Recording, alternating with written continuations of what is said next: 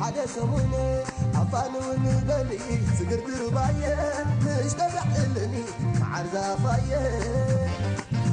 يا الله خان معاغي أبصحوا فوق شوية بلاغي يا الله خان ونعغي عباي قتل شوية بلاغي شوف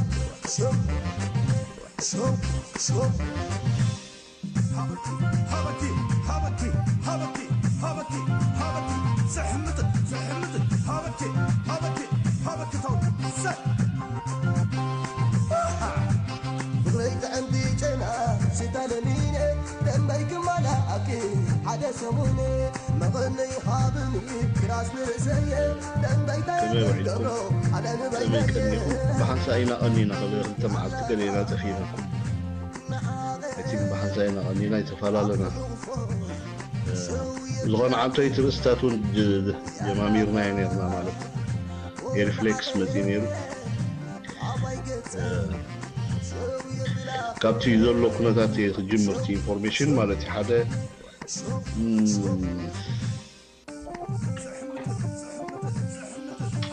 زحالة السومون أبي كيرياس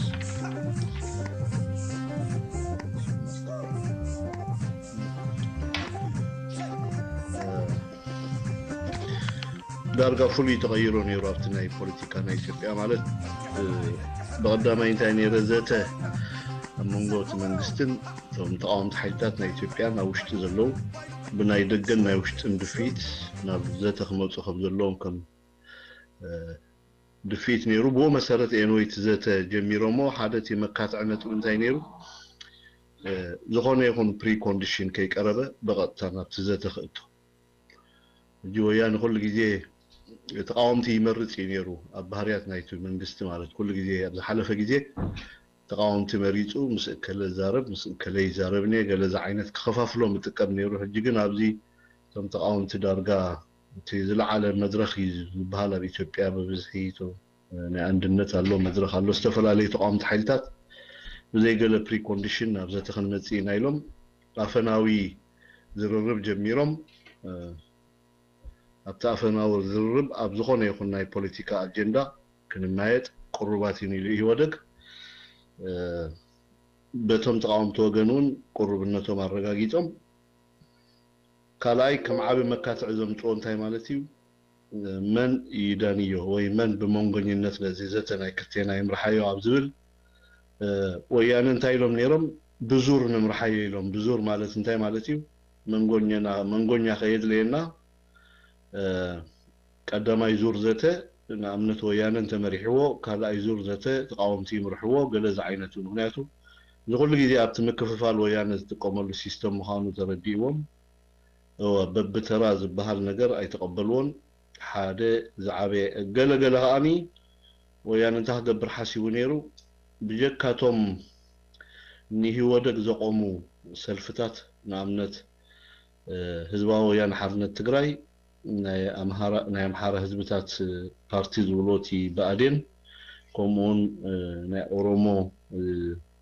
ዝበሃል ናይ ውድብ ከምኡውን እቲ ናይ ደቡብ ኢትዮጵያ ህዝቦች ዝበሃል እዚኦም ገዲፍካ ካልኦት ሰልፍታት ኣለዎ ከምዚ ናይ ዓፋር ናይ ቤንሻንጉል ጉሙዝ ናይ ገለ ዝበሃሉ ሰልፍታት ተደናገጽ ተባሂሉ ስልጣን ዳሓዙ ሞ ተደናገጽ ኣብቲ ናይ ህወደግ ናይ ወንበር ስልጣን ዳሓዙ كم تقاوم تجيرو هم تصوم فتينو نيرو يعني مغنياتو سابورت متان كركب كاباتهم حاجز نتوناتو بروجرام ساتهم جن ولا قانا هو دق منبرس كوينوم تذي كونو جن نتي منجست دقيق أبسلتان زلو سلزخونه خبط منجست فعلينا ينري أمينا سلزي بتقاوم تكفرجوا ويكا سرع يبلو من يلوم سلت تقاومو نجاهم كيف تقبلوا ويانا ثم تقاومت انت رايك ذاتي خم زلو امينو مالتي حج من كاتعي زلو كاتعت تمالي عربي حموسن عربن بمنغنينت من تي اخيبا يجمر ابزو بزح تخاتيعو ما يتسمامعون بيحضر مصباح سوني مالتي مصباحن دقصل زته من ما اكلنت نتي ገሊኦም ኢትዮጵያውያን ነፃ ዝኾኑ ካብ ፖለቲካዊ ሰልፍታት ብመንጎኝነት ይምርሕዎ ብሉ ገሊኦም ከዓ ካብ ናይ ደገ ሓይልታት ብመንጎኝነት ክመርሕዎ ኣለዎም ዝብሉ ኣለዉ ሕጂ ኣብዚ ክተዓረቕ ዝኽእል ኣይኮነን ምክንያቱ ኣብቲ ናይ ኢትዮጵያውያን ነፃ ናይ ፖለቲካ መርገፅ ዘይብሎም ሰባት ብመንጎኝነት ይምርሕዎ ዝበሃል ዘረባ እቶም ተቃወምቲ ከኣምኑ ይከኣሉን ምክንያቱ መኒቲ ካብ ፖለቲካ ፀግዕነት ነፃ ዝኾነ ሓይሊ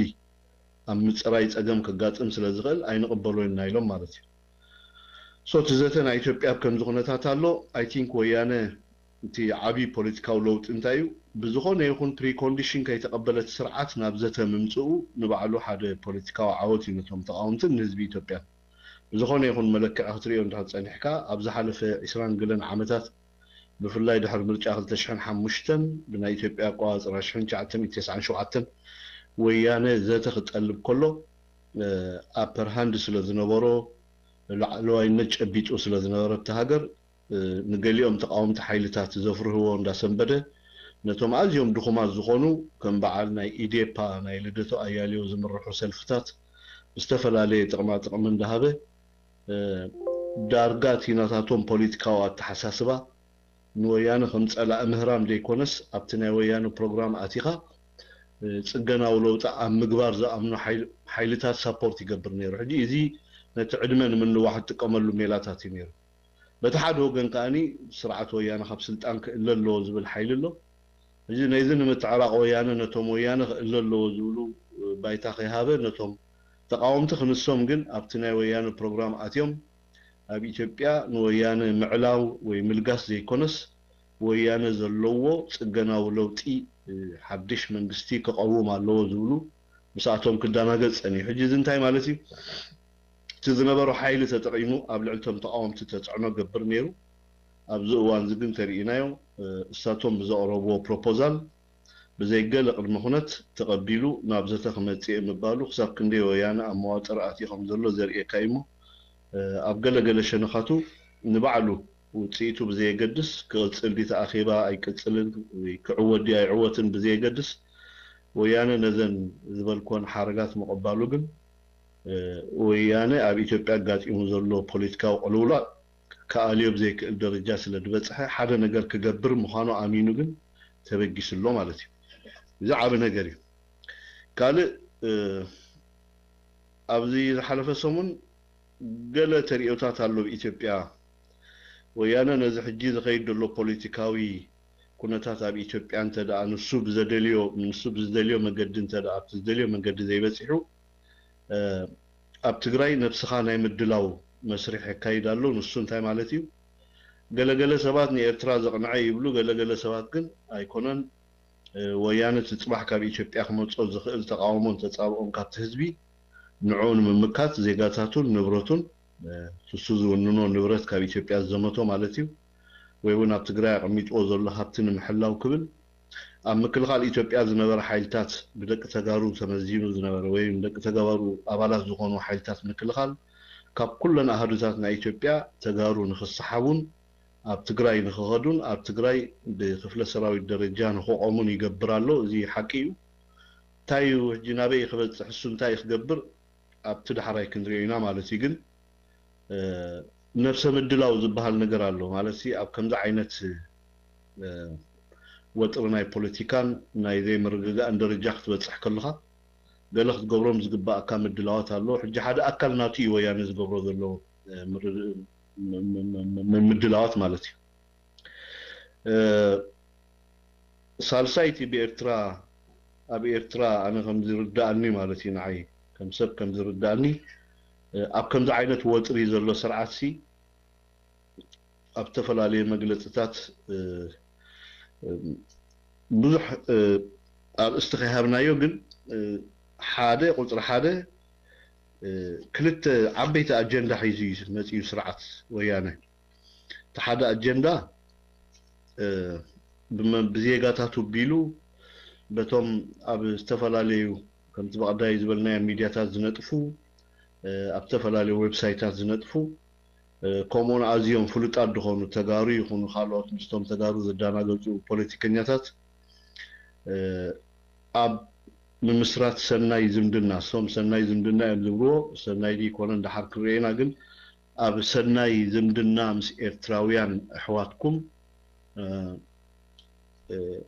ኣፈናዊ ዝምድና ጀምሩ ተባሂሉ ካብቲ መንግስቲ መምርሒ ተዋሂብዎም ክሳዕ ዝፓልቶካት ዝወረደ ኣብ ካልእ ጽፍሕታት ዝወረደ ብውልቂ ማሕበረኮማትን ብደገን ኣብ ደገ ዝነብሩ ኤርትራውያን ዋላት ውሽጢ ኢትዮጵያ ዘሎ ኤርትራውያን ናይ ምቅርራብ ናይ ምድንጋጽ ትብልዕሊ ኤርትራን ህዝባን 15 ዓመታት ክኸይድ ዝጸንሐ ኣዕናው ዝኾነ ናይ ፕሮፓጋንዳ ቃላት ተለዊጡ ኤርትራውያን ኣሕዋትና እዮም ብዝተፈላለየ መልክዑ ክዝረብ ንሰማዕ ኣለና ሓደ ካብቲ ኣሕዋትና እዮም ድብልሉ ብመገዲ እዚ ኣጋዚ ንብሎ ንሕና ኩሉ ግዜ ኣጋዛውያን ኢልና ንዛረቦ ዝበፅሕናዮ ነገር ኣሎ እቲ ሜን ፖይንት ኣጋዛውያን ተበገሱሉ ምክንያት ኣጋዛውያን ትብል ቃል ንባዕሉ ኣነ ገልጽ ኣይደልን እየ ግን እቲ ኣጋዚ ዝበሃል ሓሳብ ካብ መን ይመጽእ ተልና ካብ ወያነ እዩ መምጽእ ከዓ ምክንያት ኣለዎ ምስቲ ሕጂ ንብሎ ዘለና ውሽጢ ኢትዮጵያ ተፈጢሩ ዘሎ ቅልውላው ኩሉ ግዜ ወያነ ምህደሚኡ ክፈጥር ሓደ ነገር ክፈጥር ስለ ዘለዎ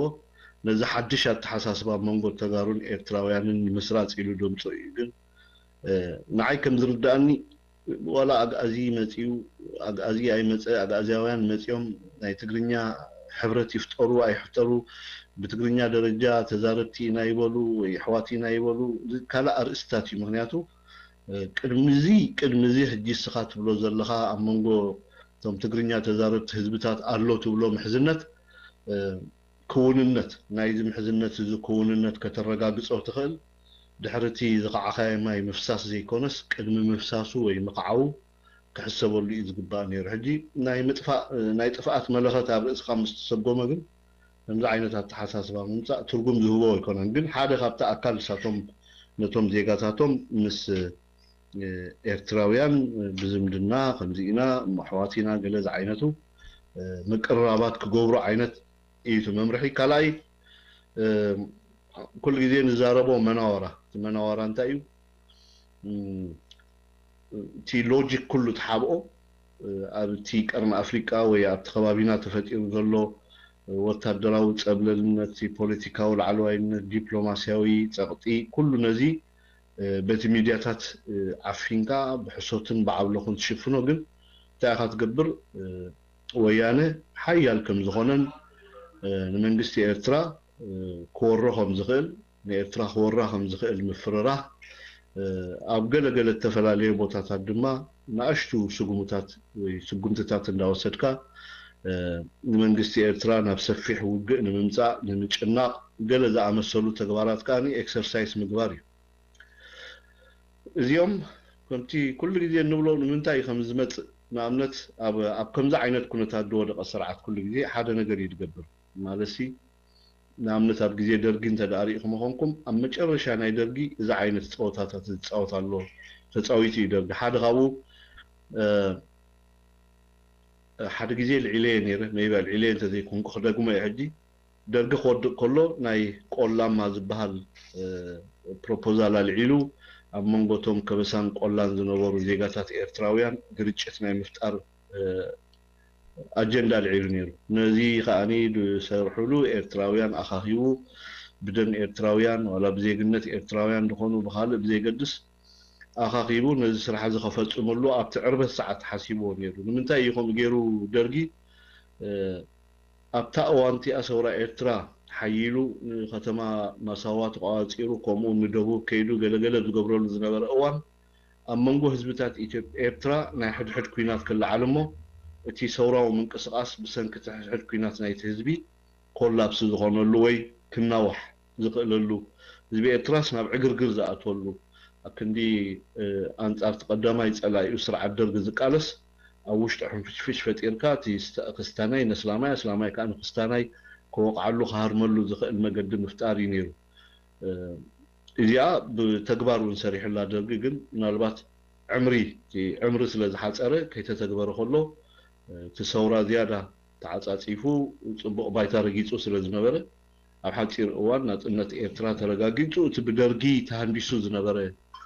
ንኤርትራውያን ኣሕዋት ነንሕድካ ናይ ምውቃዕ ፕሮግራም ከዓኒ فشيلو نت بروجرام زدبقولون زتحابرو زنبرو قندي عبيتي زيغاتات نولو ما وشت إرترا زنبرو بحلفنا الدرجة من قست بالسيمم كومون ولاون أفسورة إرترا تبقى حلفنا زنبروم بأساتات كا ببوغنوم تي بروجرام فشيلو نهدمان قلن تخدوري إنايمنا እጂ ካብዚ እንታይ ኢና ንምሃር ካብዚ እንታይ ኢና ንርእተና ልክዕ ወያነ ከምታ ደርግድ ፈተና ኣብታ መጨረሻ ሰዓት ነዛ ንሪኣ ዘለና ሕጂ ኣብ መንጎ ቆላን ከበሳን ኤርትራ ሽግር ምፍጣር ዝዓነቱ ኩነታት እዚ ሕጂ ብቐሊሉ ክሪኦ ዘይከኣል ጉዳይ እዩ ንኣብነት ኣብ ሓንቲ ዌብሳይት ሎመዓልቲ ዝረኣኽዋ ሓደ ዓብ ቦ ክዛረቡ ከለዉ ከምኡውን ኣብ ናይ ሚኒስትሪ ዜና ኣባል ዝነበረ أحمد شريف كقول صون كله نمنتايو بزح جزية حجي تي أوراق جاود حساسبا فشيلوس علي تاود حساسبا فشيلوس تي قبل إرتراويان ذكاية زنورسنا أمرا وكينات زفها بزولو الأوان نمنتاي إذا حجي عم منقو كبسان قولان في الليات أبقى في حكا أبي إرترا زنبري جيجا تاتاب سورانا إسلام جيجا إلكا نتي كبساوي حيلي نصا موصا اب حدا اوان تغبره جيغا دما نتناي كبسا حيلي اشكيم كان نتناي اسلام حيلي نصا مغبار زامسلو نحدهم كواقعهم زخل اجندا ناي بوليتيكا يبدبدالو زون علامو خمتي درغم مچرشا دحسبو ني ارتراويان كفافيل كان نحدهم كنا اوتو مغبار نتناي نصانت علامهم مخلافن حدا اكلنا تخونو ويانا ام مچرشا ابزناي بروباغندا زسرح تصميدلو نحنا كم إرتراويان كبلنا زخل كم هاجر كم هزبي دوننا نايو سنا حساب الله دوننا ناي هاجرنا تاو تحساس بالله أممغو زيغاتنا زنبر زمدنا أصدقنا عميقنا نزمدنا ونبصورا وحيلي غيرنا ثورا وحيلون حدنا الرغاغيص وناص ندمص هزبي كابي مزتي ناي صلاتي بروباغندا ولا كون فلط انتهونا ግን ንምንታይ ዝዋን ዝመጽ ይኻኒ ከገድሰናይ ክንሪኦን ክንፈትሾን ክንነቕሐሉን ድሉንወል አይ ሚን ድሉውነትናውን ከንረጋግጸሉ ኣለና እንታይ ማለት እዩ ጸላይኻ ሁሉ ግዜ ኢዲ ይህብኒ ጸላይኻ ኢዲ ይህብኒ ምክንያቱ ከም ወያነ ዝኣመሰለ ጸላእ እንተዳ ሊዋ ኮይኑ ኤርትራ ኸኣኒ ኣብ ታሪክ ኤርትራ ብዙሓት ስርዓታት ሓሊፎም እዮም ከምቲ ኩሉ ግዜ ንዛረቦ ናይ ሃይለ ስላሴ ስርዓት ናይ ደርጊ ስርዓት ናይ እንግሊዝ ናይ ጣልያን ገለበለ ግን ከምዚ ናይ ወያነ ዓይነት ስርዓት ወይ ተጻብኦታት ንኤርትራ ኣጋጢሙ ኣይፈልጥን ንኣብነት ኣብ ግዜ ኣቦታትና ጣልያን ንኤርትራ ዝወረረሉ እዋን ምናልባት ኣብቲ ዘይነቕሐ ዘይተወደበ ዘይተዓጥቀ ናይ ባዕሉ ቁጠባን ኩነታትን ዘይውንን ህዝቢ ስለ ዝኾነ እዚ ተኣሉታውን ኣወንታውን ባህርያቱ ኢልካ تخفى أنا إيطاليان ترى وشتي إرترام ساعته إيطاليان زكايدهم تبوق نجاراتن زجبرهم نبر حماقاتن كم مقلات حليفكا كان اليوم ينتبلون بوليتيكا ورقحيتات أي كنوروني ما ينورون أب إنجليز ونتهون همين أبسرعات هاي لسلاسية زنبر خنتات جن أم لحقنا إثيوبيا إرتران تتعوته ترى أبوتون دهلو درجون نبعلو قبل علي إرترا زجبرو زنبر وراراتن شفان كان جبناتنون أبقمت تأتو كمزي سرعة زي كمزي حجي ويانا زبهار سرعة بإثيوبيا مزي زلوجن لإرترا قات إمواي فلتني ثم كلهم بإرترا قات أموا سلاتات بب مزاتهم تسعيرهم يوم دقدفوا بسلاتات كله خلي جن أما تشرش إرترا نزو كل زي سعيران أمنات الناس مسمتة كابزي سرعة ويانا زي نلعلي ولا بزخون يكون ملكي نعملت ويانا جلجلة تجارو كابانا لعل استلاتهم هم حاريهم قبلنا دليهم كابانا لعل استلاتهم سأورمو قبلنا دليهم جن نعي ولو النتي حق أن يسألين يتخبابي زكاة تلسب كويانا نلعلي إرتراز على أجاد إمواي فلتني إذا كلهم شرحتات رايد يكونوا تكوينات رايد يكونوا زي علم تجبر الجبنات هذا إرتراز رايد يكونه نبعلو تكحدد بهال كابنا مرحت ويانا قبل علي مريحنة إرترا يكون حزب إرترا تكحدد قال أبايتا متقبارا نبعلا يغرى زي بهالو جيغاتات يوم فتي مامو كويانا اللي على على إيرنا أبزو وانزي كونتات ناتهم انتاي مسلي تحطه كل جزء معي تحتمي ولا عنده وين تكس حتى تنوركو أنا بغلط تنجر يدريو تي ويانا كوينات كجبرينا بإرترا زبل زغل جزء لاجوحاف نأتوه مخنياتو ويانا كينات كجبرو زخل عقمي كون هندسل ويانا كينات كجبرو زخل هزباو دقفن بوليتيكاو دقفن دبلوماسياو دقفن كثيري حجي نزل ثلاثة نتبتات خسر منجستي وي زي يقولوا كينات ككايد بزخون يكون ملك عيكلني نعمت قداماي كالاي سالساي ورار تمالي زقبر زنبرو كينات بملو بحاليوت معرباويانن بدقاف معرباويانن يزقبر نير زغلنا نأمنلو على بعلاتهم زأمنلو قداي دحرب إثيوبيا معبلة ناي بوليتيكا خونتات نحنا ونابتنا إثيوبيا مع ناي بوليتيكا خونتات إدنا أتينات رايد يكون حزب إثيوبيا نمثلو ناتنتو نخبرتاتو قالس كم دلو تفلالي بايتا بمهب كونتات ناي إثيوبيا بوليتيكا نبرب حنادق يرلو مقدس لزقبرنا ويانا نابز حجي زلو وطريقتنا يوم مالتي انتي مالتي حجي ويانا خندزو كله جزيف سراوي تشكيمو ويانا خندزو كله هابتي جنزب ونينو هاب إثيوبيا ندزروفا هابتن جنزبن ماتريالن بزح نجر ونين خنسو قبل علي اتراك كيناس كجبرلو زي كل بوليتيكا وملكعتات قد قدم تازول كوا حزباو دقاف كاليتي دبلوماسيا ودقاف سالسوي تقاني نبعلو ويانا قيملو زلو بوليتيكا وعلامو اب حتى ملك الزاتي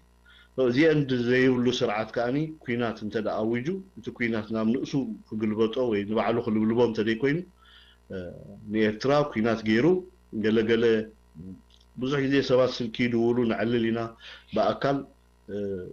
كاب محر إرتراونت كاب محر هاجراونت تبجيسهم شاولتو ميقولت يا مخنياتو تهاجر زحلفتو ناينوح جزي نايكوينات تاريخ تهاجر زخفلتو نتكوينات سبا أو حيلي بزح زقات أم خسارات تاب قمت بمئتاو مزحج زقات أم حدا خلت ناي سدتا تحيسكا قال ناي مترت أراد كنت هدزارو سوات الله أنا بناتي ملكعي ولا بتزنبون دريون نايت خبابن أبي إثيوبيا ذو كنت هتنكري أقولكم إقترا حجي سلسبي الشح سراوي دي كونس كاب سلسة الشح سراوي دي بقعي كاو زي بزح سراوي تدزليا معناتو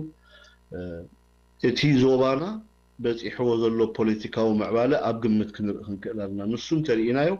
مجزاف سراوي توسانت كم زي يقولوا مجزاف عمتاتنا أجوار تتقوستي ترجم كم زي يقولوا يزرد أن انتهي مالتي زي ويانا أبكل تشحن أيمن أبشحن شعتن تسعة شمونتن تسعة شعتن كل تشحن حدا زغده تفلا لي ورارات أبرسي إرتراح قبل كله بوحدو بحزب إثيوبيا نايمد نجار بوليتيكا نيري نايمد نجار بوليتيكا إثيوبياويان ويانا زغورو زلو وق مس إرترا مستي نحمسا أيمن نربعة عمتات قبل علي إثيوبياويان زنبر أتحساسبانا إرترا سقط أسلا زنبرو ويانو كينات مسولع مس إرترا حجي تجيزي خمس خونة ساعات كم ذا خلي شعبيات تفعلوا حزب إرترا زنبرك خلوا بوعدو إثيوبيا إرترا رايدي كونس عسب تملسلو مجدي ترخيبو تباهيلو بزو حب تحتنا بالعلم وشتو بروباغندا تخيلوا زي كالعالم حزب إثيوبيا نتي كينات ويانا زبقسو كينات نخدقفو عبي صوتا تصاويتهم يوم تحزبون كأسابورت غيرو يتمغر لا يتمن اسينو لو مالتي دحيرو إثيوبيا زمطو معبالتات بوليتيكا ابت زرزر كياتو ግን بعلهم كنتردو لومي اب إثيوبيا ويانا نبعلو كسرلو اب زي الدرجه بصح لومي ويانا نبعلو نتوم تمالي شنفلايلو بسحقو من دباچولو من نبرت امتو وشتي إثيوبيا بزي قلق المخنتات اب طربيزه خوف الى خزاته ولا كدناغروم يكون كعشوم يكون غزي خمطط يكون بزح ترجمات كو هاو قيلي ግን قال بقالو اتا حرايلو تمنغستي اب ناي زت طربيزه خوف كبيل يمبالو نبعلو عبي ناي ويانا دخمت يزرئكا مالتي اب زخونه يكون بوليتيكاو تنتناتينا لومي مس إرترا كينات كجبرين تبل ويانا هزباو دغاف يقولوا وقادا حزب إثيوبيا لومي ويانا مس إرترا كينات كفتمو إرترا نحوارون ويانا ختقابصلهم بهانقوتا امد صبي حزب إثيوبيا زي حجتاي مالتي حزب إثيوبيا إرترا كينات غيراس مسرعات ويانا كمت نساد اتوتو كومون حانجيرا هابت بيت منغستي إثيوبيا ختوصلو دصبه حزبي زلو وشتي إثيوبيا ايكونومي ويانا سابورت تغبر مالتي كاليت متنفنانات تعابي عابنا عنا عاوت نغورو انتاي كم إرتراويان نحنا ويانا ويانا زبال حيلي اب غوربيتو ንኣብነት እቲ ተጻባእ ሓይሊ ንብሎ ውሽጢ ኢትዮጵያ ዘሎ እቲ 25 ዓመታት ልዕሊ ናብ ርእሲኡ ግፍዕ ክግበር ፀንሐ ህዝቢ ኣምሓራ ከባቢ 30 ሚልዮን ዝግበር ህዝቢ ኣምሓራ ብሙሉእ ብሓደ ድምፂ ኣንጻር ወያነን ተጋሩን ተበጊስሉ 30 ሚልዮን ህዝቢ ኣንጻር ወያነን ተጋሩን ክብገስ ከሎ ንዓና እንታይ ፖለቲካዊ ዓወት ኣለዎ ኸኣኒ ክንሪኦ የገድሰና ማለት እዩ እዚ ከምኡ ኢሉ እንከሎ እዚ ህዝቢ እዚ ህዝቢ ኣምሓራ ኣይግዛእን ኢሉ ደፎት ኦሮሞ ካልእ ብሄራት ናይ ኢትዮጵያ ንባዕሉ እዚ ህዝቢ ኣምሓራ እዚ ኣይግዛእን ኢሉ ብወያነ ኣብ ከምዛ ዓይነት ፖለቲካዊ ምዕባለ ምብፅሑ እቲ ወያነ ማእከል ኢትዮጵያ ሰጊሩ ንኣምሓራ ሓሊፉ ንትግራይ ወኪሉ ኣብ ልዕሊ ኤርትራ ነፃነት ኤርትራ ሓደጋ ከብፅሕ ይኽእል ኢሉ ብመደብ ክሰርሓሉ ዝፀንሐ ተፀባእነት ናይ ኤርትራ ኣብዚ ውዱቕ ክገብሮ ይኽእል እዩ ማለት እዩ ስለዚ ንሕና ኩኖ ወያነ ምስቶም ኤርትራውያን ኣይሚን ኢትዮጵያውያን ሃገራውያን ሰሪሕና ወያነ ኣብቲ ከባቢቲ ወታደራዊ ምንቅስቃስ ከይገብር ወታደራዊ ምንቅስቃስ እንተገይሩ ድማ ብክልቲኡ ሸነኽ ብሓደ ሓደ ግዜ እውን ክትልክዖ ከለካ ብሰለስተ ኣርባዕተ ሸነኽ ወያነ ዓቕሉ ከፅበሉ ዝኽእል ናይ ኩናት ቅዲ ክንክተል ናይ ግድን ምዃንና ስለ ዝፈልጥ ወያነ ነዚኣ ክገብራ ይመርፅን እዩ ስለዚ ወያነ ኣብ ምንታይ እዩ ደሎ ተኢልና እቲ ኩሉ ግዜ ሓበሬታ ናተይ እንታይ ዝገብር ዝሪኦ ወያነ ኣብ ምንታይ ኩነታት ኣለዎ እንታይ ዕድል ኣለዎ እንታይ መተንፈሲ ዕድል ኣለዎ ድሕሪ ሕጂ ክልተ ኣማራፅቲ ኣለዎ እቲ ሓንቲ ኣማራፂ ከምቲ ገለገለ ሰባት ድብልዎ እታ ዝኸፈት ፕሮግራም ናይ ወያነ እታ ዓባይ ፕሮግራም ናቱ እታ ናይ ምንፃል ፕሮግራሙ ክሰዓር ኣለዎ ኮምፕሊትሊ እዚ ንሕና ንጠልቦ ነገር እዩ ሓንቲ ወይ ከም ሰብ እንታይ ልዕልና ነርና ምስ ኤሪፍሌክስ እንታይ ምልክት ይርአ ማለት ሲ ንሕና ኤርትራውያን ዋላ ክንዕልል ከለና ኣብዚ ኩሉ ግዜ ኣሕዋት ሓደ ነገር ከይትርስዑ ኢትዮጵያውያን ሲ ኢትዮጵያውያን ንብሎም ሕጂ ንወያነ ኣውፂና ወይ ንስርዓት ወያነ ወይ ነቶም ተጋሩ ልጊስናስ እቶም ኢትዮጵያውያን ንብሎም ኣምሓራ ኦሮሞ ካልኦት ህዝብታት ኣብ ኤርትራ ዘለዎም ኣረኣያ ይቕየር ድዩ ንኣብነት ዓንተ ኤሪፍሌክስ መስፍናዊ ተሓሳስባ ዘለዎም ወይ ፊውዳላዊ ተሓሳስባ ዘለዎም ወይ ኤርትራ ኣካል ኢትዮጵያ ናይ ምግባር ሕልምታት ዘለዎም እዞም ገዛእቲ ሓይልታት ኣምሓራ ንብሎም ብልምዲ እዚኦም ኣብ ኤርትራ ዘለዎም ኣተሓሳስባ ተቐይሩ ኮይኑ ድዩ ንወያነ ክንኣልን ንብል ክልተ ነገር ክንርኢ ኣለና ካብኦም ዝኸፍእ ወያነ ኢልና ቀሚጥና ኣለና ግን ካብኦም ዝኸፍእ ወያነ እንተኢልና እሳቶም ንዓና ክፉኣት እዮም እዚ ኣብ ክልተ ናይ ፖለቲካ ኣተሓሳስባ ዘለዉ ፀላእቲ ኣለና ማለት እዩ ብውሕዱ ግን ንሕና ከም ኤርትራውያን ሲ እቲ ፖለቲካዊ ዕዮ ገዛና ማለት ጽባሕ ንጎ ኣብ ኢትዮጵያ ድሕሪ ስርዓት ወያነ ዝመጽእ መንግስታዊ ሓይሊ ይኹን ስርዓት ወይ ድኽተሎ ፍልስፍና ኣብ ናይ ኤርትራ ጉዳይ ሕጂውን ታሪኻዊ ጌጋ ከይፍጽሙ ሓደ ኣራም ዝኾነ ስጉምቲ ወይ ኣራም ዝኾነ ንክልቲኡ ረብሓ ዝውዕል መገዲ ኤርትራ ክሰርሕ ኣለዋ እዚ ተዓቢ ዕዮ ገዛናትና እዩ እሱ ንሰርሕ ኣለና ዶ እዎ ንሰርሕ ኣለና ሕጂ ብዙሕ ግዜ ኣብዚ ክንዛረበሉ ተለየለና መንግስትና ኣብ ከባቢና ዘሎ ሓይልታት ግን ፊቸሪቲ ናይ ኤርትራ ከውሕስ ዝኽእል ፊቸሪቲ ቅሳነት ሰላምን ፀጥታን ናይ ኤርትራ ከረጋግፅ ዝኽእል ሓይሊ ኣብ ትቐርኒ ኣፍሪቃ ብፍላይ እታ ኢትዮጵያ ትበሃል ሃገር ሓደ ነገር ክፈጥር ከም ዘሎ መንግስቲ ኤርትራ ካብ ዝሓለፈ ጌጋ ተማሂሩ ዲፕሎማሲ ናይ ኤርትራ እውን ካብ ዝሓለፈ ጌጋ ተማሂሩ ኣብ መንጎ ኢትዮጵያን ኤርትራን ዘሎ ዝምድና ናይ መጻኢ ኣብ ምንታይ ተመስረተ ክኸውን ኣለዎ እዚ ብዕቱብ ክንሕዞ ኣለና ብዕቱብ ጥራይ ደይኮነ ከዓ ዘየማትእ ዘየወላውል ቀጻልነት ዘለዎ ምርግጋእ ክፈጥር ዝኽእል ነገር ክንፈጥር ኣለና እሱ እንተደይ ኮይኑ ግን ካልእ ኣማራፂ እውን ኣለና ከም ህዝቢ ማለት ከም ሃገር ክንሓስብ ከለና እዚ ብጥዕና ዘለዎ ተሓሳስባ ንገብሮ ነገር እዩ እዚ ክኸውን ተደይኪ ኢሉ ግን ካልእ ኣማራፂ ክንጥቀም ናይ ግድን እዩ ምክንያቱ ኩለን ሃገራት ንሃገራዊ ኢንተረስተን ወይ ንሃገራዊ ፀጥተን እየን ዘቐድማ ህልውንአን እየን ዘቐድማ ስለዚ ኤርትራውያን ድማ እቲ ብኢትዮጵያ ድመፀና ንዝሓለፈ 60 ዓመታት بتخطاتال خمصنا صنحه تصابؤታት كنمكنو اندحر كوينا ابزع انتو يدبلكو طعنا زلو زمدنا حاده تزيتخاله ግን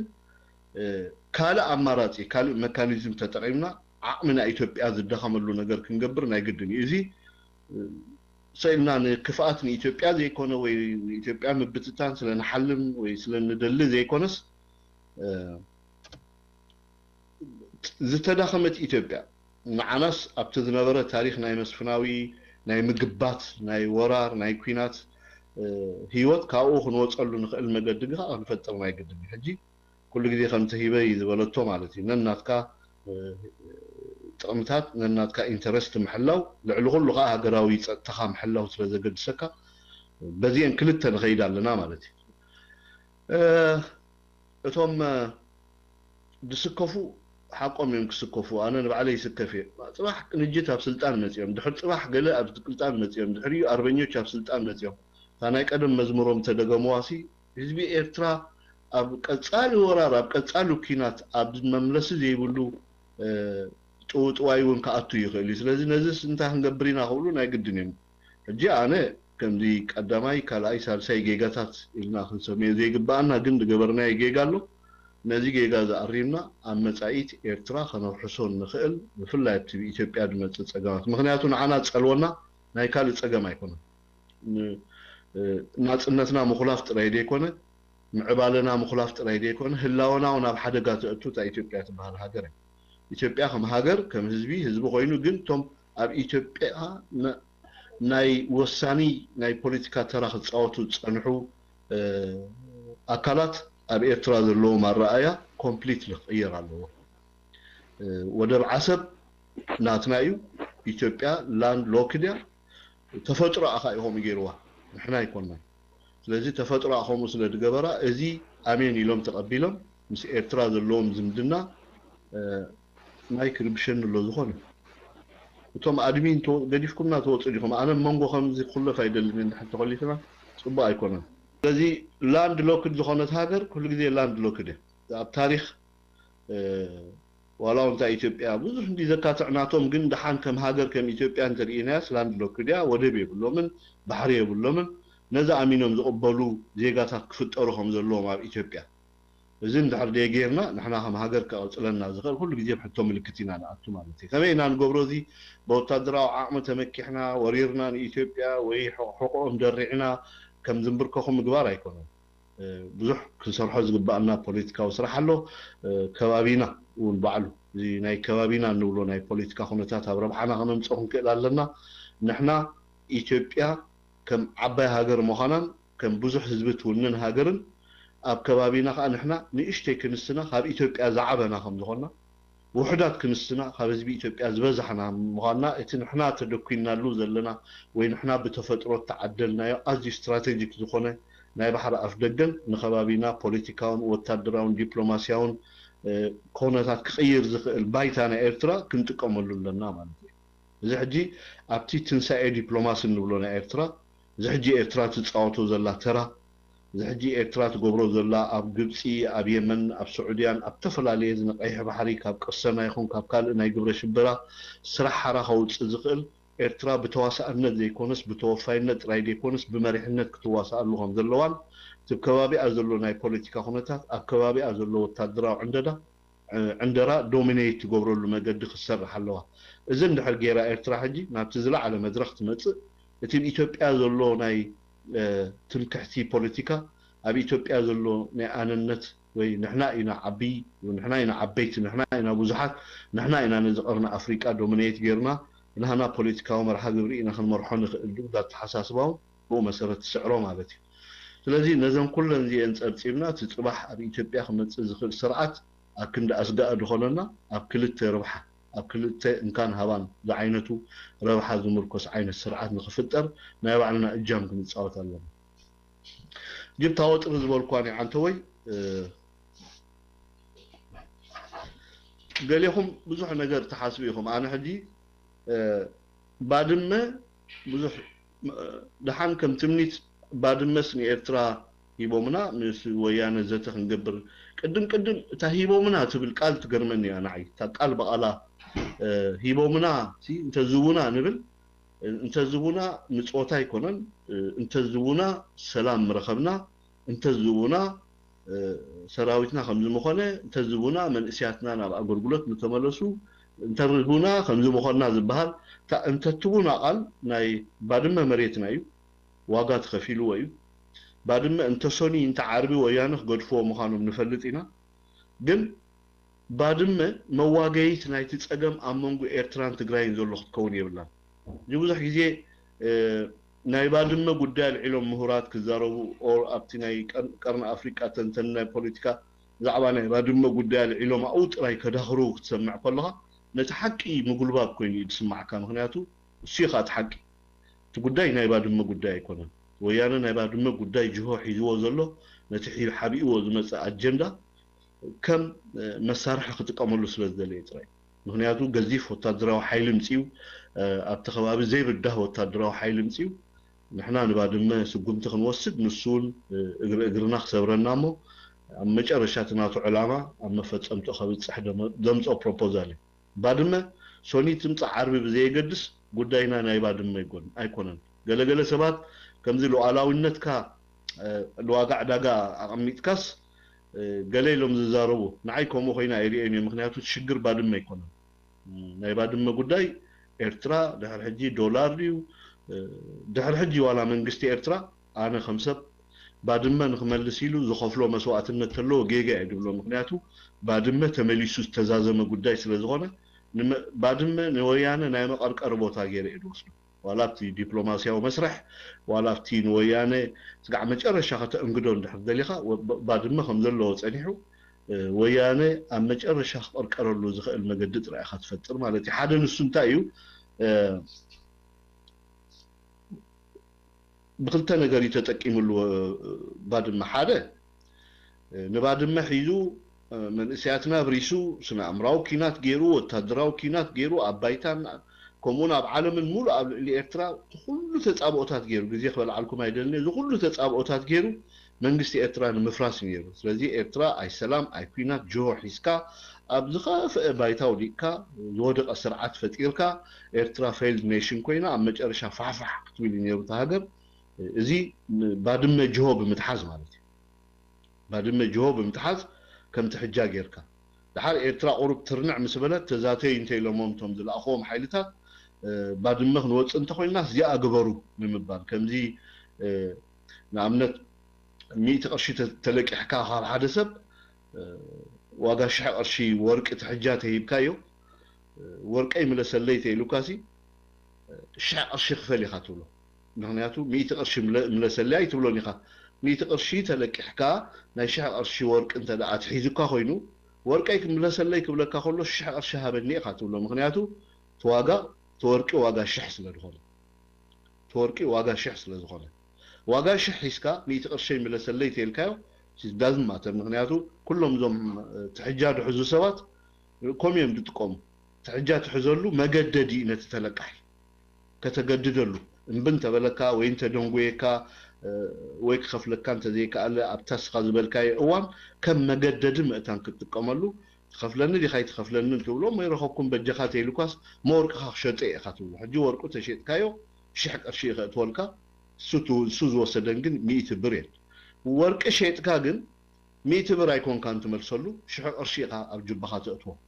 ማለት 900 ኤክስትራ ትርፊ እቲኻ ኣለኻ ማለት እዩ ወያነ ንከምዚ ተጠቂሙላ ባድመ ካል ወላ ሓንቲ ነገር የብሉ ባድመ ሒዙስ በቲ ሓደ ወገን መንግስቲ ኤርትራ ክፍርስ እንተደይከኣለ ከኣኒ ብሰንኪ ባድመ ኤርትራ ናይ ትግራይ ነፃነት ንክትኣምን ንምግዳድ እዩ ረዲኩም ኣሎ ባድመ ሒዙ ኤርትራ እንተኸኣለ ከፍርሰሉ በዞም ክኸዱ ፀንሑ ናይ 17 ናይ 18 ናይ 20 ዓመት መስራሓት ብኡ ዝመገዲ ኩሉ ዝከይዱ ከይዱ ንስርዓት ኤርትራ ከምቲ ንሱ ዝብሎ ካብ ስልጣን ኣልዩ ትሱ ዝደልዮ ገይሩ ኣብ መጨረሻ መውላት ትግራይ ከረጋግፅ እዩ እዚ እንተደይክኢሉ ግን ሕጂ እውን ባድመ ሒዙ ከምዚ ትማሊ ዝበለና ንስርዓት ኤርትራ ከም ልጭነቕ ገይርና ኣብ ወጥሪ እቲና ዓቕሉ ፅቢብና ኣብ መጨረሻ ከም ሶማሊላንድ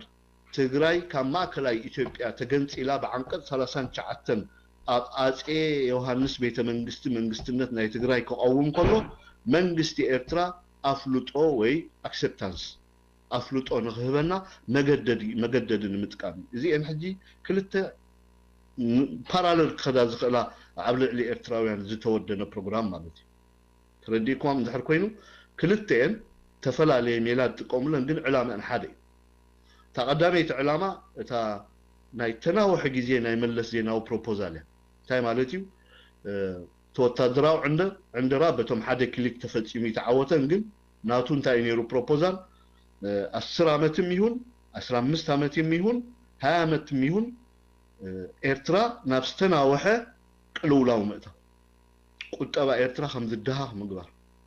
ሰራዊት ኤርትራ ከም ዝብተን ምግባር መንእሰይ ኤርትራ ብዝተፈላለየ መብፅዓ ናብ ስደት ከም ዘምርሕ ምግባር ኣብ ኤርትራ ዓፀቦ ጥሜት ናይ ስራሕ ሽግር ስእነት ዓቕሊ ፅበት ከም ዝፍጠር ምግባር ኣብ መንጎቲ ማይን ፀባን ኮይኑ መንግስቱ ኢድን ጓንትን ኮይኑ ዝኸይድ ዘሎ ንሕና እሱ ንሕና ዝብል ንመንግስቱን ህዝቡን ዘዋሃደ ፖለቲካዊ ተሓሳስባ ፔኔትሬት ጌርካ ህዝቢ ኤርትራ አንጻርቲ መንግስቱ አንጻር መራሒኡ አንጻር መሪሕነቱን ጽልእ ከም ዝሕድር ኣብ መንጎ መሪሕነትን ህዝቢ ኤርትራን ኣብ ክልተ ጫፋት ባህርያዊ ዝኾነ ጽልእ ምፍጣር ማለት እዩ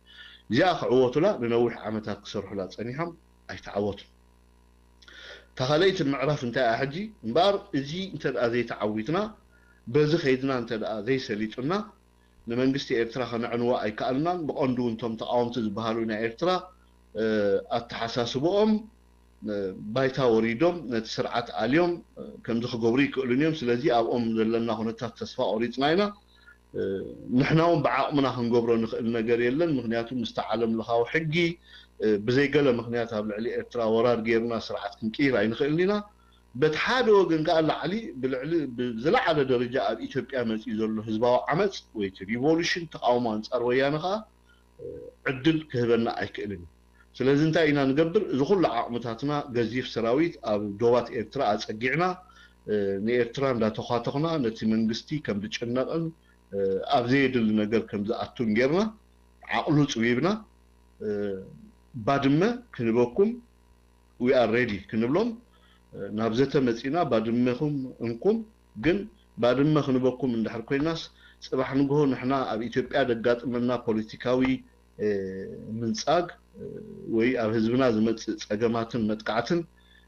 ኣብ ዓድና መፂና ነብስና ንከላኸለሉ እዋን ብወገን ኤርትራ ከይትጻብኡና ሓደ ካላይ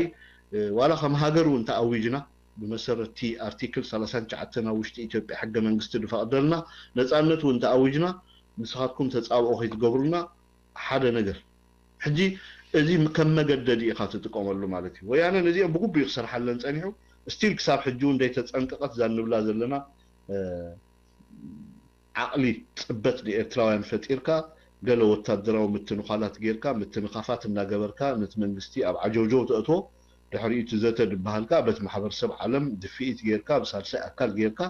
ዘተ ጌርና ባድመንኩም ንሕና ባድመ እምቢ በልናኩም በቲ ተፈረዶ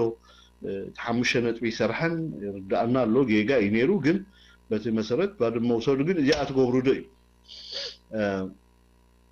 ሕጂ ንሕና እንታይ ንወስን ንዓና ዝምልከት እያ ዋእተ ይዛረብ ዕላማ ናይ ወያነ ግን ምስ ስለዚ ወያነ ናበይ እዩ ዝኸይድ ዘሎ እንታይ ኢልና ሕጂ እዚኦም ኩለን ዝዛረበን ዘለኹ ናይ ወጥሪ ፖለቲካ ወይ ናይ ወጥሪ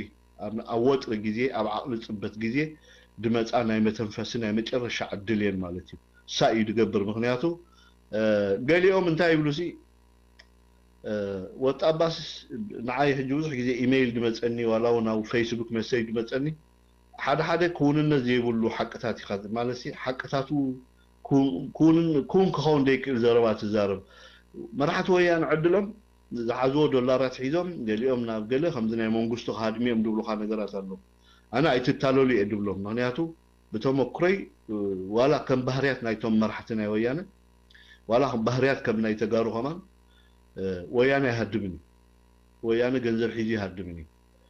معناتو بملؤ تهابتهم اب تግራይ እንታይ ገይሮም አለው ስለንፈልጥ ማለት ስለዚህ እሶም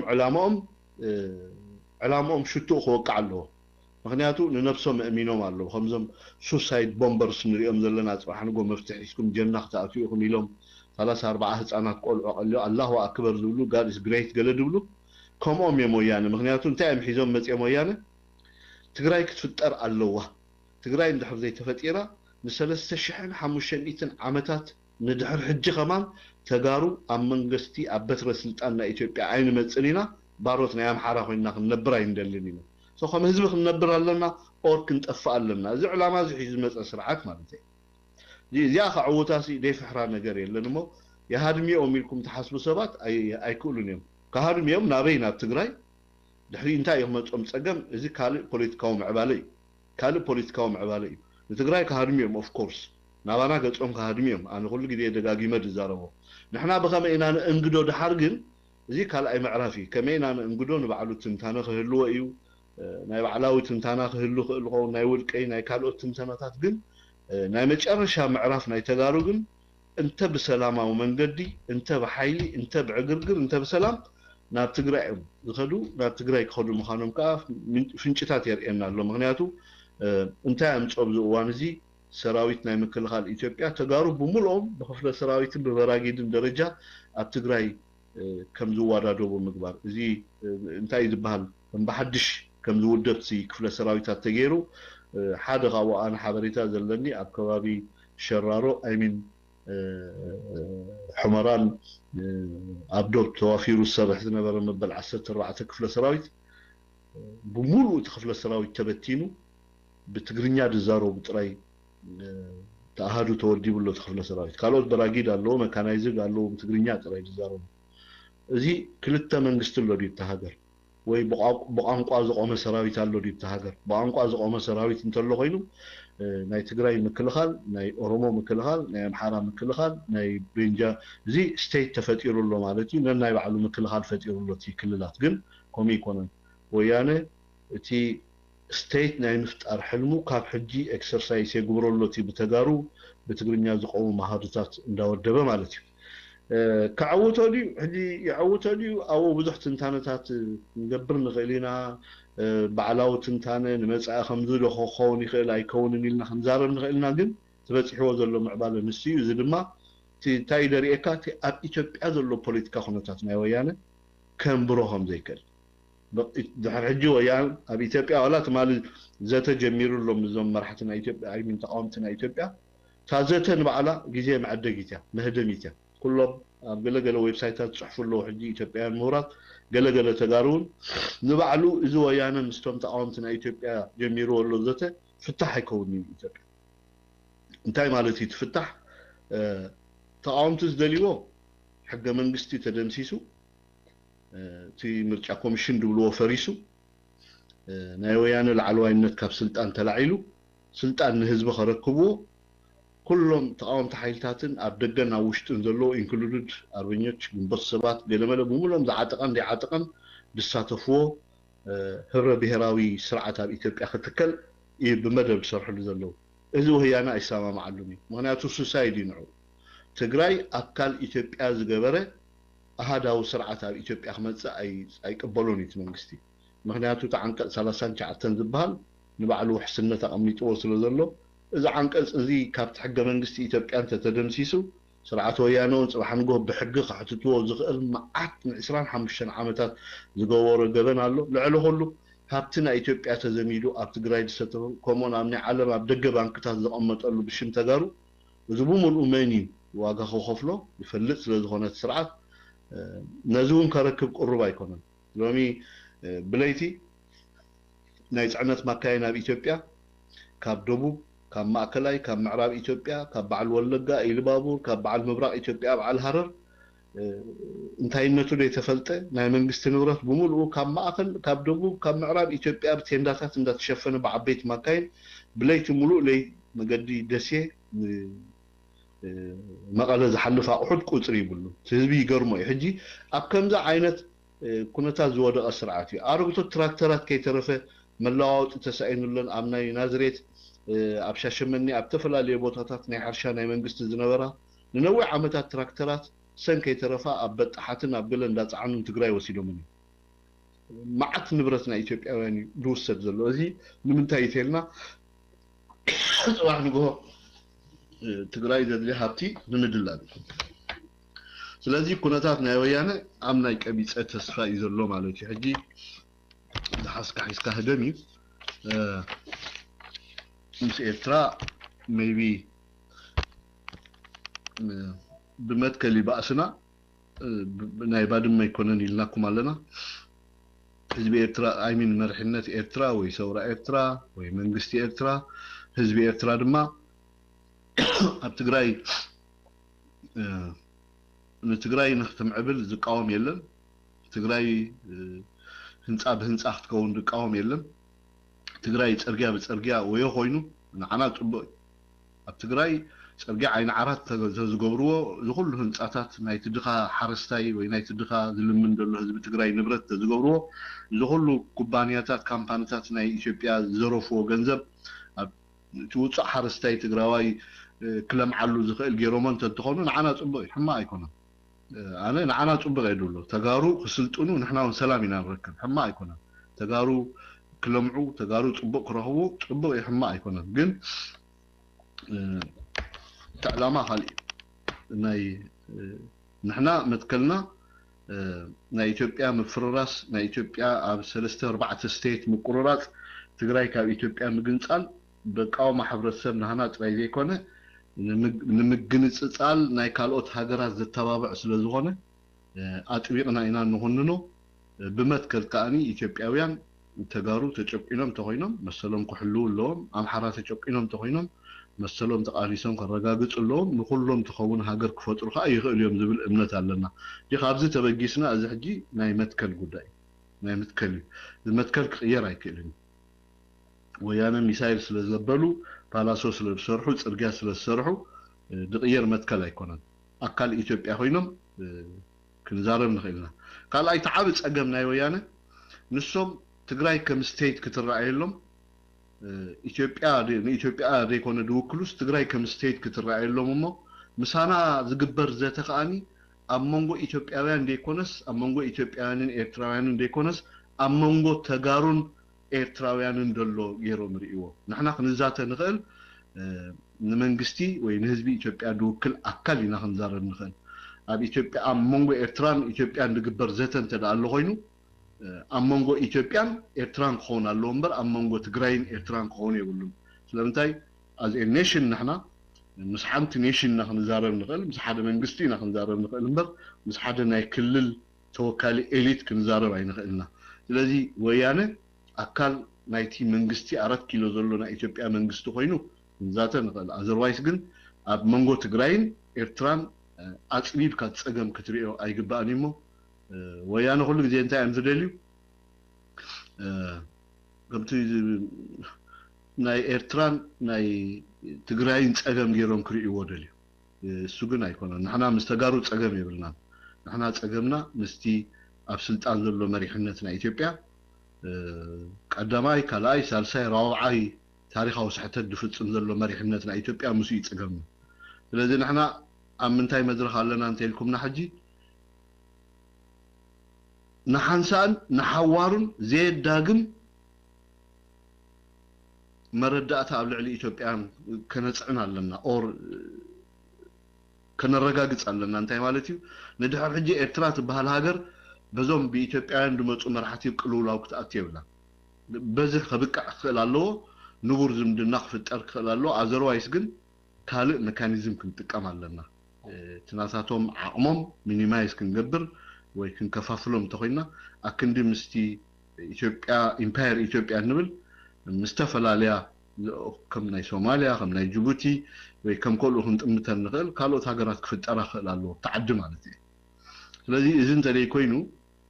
ንዓና ደስጋእና ነገር የለን ሶ ሞንታይትር እንተልኩም ግን ኤርትራ ጽቡቕ ኣሒዛቶ ደላቲ ኣብ ተቃውምቲ ሓይልታትና ኢትዮጵያ ኣብ ምድማዕን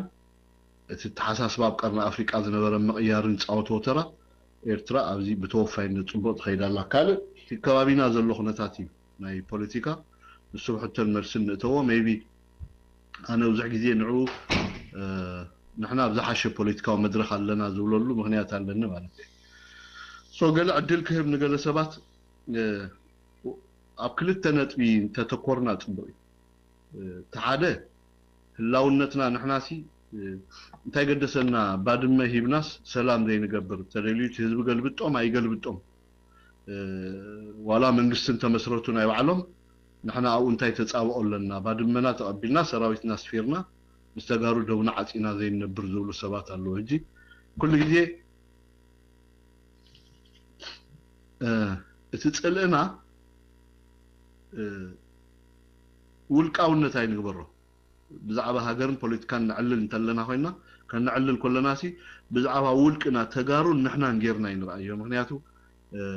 نحنا إثيوبياويان إلنا بسفح كنريو علنا مالتي مغنياتو بتصبي بتجارو تراي ترينايو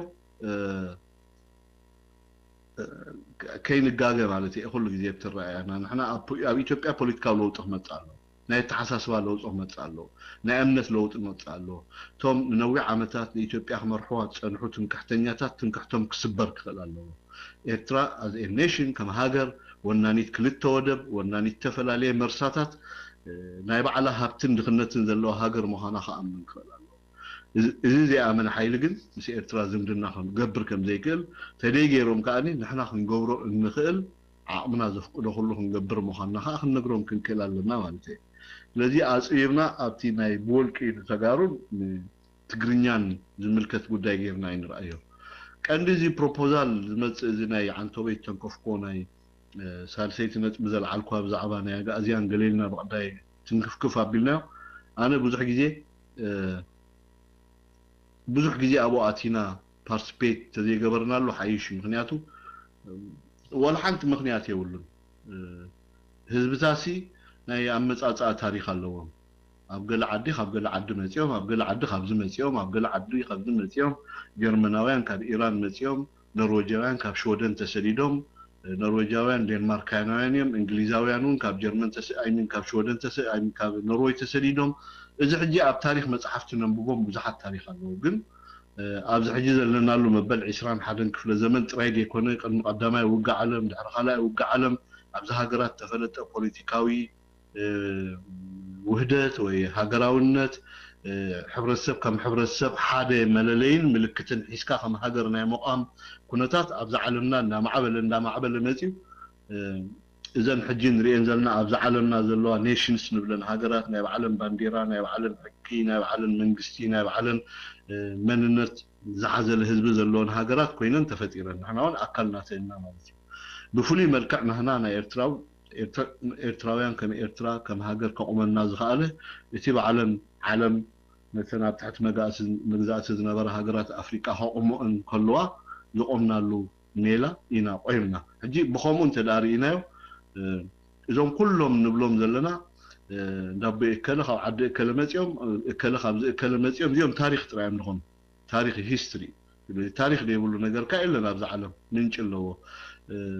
إذا كلهم هاجرات عرب نريهم زلنا أنقوم عربي ابنتهم إسلامنا أيو دفل عليهم ولا حمد نجار يلا جن ننا يعلم هاجر ونينهم زنورلو ملك عمدراوي فولي بايتال لهم جزاءات لهم دوب لهم إذا ما نمرجع نايتن هاجرات دتك من برد جود يكونون أبسنا يتكبر توعي كامل لذلك سلمت أوانا مسيحجي قام خوينو أيردانني قد إذا دبقسوا نتاع متلنا نربحها تبهيلي قالوا ولا حمتي كنا نربحها منتلنا ها نتقببتي إليس نزوم ناي ويانا بهالو مريحنت نعم مهداني مهدا منهم تقاملوا تري كوينو قالوا ولا حمتي كنا جي أزيان الكازربا منصا نويانا مهدم بايتا مفتار مالتي قالوا ولا حمتي يقولوا تاريخي أنا نعمل تودت أبوين عدي نايت غرينيا تزاربت ندعر كوينهم كيدوم قدم أزيان يوم بهالو نيروم تيلوم نس لو كمل يوم نيروم يس كون غلي تاريخي الذي لو مجن إرتراوي سو أنا إرتراوي لنا دمدمنا بقول حلف جن كابي يمت خمد الله مفلاتو جن أقداسي نقولنا مو نتي نهنا كنتات مفلات نايزي نيشتي أبنت إذا نعمل ذا أوغادين ولا أب إثيوبيا أبتحتي ناي إمبير إثيوبيا ثم حضر ناي أوغادين كفل هاجر وريجن ولا عدي ሶማሊያውያን እዮም ካላይ ውጋ ዓለም ግን እቶም ገዛእቲ ሓይልታት ተኸፋፊሎምን ስለ ዝነበሩ እንግሊዛውያን ነዛ ኦጋዴን ንብላ ቦታ ኣብ ትሕቲ ኢትዮጵያ ንኽትመሓደር ብ1950 ገለን ወሲኖም ብኸምኡ መሰረት ከኣኒ ኦጋዴን ምስ ኢትዮጵያ ተዋሂዳ ትነብር ኣላ እምበር ሶማሊያውያን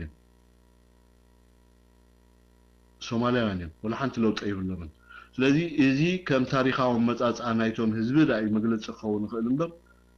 ኣብዚ እዋን እዚ ንዝኾነ ይኹን ፖለቲካዊ ረብሓ ክትብል ናይ ኦጋዴን ነጻነት ምድጋፍ ከም ሓደ ፖለቲካዊ መስራሕ ክመጽእ ኣይክእልኒ እሞ መትከልናን እምነትናን እዩ ናብኡ ዝወስደና ምስ ወያነ ዘባእሰናውን ናይ ምምዕባልን ዘይምምዕባልን ጉዳይ ኣይኮነን ናይ ምስልጣንን ዘይምስልጣንን ጉዳይ ዘይኮነ ወያነ ሒዝዎ ዝመጽእ ሓደገኛ ኣጀንዳ እዩ እዚ ኣጀንዳ ዝኽሳዕር ኣለዎ ድሕሪኡ ሽግርና ተቐንጢጡ ጉዳይ ዘቤታዊ ጉዳይና ጌርና ኣብ ልምዓትናን ኣብ መነባብሮናን ንቕፅል ማለት እዩ እሞ ማይክ ንዓኹም ኣዘክሩኒ ሕጂ ቀጻሊ ኣገዳሲ ዝኾነት ነጥቢኻ ትዛረብ ውዒሎም ሓዲሮም ወያነ ምህደኒኦም ናብ ኤርትራ እዩ ትብል ኢኻ ቀጻሊ ከም ዳርጋ ንስኻ ኣነ በቲ ክሪኣ ፍትን እንዲ ቀጻሊ ክዛረባ ከለኹ ስቲል ንስኻ እውን ወላ ሕጂ ብኸመይ ከም ንእንግዶም ስንዓና ምልከት ኢልካ ኸማን ወዲእኻ ፀኒሕኻ ምናልባሽ ኣነ ኣብኡ እውን ዲፊኒቲቭሊ ክትነግረና ትኽእል ነገር እውን ከምዘየለ ተገንዚባ ካብታ ዘረባ ማለት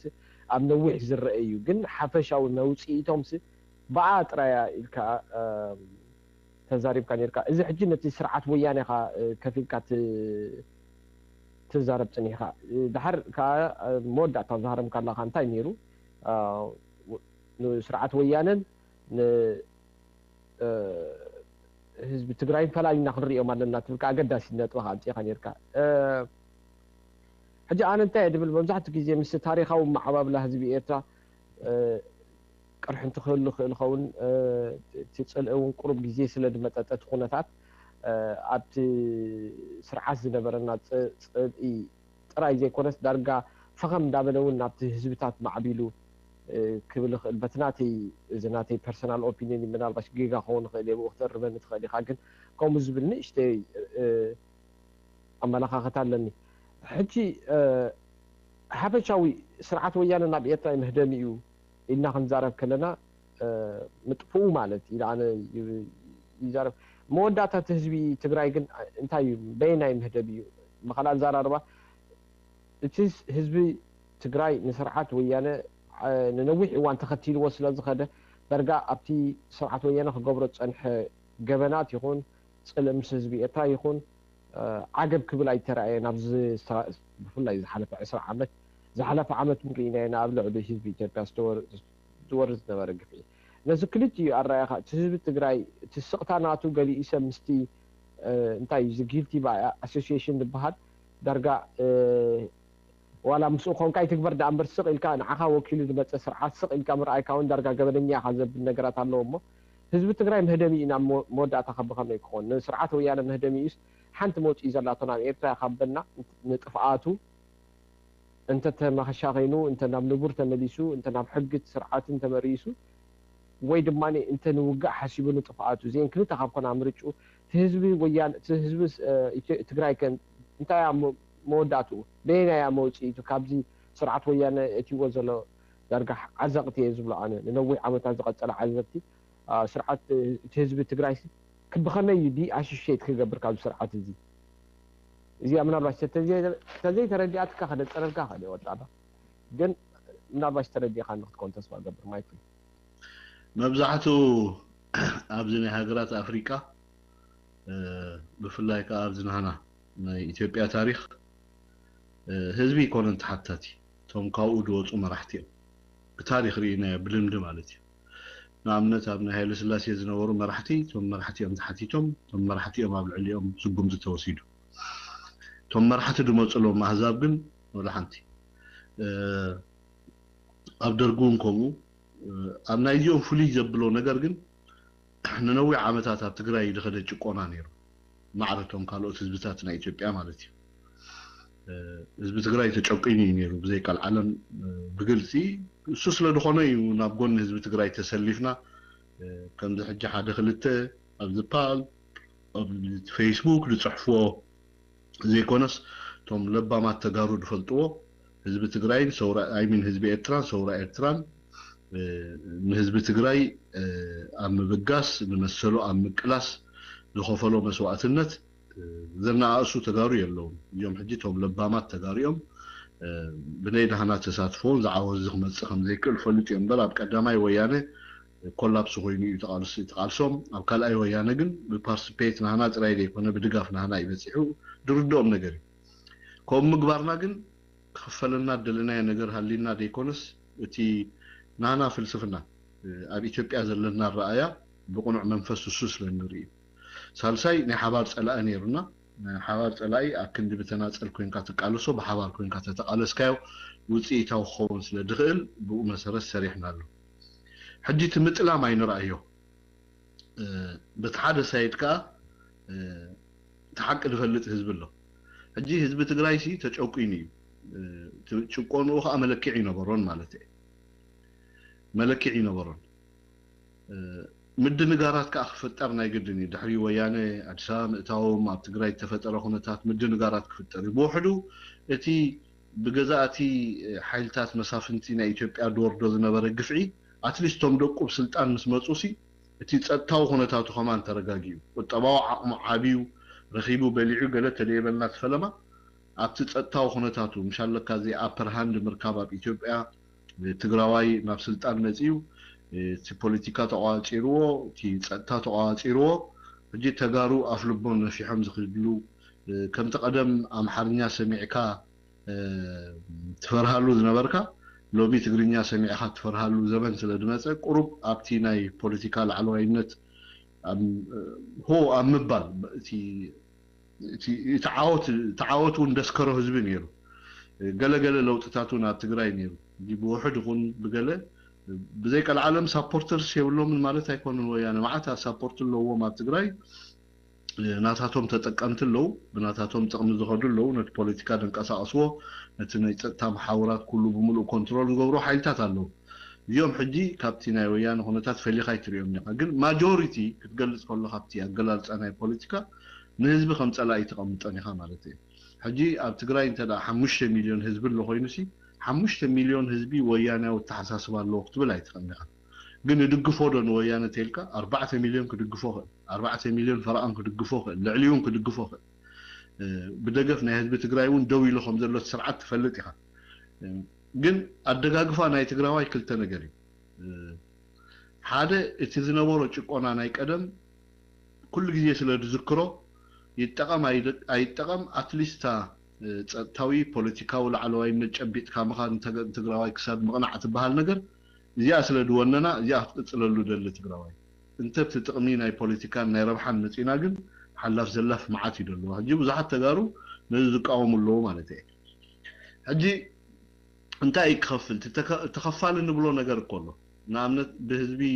ከምዛ ዓይነት ስርዓት በህዝቢ ይኽሽቅጥ ዝጸንሕ ማለሲ ናምነት ኣብ ኢትዮጵያ ዝጸንሐ ናይ ፖለቲካ ሁኔታት ተሪኢኻ ይፍሮም ትግሬ ከምዚ ተጋሩ ከምዚ ገይሮምና ተጋሩ ከምዚ ገይሮምና ተጋሩ ከምዚ ገይሮምና መሬት ትግራይ ከቢዱ ዘጢጡ ብዙሕ ነገር ይነሩ ትማልኻ በገለ ብልጭ ታሪያ እዛ ናይ ትማሊ ተቃውሞኻ ብልጭ ታሪያ ማለት እዩ ምልክት እዩ ሕጂ attention ንኽስሕቡ ደይኮነስ حق እንሲ ተጋሩ ንብረቶም አንዲዶምሎም ሆቴላቶም አንዲዶምሎም ደኻኩኖም አንዲዶምሎም ሓቶን እቲ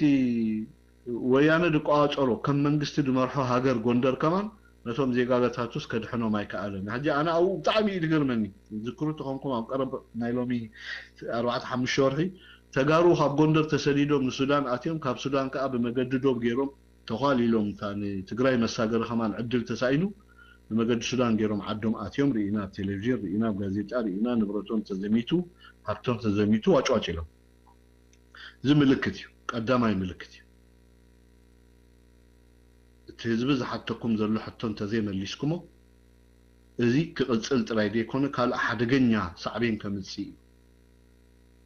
ሕጂ ተኸፋል ንብሎ ኩሉ ግዜ ንሱ እዩ እንታይ መስለካ ኣፍካ መልኢኻስ ብሴፍ ጉራዴ እተወይ ትብሎኒ ኢኻ ግን ተኸፋል ነገር ኣለዎ ዕዳ ኣለዎ ህዝቢ ትግራይ ምክንያቱ ብውሕዱ نزوم أمريكا كوفيلهم دلو دكو عقب قبل كهل الله عقب تلاقي كونه كنت قوون كهل الله مخنياتو إثيوبيا ونتو الرجاجيتو اتقاله حزب زحتو زلونا يمثل حتى كمل سلخهم زلو أتليس بتشقط أحسن مع الله إذا خمس الله غير نجن تتخفى لكو أب حزبي يدورد كل جزء نعم رأيه منه نيرواندا هالكيتام صايو أبدي نيرواندا هالكيت تساتفو قتلتنكو توم ناي بوليتيكا مرحتي يكون أبتي ناي بوليتيكا مريحنا دنورو نتهلكيت دفقودون زفتشمون أكلاتكو وحدات بس أبعتو دقول صريم كم سرعتنا ويانا نقولو مالتي تقند فيكتيم زغونا جن تي تشكون حزبي توصع حزبي تي سريحو دبلع حريسو دبلع نجيدو دبلع بتقومي كبرو زحد دخا حزبي ناي رواندا تشفتيفو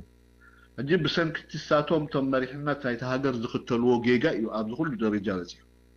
هذه كوما عين التخفالس كهلو اللي بتقراي مو إذن غيهلو ويانا الرام زغونه تاريخه زغونه سقوم تخوصد خلالو سلامنتاي أقدمو تهزبي ملكتار يوصلو ذلو بلعلي تقارو تسأل مالتي كانوا بوزح ملك عسي تقارو لمنتاي تقاومو دي يسمعو أنا أبزوز حي سوا معني مخنياتو أودا دبانا ويانا فلطي اللي حدا نحموشة دباها أودا دبا أبتقرايسي أرحان تقزا حموشة انتلو سواءين سبيتن دقم بوحد وكلتهم سلستس أولات نايتنا ويانا ودب جيروم سريع مني جيناتهم أولات دونها سرناي وهابهم حلفاتات تقبر لهم أبتعد تقبر من قصاص بدرجة تقاوموا قد أبيلهم حزلو زي حدا نحمش بها الأولاد بقى ما أخلي إثيوبيا دي يسرح له ويانا نمبر أبتقرأي بقبو سريع لي حجة خمسة عينة السلازولو من كقاوم من أنصار ويانا الزارب من حنين بل من يحمي غي ترفي حبريتانة من قستدوت حوينتي تخلل زلو نايت حاجتات ناي ويانا مسكوم وقت حامية ما يتخلني خاقن بماجوريتي درجة قن نازيهم من دي هجو وكلنا خزارة والله مزقبو أفرق تهزبهم تهزبي نخير قاس أو تهزبي صباح هنا خيف الدايكو تي نعم وكيلو السلطان دلو يخاص والله مزقبا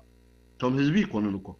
توم حجي من قستو خوينهم هزبي تقراي وكيلهم إثيوبيا زمرحوا زلو حيلتات نسوم يمنا هزبي تقراي مصا خاص مزقبا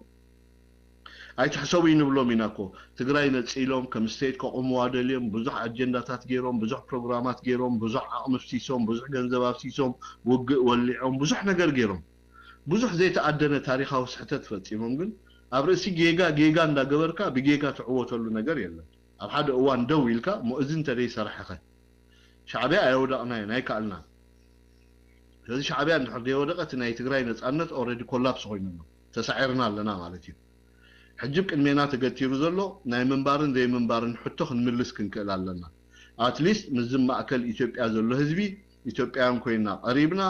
سلطان اماقلنا بوليتيكاو سلطان معرم مسؤم تماقلنا نا اثيوبيا عطماو بعره تماقلنا نحنا بقى صالي اكل اثيوبيا كوينا نقصلو منقد مفتار علنا يلكا دويلكا تحسب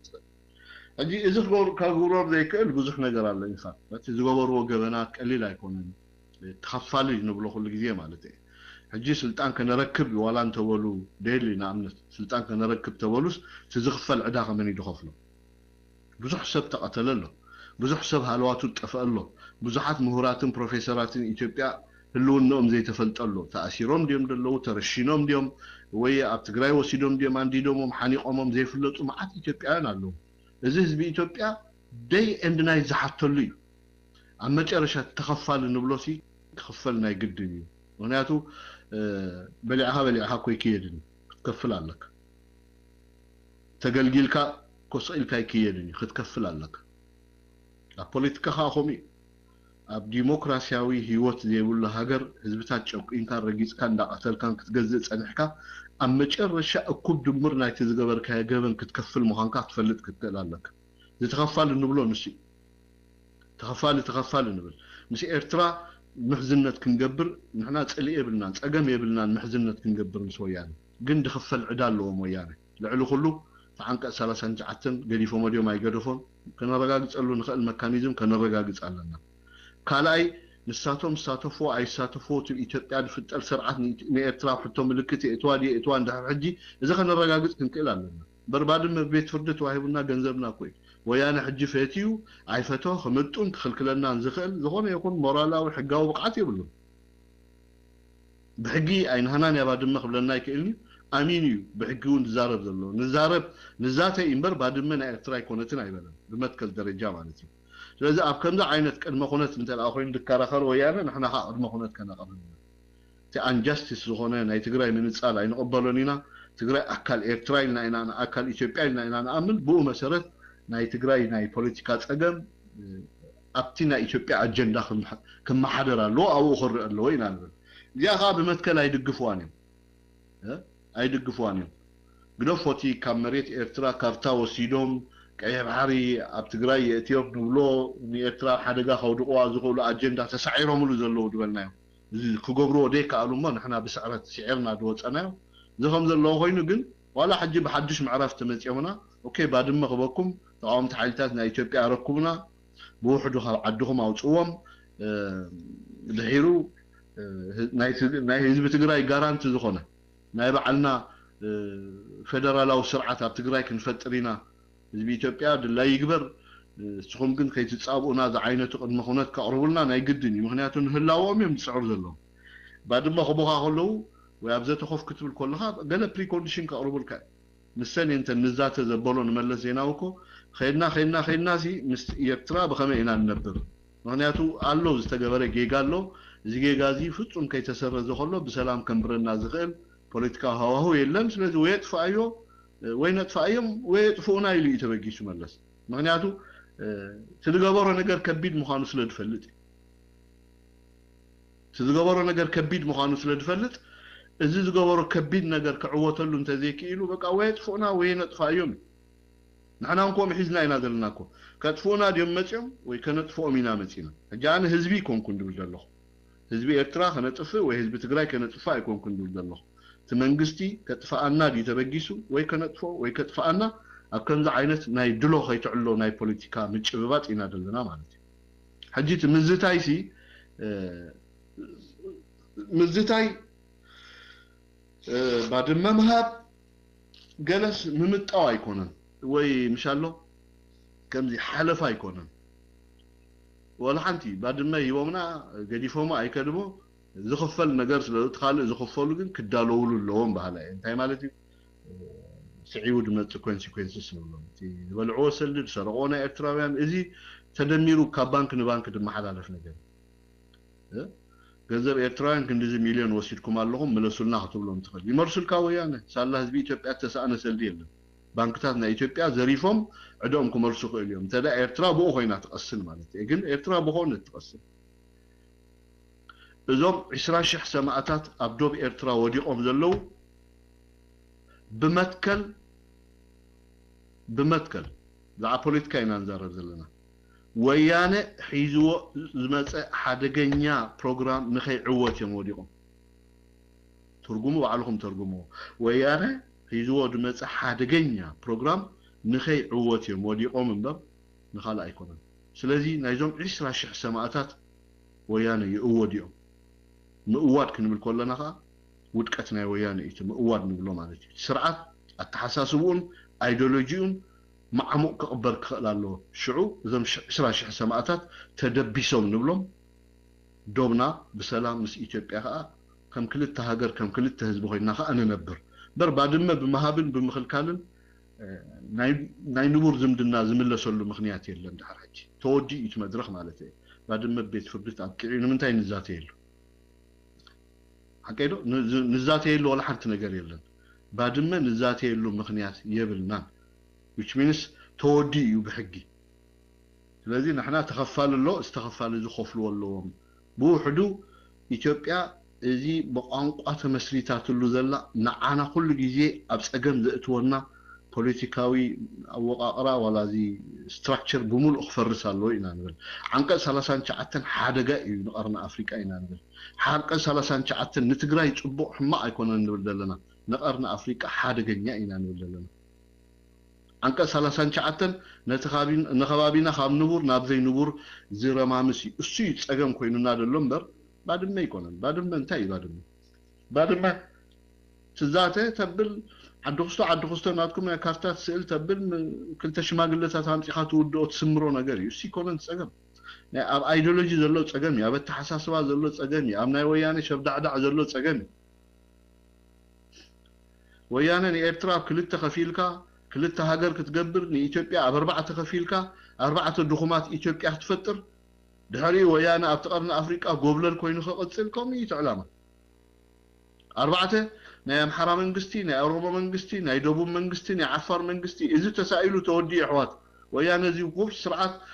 ናይ ባዕሎም በጀት ገይሩሎሚ ናይ ባዕሎም ሰራዊት ገይሩሎሚ ናይ ባዕሎም ፖሊስ ገይሩሎሚ ናይ ባዕሎም አብያተ ፍርድ ገይሩሎሚ ኣብ መጨረሻ በዓንቀጽ 39 ኣርባዕቲኦም ክልላት ከም ድግንጸሉ ይድገብሮም ወያነ እዚ ወዲኡ ወይ ሕጂ ናኡ ይድኸይድ ደሎ እዚ መስርሕ እዚ ኣብ ቀረባ እዋን ክትሪእዎ ኢኹም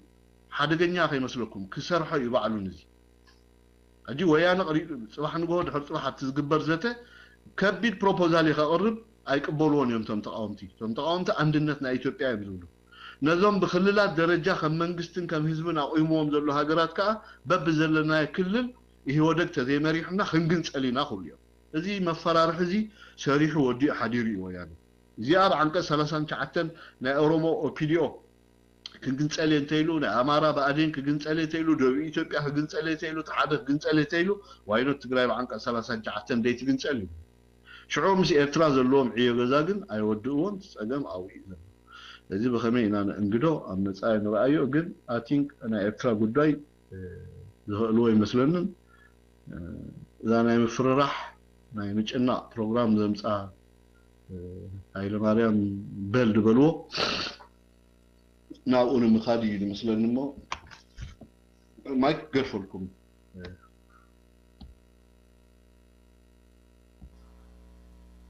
سمع له ايش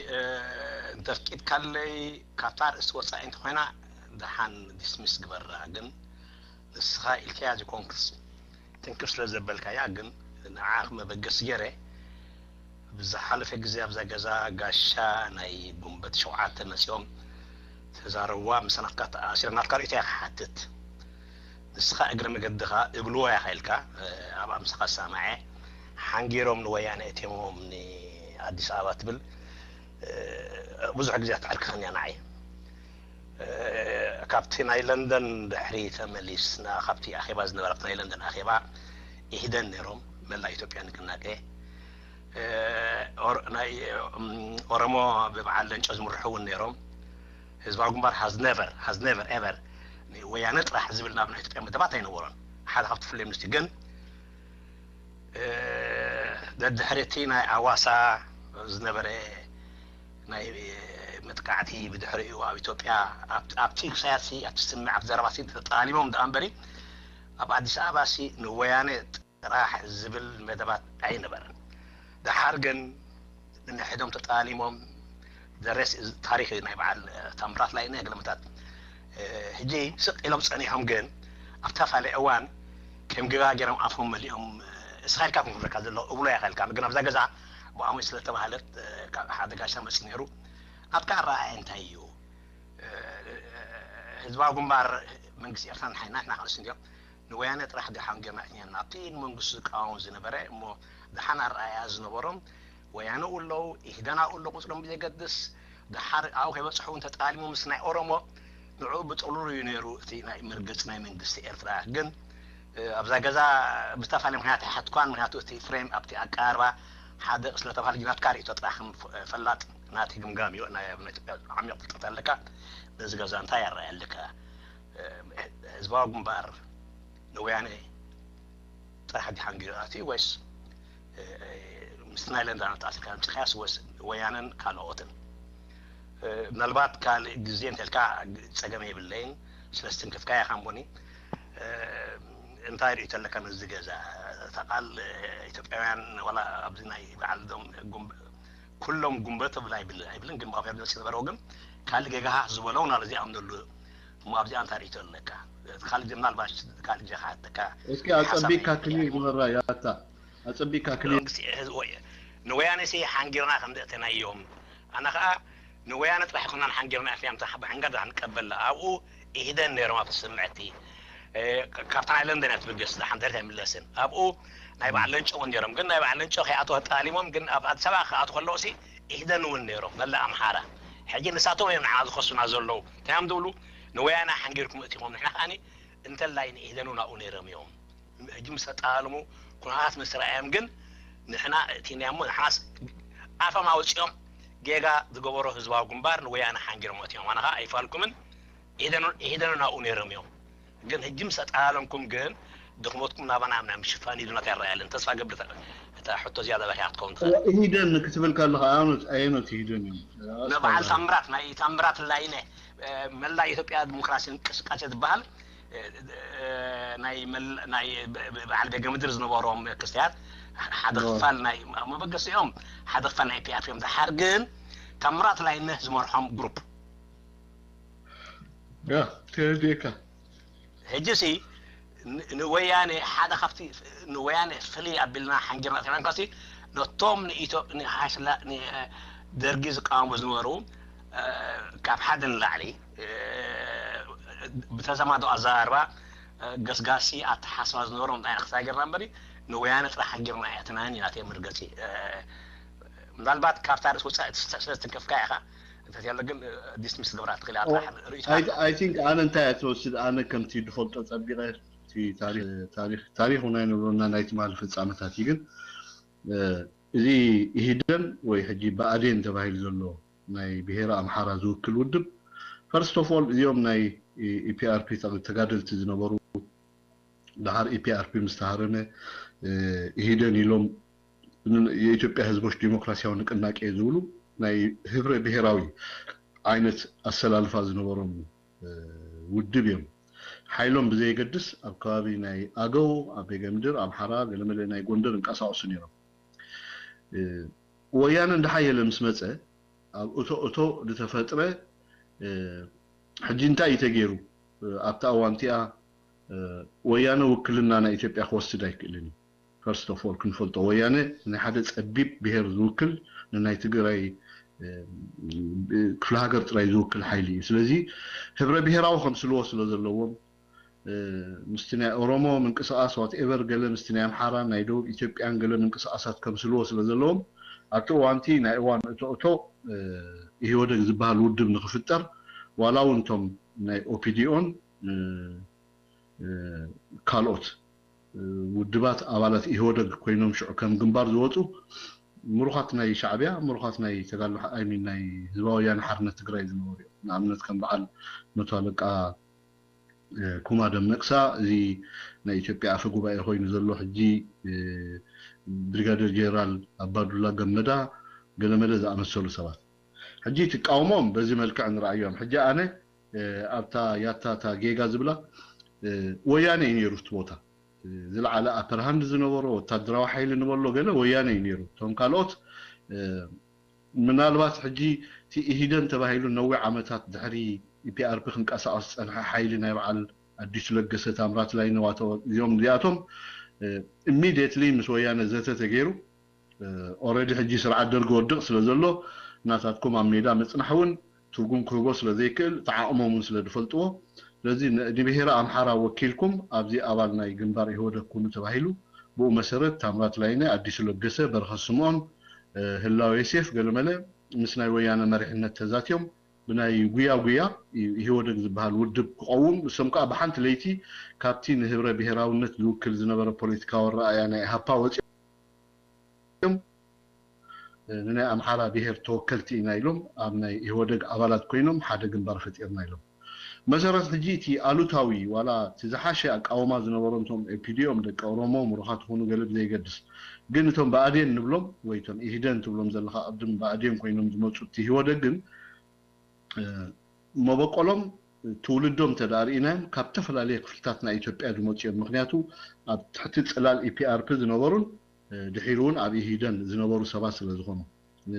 دارجة 950 نبهراء مهارا ذوكلون يكونون نعمل برخصهم تاريخاو أديسو لقصة تاريخاو كومون كاب أورمو زولدو أديسابات وليدهم زعبيو ناي هبا أغالات زنبرو نابتو ودب تتصنبرو كاب عسيمبا جميركا ኣብዚ ናይ ትግራይ መሬትን ናይ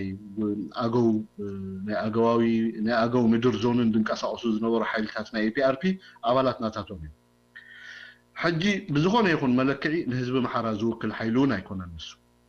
ንህዝቢ መሓራ ዝውክል ሓይሊ ይኮነን ግን ከም ስልዎ ስለ ዝነበሮም ወያነ ኣብቲ እዋን እቶ ምክንያቱ ህዝቢ ኢትዮጵያ ይቅበለናን እዩ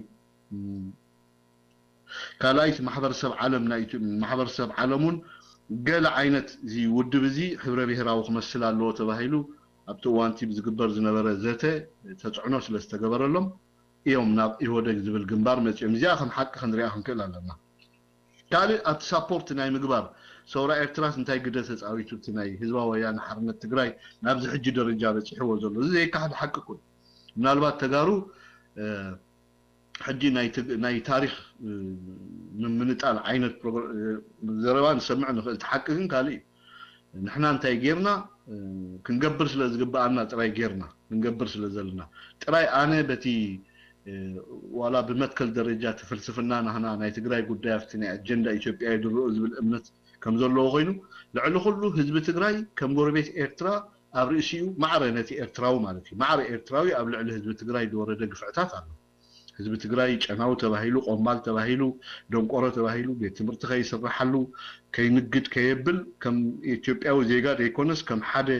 ተወጊኑ ዝነብር ዝወደቀ ሕብረተሰብ ተገይሩ ነዊሕ ዓመታት ከይፀኒሑ ማዕረቶም ብፍሉይነት ደረጃ ከማ ናብ ትግራይ ዝነበረ ግፍዕታት ብዙሕ ስለዚ ሰውራ ኤርትራ ህዝቢ ትግራይ ተቃሊሱ መሰሉ ክሕሉ ተቃሊሱ ናይ ፖለቲካ ስልጣን ክጭብጥ ተቃሊሱ ኣብቲ ሃገር ዘሎ ናይ ቁጠባ ዓቕሚ ብሓባር ክማቐል ምግባር ሓጢያት የብሉን ሶ ፅቡቅ ኣገይራ ኤርትራ ማለት እዩ ዋላ ሰውራ ኤርትራ ዝገበሮ ሳፖርት ፅቡቅ ድሕሪኡ ድመፁ ምዕባለታት እቲ ሓይልታት ናይ ኤርትራ ምስ ሓይልታት ናይ ተጋሎ ሓርነት ትግራይ ብሓባር ኮይኖም ተቃሊሶም አንጻር ቀዳማይ ፀላኢ ናይ ደርጊ ወታደራዊ ወፍርታት ምግባር እዚ እውን ኣብ ናይ ሓባር ስትራቴጂ ናይ ሓባር ፀላኢ ስለ ዝነበሮም ናይ ሓባር ፀላኢ ክገጥሙ ዝጥቀሙሉ ሜላ እዩ ነይሩ እዚ ኣብ ዓለም ኣባና ጥራይ ዝተረኣየ ኣይኮነን ኣብ ኩለን ሰውራታት ዘካይደ ሃገራት ድንበር ዘለል ጥራይ ዘይኮነስ ብኣህጉራዊ መልክዕ እውን ሓገዛት ይግበር እዩ ማለት እዩ ኣብዚ ናይ ፒኤልኦ እንተሪኢና ኣብዚ ናይ በዓል ፖሊሳሪዮ ምንቅስቃሳት ተሪኢና ብዙሓት ናይ ሳውዝ ኣፍሪካን ናይ ካልኦት ሃገራትን ፓርቲሲፔት ዝገበራሉ ናይ ሰውራታት ሪቮሉሽን ነይሩ እዩ ሶ ካብዚ ነፂልካ ትሪኦ ነገር ኣይኮነን እቲ ዲል ኣይነበረናን ንሶም ዲል ዝበሃል ውዕል ዝነበረና ምስ ወያነ ይነበረን ኣትሊስት ናህና ውዕል እንታይ ነይሩ ኣብ ኢትዮጵያ ዲሞክራሲያውን ሓይልታት ኣብ ስርዓት መፅኦም ኤርትራ ሉዓላዊነታ ረጋጊፃ ሓደ ጥዕና ዘለዎ ዲሞክራሲያዊ ስርዓት ኣብ ኢትዮጵያ ተተኺሉ ኣብ ኢትዮጵያ ከዓ ሰላማዊ ዝኾነ ኩነታት ክፍጠር እዩ ዕላማኣ ነይሩ ኤርትራ እዚ ግን ብዙሕ ነገራት እውን ኢንፍራስትራክቸር ገይራትሉ ኤርትራ እቲ ቤተ መንግስቲ ኣዲስ ኣበባ ምብፃሕ ዝተገብረ ድጋፍ መንግስቲ ወያነ ኣብ ሙቃም ኤርትራ ተፃወተቶ ተራ ማንም ክፃወትዎ ዝግብኦ ተራ እኮ ገይራቶ ብፍሉይነት ንሪኦ ነገር ወላ ሓንቲ ይኮነን ምናልባት ገለገለ ሓይልታት ናይ ኢትዮጵያ ሕጂ ከም ትሰምዖም ዘለካ ፖለቲከኛታት ኣምሓራ ይኹኑ ገለ ሻዕብያ ሓንጊሩ ቤተ መንግስቲ እትይዎም ካብቲ ሕጂ ጋጢምዎም ዘሎ ምረት ዝነቅል ናይ ብስጭት መግለፂ እምበር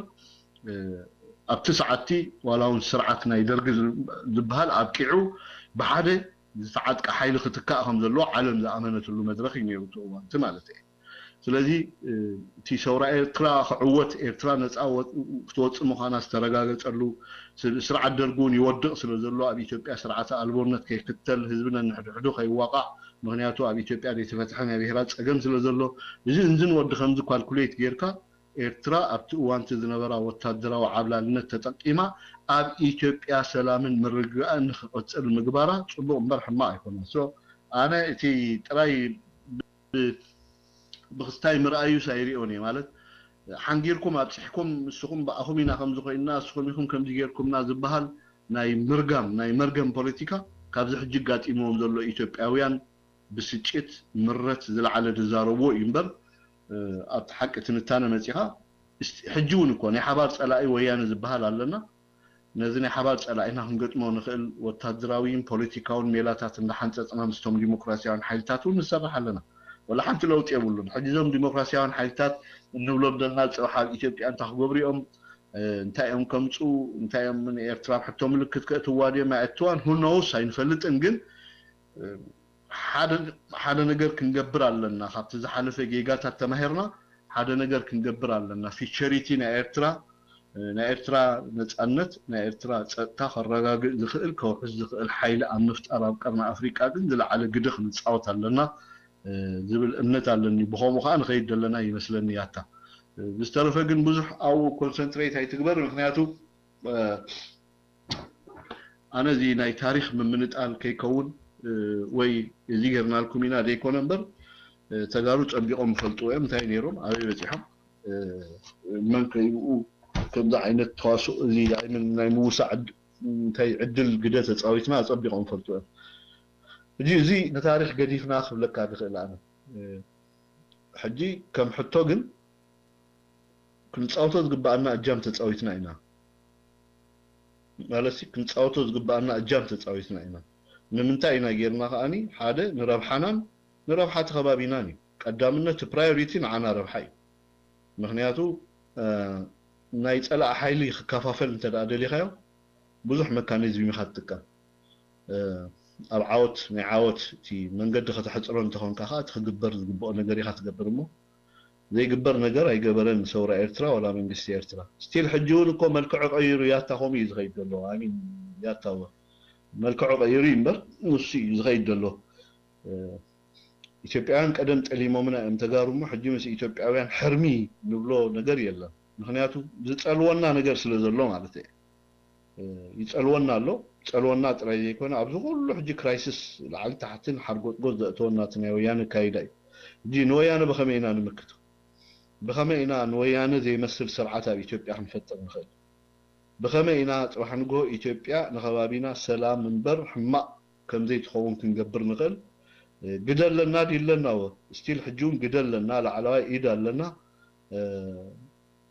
እዚ ንረብሓና ክንጥቀመሉ ግን ናይ ግድን እዩ ማለት እዩ ኣብ ርእሲ እቲ ረብሓ ናይ ኢትዮጵያ ምሕላው ከም ዘለዎ ኮይኑ እምበር ሓቅኻ ኢኻ ማለት እዩ ወድጣባ ምናልባሽ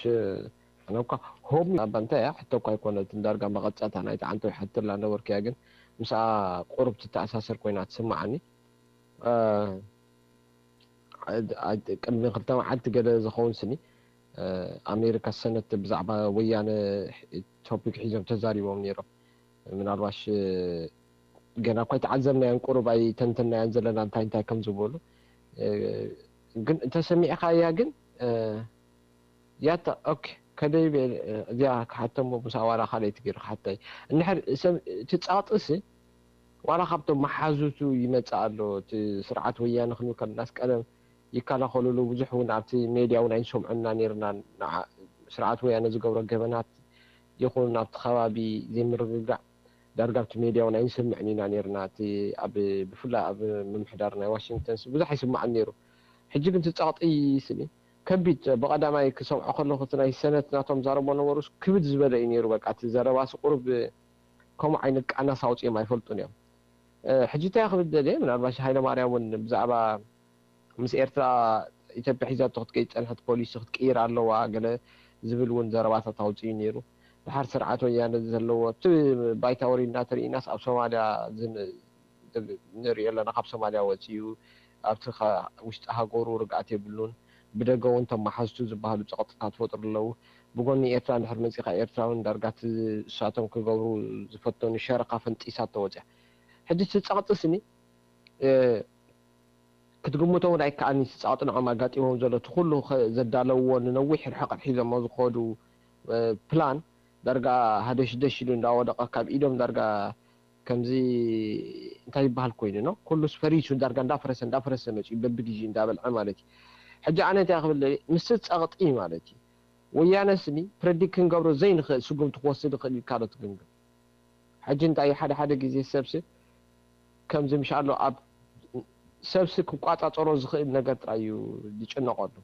ንክትቋፃፀሮ ትኽእል ነገር ተሓስበሉ ኢኻ ትፈላሰፈሉ ትመራመረሉ ክትቋፃፀሮ ከተመዓራርዮ ወይ ድማ ክትውድቦ ማለት እዩ ክትቋፃፀሮ ዘይትኽእል ነገር ንሕር ኮይኑ ግን እዚ እንታይ ኢና ንብሎ እዚ ፋይት ኦር ፍላይት ዝበሃል ዓይነት ኣሎ ከምዚ ካብ ቁፅፅር ወፃኢ ሰብ ገብሪ ዋላ ብውልቀ ሰባት ተሪእና እውን ክቋፅሮ ዘይክእል ኩሉ ነገር ምስ ዓንዎምሲ ሓደ ፕሬዲክት ክትገብሮም ዘይትኽእል ነገር ይገብሩ እዮም ሕጂ ወያነ ስኒ ኣብቲ ሎጂካል ፐርስፔክቲቭ ኣቲኻ ክትሪኦ ከለኻሲ ዳርጋ ንቡር ክሓስብ ዝኽእል ስርዓት እዩ ይሓስቡን እዮም ብፍላይ ምስቲ ሕጂ ምስ ፀቕጢ ዘረኣዮ ዘሎ ቆጣ በኣርኪ ክንፅበ ንኽእል ዶ ከም ኤርትራን ክንጥንቀቕ ኣለና ዶ መንግስቲ ኤርትራስ ክንጥንቀቕ ኣለዎ ዶ ኩላ ግዜስ ቪጅላንት ክኾን ኣለዎ ዶ ብፍላይ ኣብዚ ሕጂ እዋን ምክንያቱስ ፕሬዲክት ክንገብሮ ዘይንኽእል ነገር ክገብር ክእል ኢለ ኣነ ዝሓስብ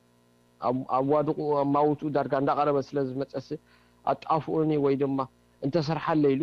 ዘይንግምቶ ነገር ክገብር ተኽእሎታት ኣሎ ኢልካ ዶ ትግምት እንድሕር ኣሎ ኮይኑ ኸ ብኸመይ ዓይነት ኢና ክንቀረበሉ ዝግባኣና እንታይ ዓይነት ቪጅላንስ ክህልወና ኣለዎ ምናልባት ሳ ነራ ተሓቶና ኢላ ዒሳ እወ ከምዚ ክገልፆ ዝዋዕለ ወጣ ባልክዕዩ ናይ ወያነ ሕልሚ ካልእ ከም ዘሎ ርዱእ እዩ እንተኾነ ግዳ መበገሲ ክኾነና ንሕና እውን ኣብ ባድመ ኮይንና ነቲ ካልእ ክንሓስብሲ ቅድም ቀዳድም ናይ ባኣድመ ሉኣላውነት ዶ ክሕልዎ ኣይግባእን ከመይሲ እቲ ኣብ ሓንጎል ናይ ወያነ ዘሎ ሓንጎሎም ዘሎ ንዓና ትምልከተና ግን ባድመ እያ እሞ ባድመ ምስ ሓስካ እዩ መንግስትና እውን እንታይ እዩ ዝብል ኣብ ርክብ ናይ ክልተ መንግስታት ክግበር እንተደኣ ኮይኑ ካብ ሉኣላዊ መሬት ኤርትራ ክወፁሎም ዝርዩ ናይ ንጎት ወፅን ናይ ምሸት ክንዛረብ ንኽእል ኢና ዝብል መርገፂ እዩ ዘለዎ ስለዚ እዚ ካብ ኮነሲ ዋላ እውን ሎጂካሊ ክትሪኦ ከለኻስ ባድመ ገዲፍካ ነቲ ካልእ ዘሎ ክትነጥሮ እሞ ብዛዕባኡ ክትዝትስ ቁሩብ ቀዳምነታት ክንሰርዕ ዶ ኣይግባአናን ወይ ይብልናን ዶ ዝብል ሕቶ ንሕታት እየ ኦኬ ቀኒየለይ ወያነ እንተ ደኣ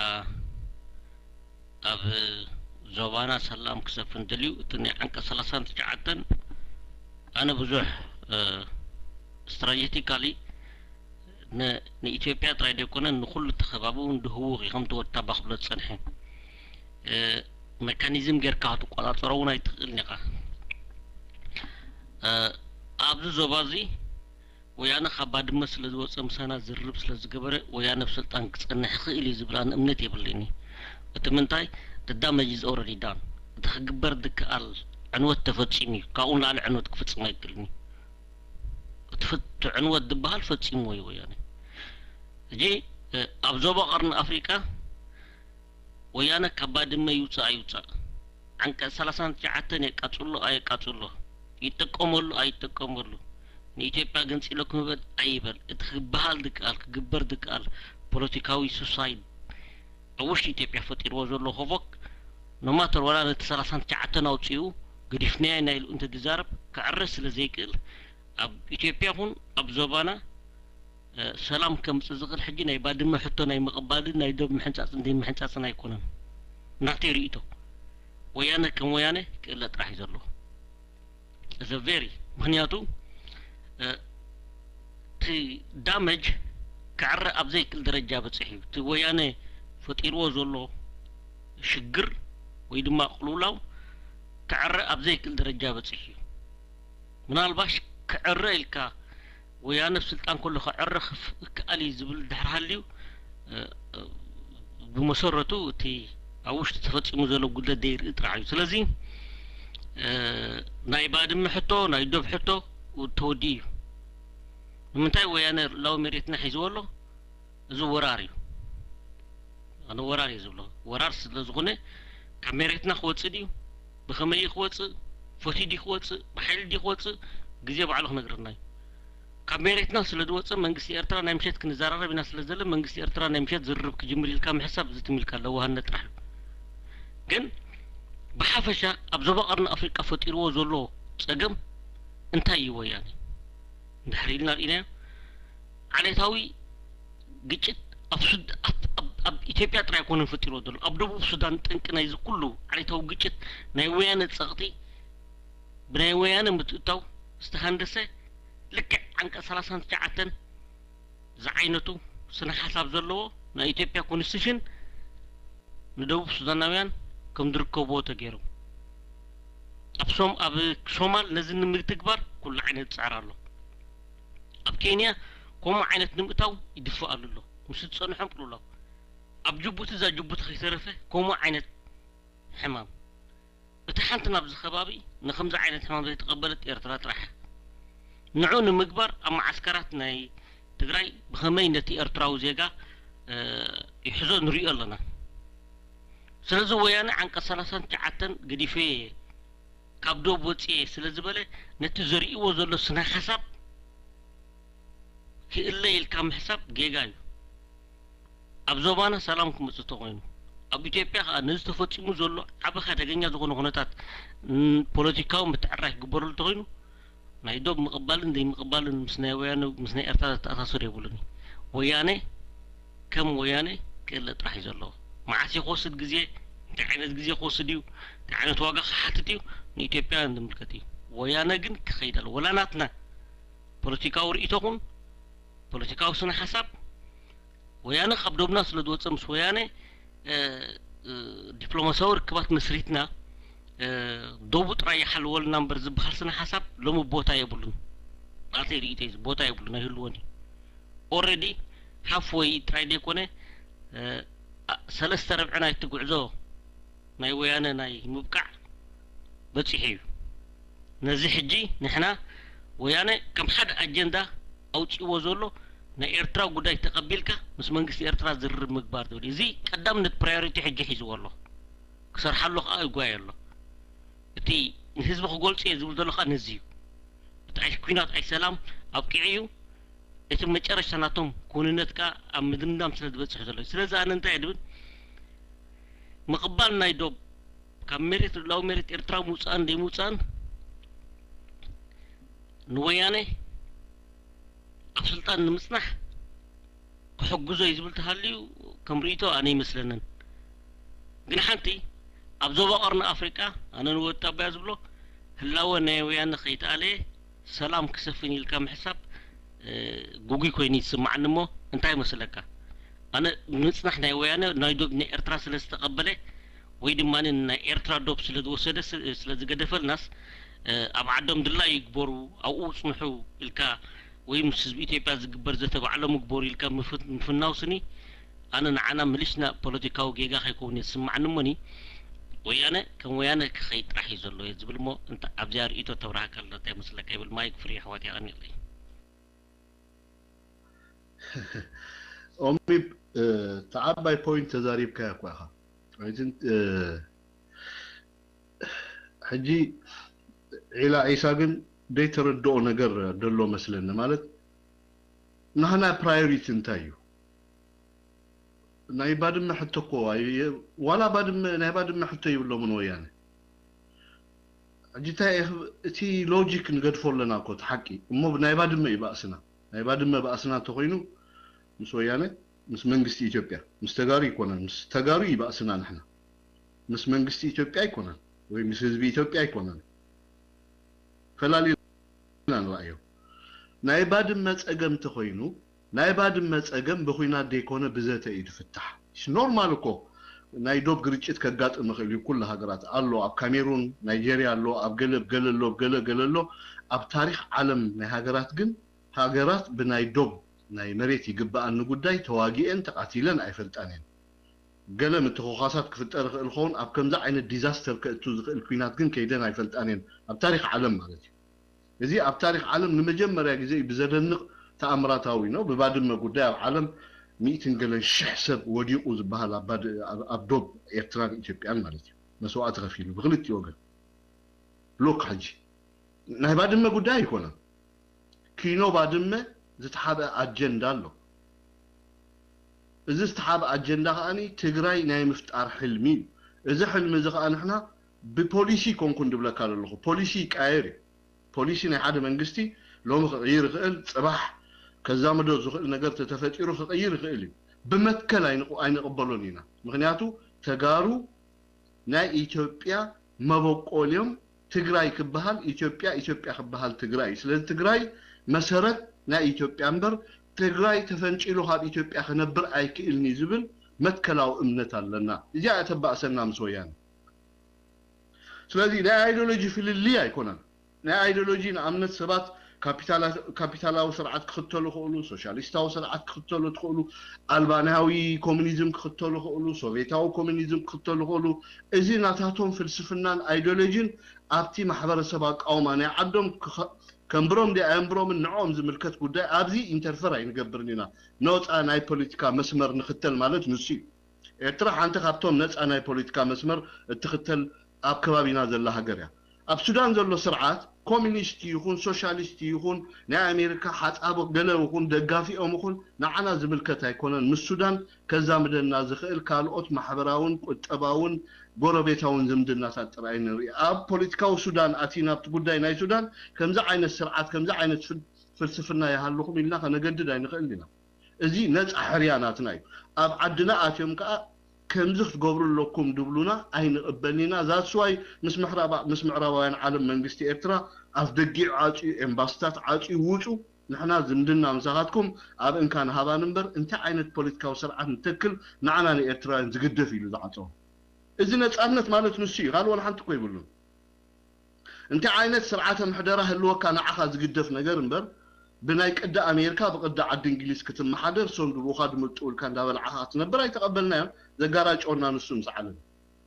ስለዚ ንሕና ብስነ ሓሳባዊ ክለሳ ብናይ ፍልስፍና ጉዳይ ኮና እንተባይትና ምስ ወያነ ናይ መትከል ጉዳይ ንሕና ኢትዮጵያ ብኸመይ ንስእላ ሓንቲ ኢትዮጵያ ኣብ ውሽጢ ኢትዮጵያ ደሎ ናይ ብሄራት ፀገም ብሓባር ክፍታሕ ኣለዎ ኢንክሉድድ ትግራይ ኢና ንብል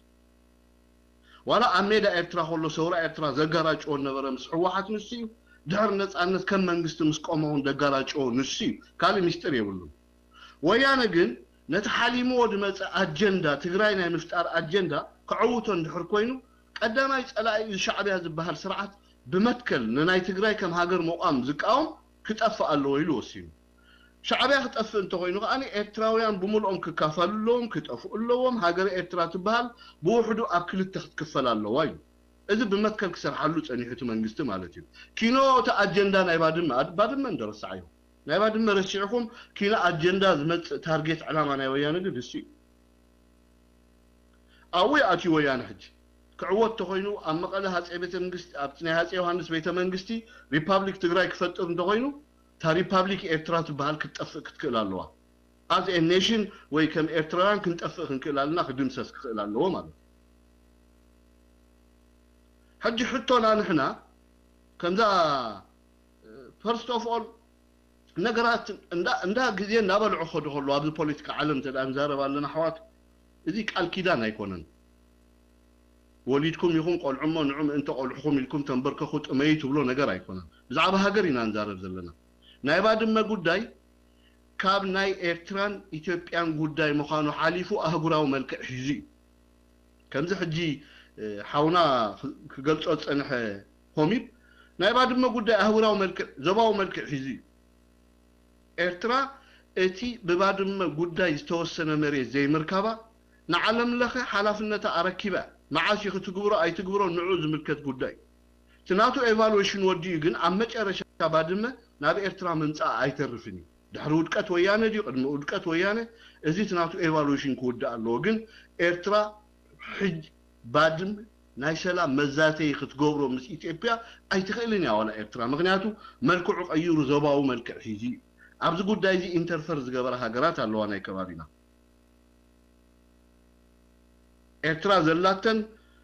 ነቲ ከባቢና ፀጥተአንን ናይ ቀይሕ ባሕሪ ጉዳይ ዋትኤቨር ዘን ሕጂ ንሪኦ ዘለና ምዕባለታት ኣብ ቀርኒ ኣፍሪቃ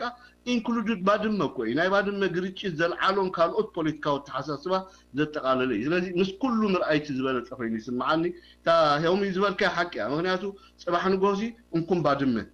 ንዛተ ክብሉና ኣብ ምንታይ ባድመ ክምጥውልናን ክህቡናን ዝኾነ ይኹን ሞራላዊ ብቕዓት የብሎምን ወያነ ቤት ፍርዲ ዝወድኦ ጉዳይ ተወዲዩ ናይ ባድመ ተወዲዩ እሶም ዘድልዮም ሰራዊቶም ምስሓብ ጥራይ በቲ ውዕል መሰረት ኣብዘተ ክንመፅእ እንድሕራ ኮይና ንሕና ኢና ፕሪኮንዲሽን ከነቕርብ ሕጂ ንሶም ኣይኮኑን ምክንያቱ ኣብቲ ፖለቲካዊ ቋንቋ ክንመሃር ከለና ትዝለዓለ ኣፐር ሃንድ ዘለዎ ሓይሊ ንሱ እዩ ፕሪኮንዲሽን ደቕርብ ንሱ እዩ መድረክ ደጣጣሓልካ ኣብዚ ናብዝን ኢና ንዛተ ድብል ማለት እዩ እዚ ኣብ ወጥሪ ዝኣቱ ደሎ ኣብ ዕንወት ዝኸይድ ደሎ ኣብ ስዕረት ዝኸይድ ደሎ ስልጣን ከምዛ ትማሊ ኣብ ኢትዮጵያ ዘለዉ ተቃወምቲ ብዘይ ገለ ቅድመ ኩነት ክንዛተ ኣፍ ደገይ ክፉት እዩ ዝበለ ወያነ ቅድሚ 5 ዓመት ግን ኣፍ ደጊዕ ዓፂ እዚ ተለይ ጌርኩም ዝብሎም ነበረ ሎማ ኣፍ ደጊዕ ክፊቱ ብዘይ ገለ ፕሪኮንዲሽን ክዛቶ ድልው ኢልዎ ስለ ንኤርትራ ብዘይ ገለ ፕሪኮንዲሽን ክዛቶ ድልኤ ክብል ወያነ ንሕና ግን ፕሪኮንዲሽን ከነቕርብ ንሃና ሓላፍነት እዩ ስለምንታይ ኣፐር ሃንድ ስለ ዘለና ኢና ከምኡ እቲ ፖለቲካ ስኢልካ ሕጂ ከምዚ ዕላኢሳ ዝበልካ ዋ مريتنا تهيبومنا تقدسوا موالا قنصلوا زبهال لوها زرار بالله أبينا يملك يمكن نصلوا تتأنكي قرن أفريقيا خوين دولو تعنك 30 شعتين تتأنكي أفريقيا خوين غلو كاب ديليت حزبي إثيوبيا وصاي حزبتات إثيوبيا بعاليت مسرد دغبر فيدرالو سرعات نعشران حمشتن كدكرلو صنعو سرعات مقدرة ازخ لخ لالو از تنقزي نصوماليا تنكيفو نعانا تنكيفو نسودان تنكيفو نيمن تنكيفو نجيبوتي تنكيفو even اب كينيا زلوني عاليت غونصታት مالي كينيا تراي تنقتنا إثيوبيا كايدنا بوليتيكا ازخ ارم كخلالو حزبتات إثيوبيا بحيليهم حدا وينهم بريفرن بحدا خغبرو خغبرو خلالو اب إثيوبيا حجي برهانو نغاب سرعات ينصا منغست هايله ماريام يملس ناي كالوت علامه زلوم ناي بوليتيكا قانقا زارو يمصو بزيغدس حزب إثيوبيا طلبو زلو حزبتات إثيوبيا بفقادهم إثيوبيا وزيغنت كلابسلوم تي برايورتي ارتراو نزيات سرحلله كل حزبتات إثيوبيا بيساتفلو سفيح بايتا زلو بوليتيكا مدرك فطر خلالو انا ادفلطلكا زبال ناي بوليتيكا كايدا كل يبلون اذن دحرمتيو حزبتات إثيوبيا تبال عدنا ناتنا كنحلو واينا بفقادنا ون إثيوبيا زيغاتات كوينا لنا اورومو امحاري ولايتو غليو كل بريفرندم إثيوبيا تبال امباير كاوم ذا إثيوبيا تبال هاجر نيشن كاوم فقادنيا كونالو مغنياتو ابي إثيوبيا نوح عمتات زخده ناي بهرسبات اجمالو نبلو نسي مغنياتو إثيوبيا بمنيلك ببتر زقومت هاجريا اورومو فايدو إثيوبياوي ايكونن ولايتا فقيدو انا إثيوبياوي ليكون ماكلاو منغست تقبر بنشانغول إثيوبياوي اللي متن غامبيلا إثيوبياوي اللي متن منيلك سراويتو سليدو إيدن اغرن دا قرصه اطبات اورومون دا قرصه عين سب እንዳጥፈ ክርስትናን ኢትዮጵያን ተቀበሊሉ በኃይሊ ኢትዮጵያ ተባህል ሀገር ይፈጥሩ እዚ መንግስት ኤርትራ በመትከልታ ይድብሎ መንግስት ኤርትራ አብዚ ዘመናው ፖለቲካ ተሐሳስባ ኩሎም ህብረ ብሔራትና ኢትዮጵያ በሐባር ድሳተፉሉ ናይ ዕርቂ መድረክ ክፍጠር ክላሎ ናይ ቅረ መድረክ ክፍጠር ክላሎ ድሕሪ አንተ አይነት ኢትዮጵያ ትፈጥር አንተ አይነት መሪሕነት አንተ አይነት ፖለቲካ አንተ አይነት ቅድት ፍተል ማለት ዝቃላ አርስቲ لون كلهم حجين ريهم زلنا نايقوم بشوعته أربعينيوش قوم بسوات وات قلب إثرا يحجزوا زي حجز النبلهم زخون يكون بوليتيكا ودكتورين يقولوا من إثيوبيا زخون يكون ناي فلسفنا ناي سرعة منجستي سيستم حيزو ما يكون عندهم تزلوا إثيوبيا خمي يركا ريزيست تقرا إثيوبيا خمي يركا إثيوبيا تقرا زيادة علامة دحريو حزب إثيوبيا دمرتو سرعة بسلطاني مت حزب إثيوبيا زمرت كوميشن قيمو حق منغستي يقوم نقول حزبات إثيوبيا زوكل حق منغستي مالتي زفناچل حق منغستي تاي مالتي حدا ديمقراطيك حيلي زفناچل حق منغستي يكون اندمص نتي زنبر داك دصبل يدمص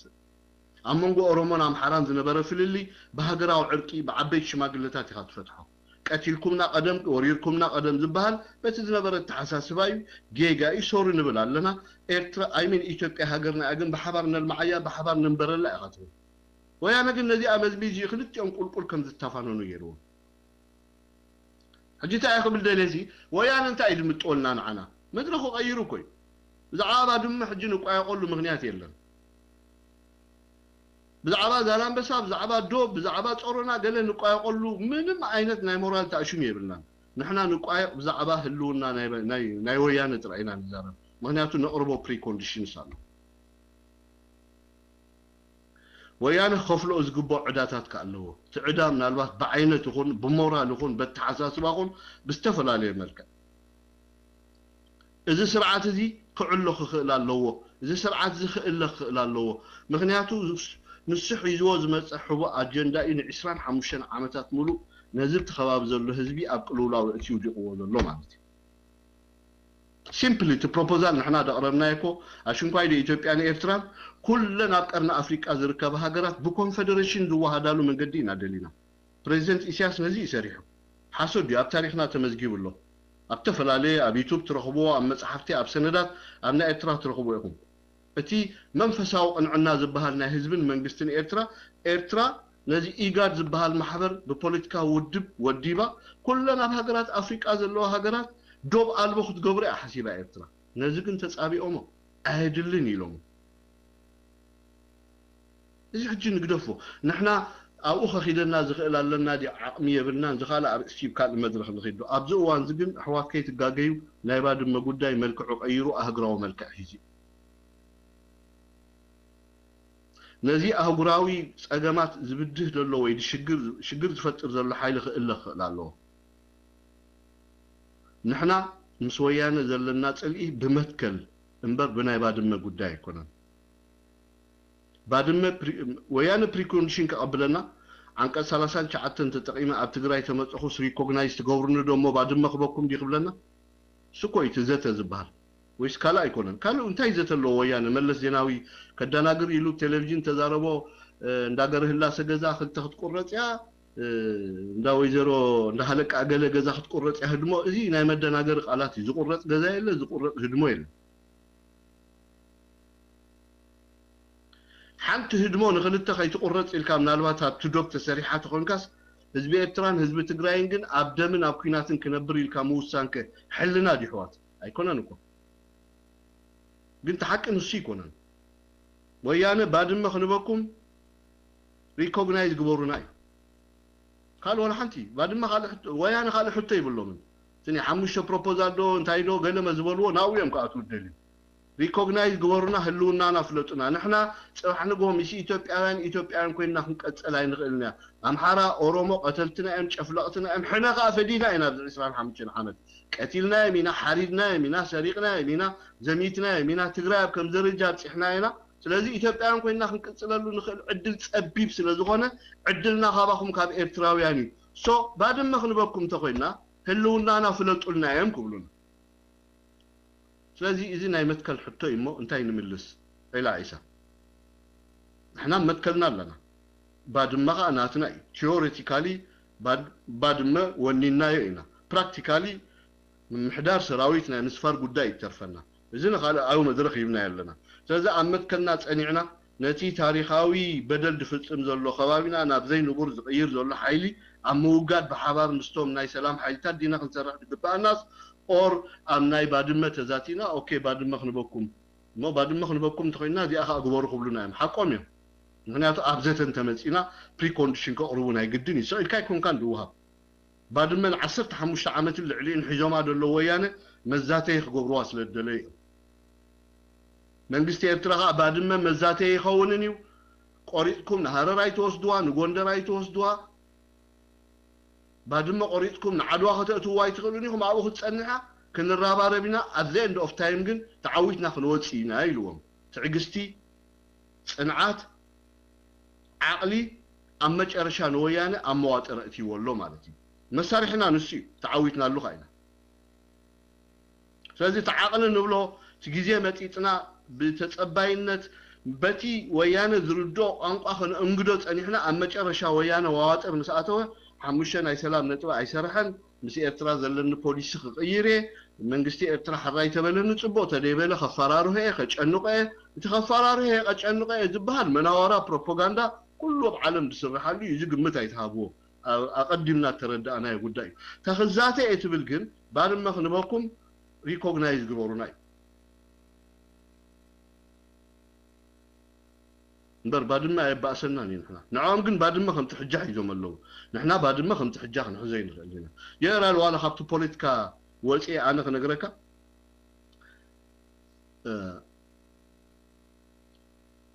نعرض لك حكاية سب جنزب هابني الكايو أبيكا شماغلة سديد كالو لمين كايو أبيكا أما تشارشا بيت فرد مسوسد كايو اتدانيا أبتانا يتشلوت معلتي دي وسد كايا سلد ملس مسولو تسدخ تملس يدلكا حرايلكا غزاخا خيتكا شماغله يكون كان تسدد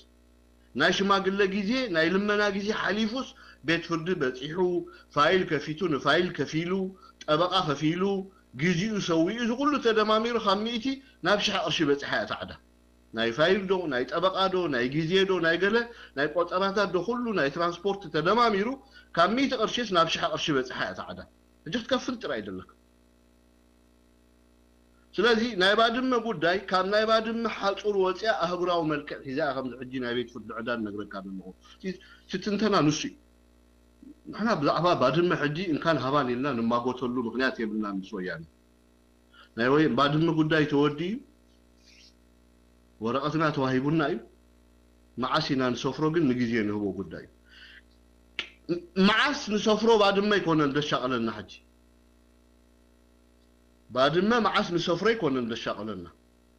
بعد ما نسافر أبتخوابي سلام كان سفن كم ذل الناس لنا أمن قل تناي برايوريتي أبتخوابي سلام سفن له من قدي مستوم ناي سلام حيلتها أبتخوابينا نسرح لنا وجي تاو خون كأتسفان قبر أما جرشا بعد ما بسلام أكل إرترا هوينا تقول له من قدي كندلينا بعد ما نزخون يكون المخونة مزاني مواقي واقع داقا حد كونجن فقاد الناس سيكوننا أو تتنح بعد ما جيتنا لو على النت قدا يحلف كام هاب زي ما هابا يكوننا ناي أفتات ما ميكانيزمينا نزارب زلنا هاو كمي غيرنا عينان بعد ما حجي هاندل نقبرا كمي غيرنا عينات ويانو قدا هاندل نقبرو مالتي بر ويانا لا بعد ما عنتلتي له حجوا جهود حزلا مغنيات ذا الى عيسات بلاد صنح حكاك قال ولا حنت ነገር የለም ሀቡና ሞ ለሐራያት ዘተን እንጻ for what purpose አብዘተን መጽሐጅ እንዳተዓወትና አብዘተን መጽ ዝተንበርከኸ ጥራይ ዘተን መጽ አፖለቲካ ሆሚ ተንበርከኸ ሰዓር መሃኑ ደአመነ ድጀጀወ በዚያ አመ ተንፈሲል ለሃንሞ በአኸ ተንፈሲሉ ዝመጽ ኃይል ጥራይ ናብዘተ ዝቀር ريخا يسرع الدرجم مجرشة أب نيروبي أب أتلانتا أب جلة ذاتها خبر مس مريحنة سورة إرترا كلمي يجن هلوم ولد أرجم بار بجمد أسيرة شو عتيهم شو منتيهم بيت فردها 4 مليون في الوقت أد زمر نيرو درجي عصرت حمش عصرت شدش عمت ملو at the end of time جن كزاتة إلو درجي حجنا من تاي جروا زيتيا درجي مفتوحة 5 سنة إرترا قداي نتعنت ويفدرشين كأمن ديكونس جزية منطقة جزية معدة مكان ميكانيزم حاسوم مبلي ويانا قاعد ياخذ كمان لا مخانس لنفلت أو بزح تمكرس لزلنا إيرتراوين كا بزح أي دانجرينا جن كتستوعب زلك نجر علىك ناي بعد ما قداي ملكعوق أيرو زواو ملكع كل included جبس أتياتها يمن أتياتها سعودية أتياتها بز قداي نحنا أبتخبابينا نتعاوتو زلنا بوليتكاوترا نربحانا قنبل كبابياو حيلتات أبزو قدايزي انترفر كم زقورا غيرنا إذي يتعب بالجاناتنا كحجي نويانا أب حدقا زودقو ملكت واحد تبنى سماي دنن تبنى مريت كوينوو في التحدث أنا له نسي حلوف حالفنا نحنا ببربرة انت عينت بوليتيكاو تصوتا لنا نسوم بالضوء على اساس منغستي ارترا عبي بوليتيكاو زلا يجيرو عبي دبلوماسياو زلا يجيرو اب كبابينا ترقحيت مدرخ كم تخون ارترا جيرو وايمو انا بزي بطعمي صباد ست بطعمي اخاد حقوس حجي يعرف دقس ويانا تنع خلوهم زي كلوني ارترا فلت انا بنفسي كحسب كله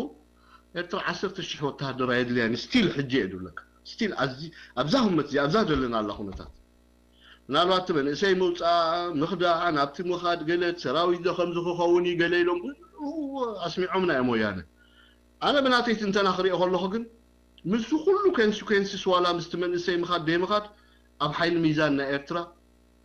زازانا بلو ولا حنت نجر يلن ارترا 10,000 دوب زحلو سراوي اخلاق include police حيل بحري قال دمامير كحيل أير أبتخبابينا مس إرترا نوج زقدم بحريا وخنتات يلن عقمون يلن ناي مورال بقعات يلن هزباو دقاف يلن أوارت أن مورات أن دعاتو سرعات كمز تكي موت إديس إنك أداد دوتش اللخوم إزدل زلنبر لومي ويانا ترقاقيو نا إثيوبيا بوليتيكا نابرو حقوق أيروس هزبي إثيوبيا دقافي يجيرو إرترا وريراتني ويك ورائي عدب عسب ملسيه ويزخ قبريلو چاو فتيرو لومي كلهم نجر ودت أرجن باريلو دزمتلو حادث كندفرت أفتى أكل زي قال إثيوبيا هم زي اللغة أمن كتكلم لك أزغا ويانا بقبض تردي ويحقون كبدون كويني مستزبي ويانا حج خمي جيرو خافتي ما أكلاي من قستنا إثيوبيا يهدم كمي جيرو زي قاتاتو أبتقرا يدحن كمي جيرو تندسرقان جنزب دقتلهم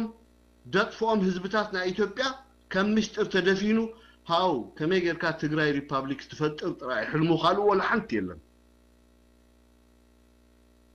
إذن تديجير واقع أما تشرشا كم تداميرا نسمين تتصدفلو نسمين كتصدف كم زخون قويانا نأترا هدم كم زخونين أنا أمن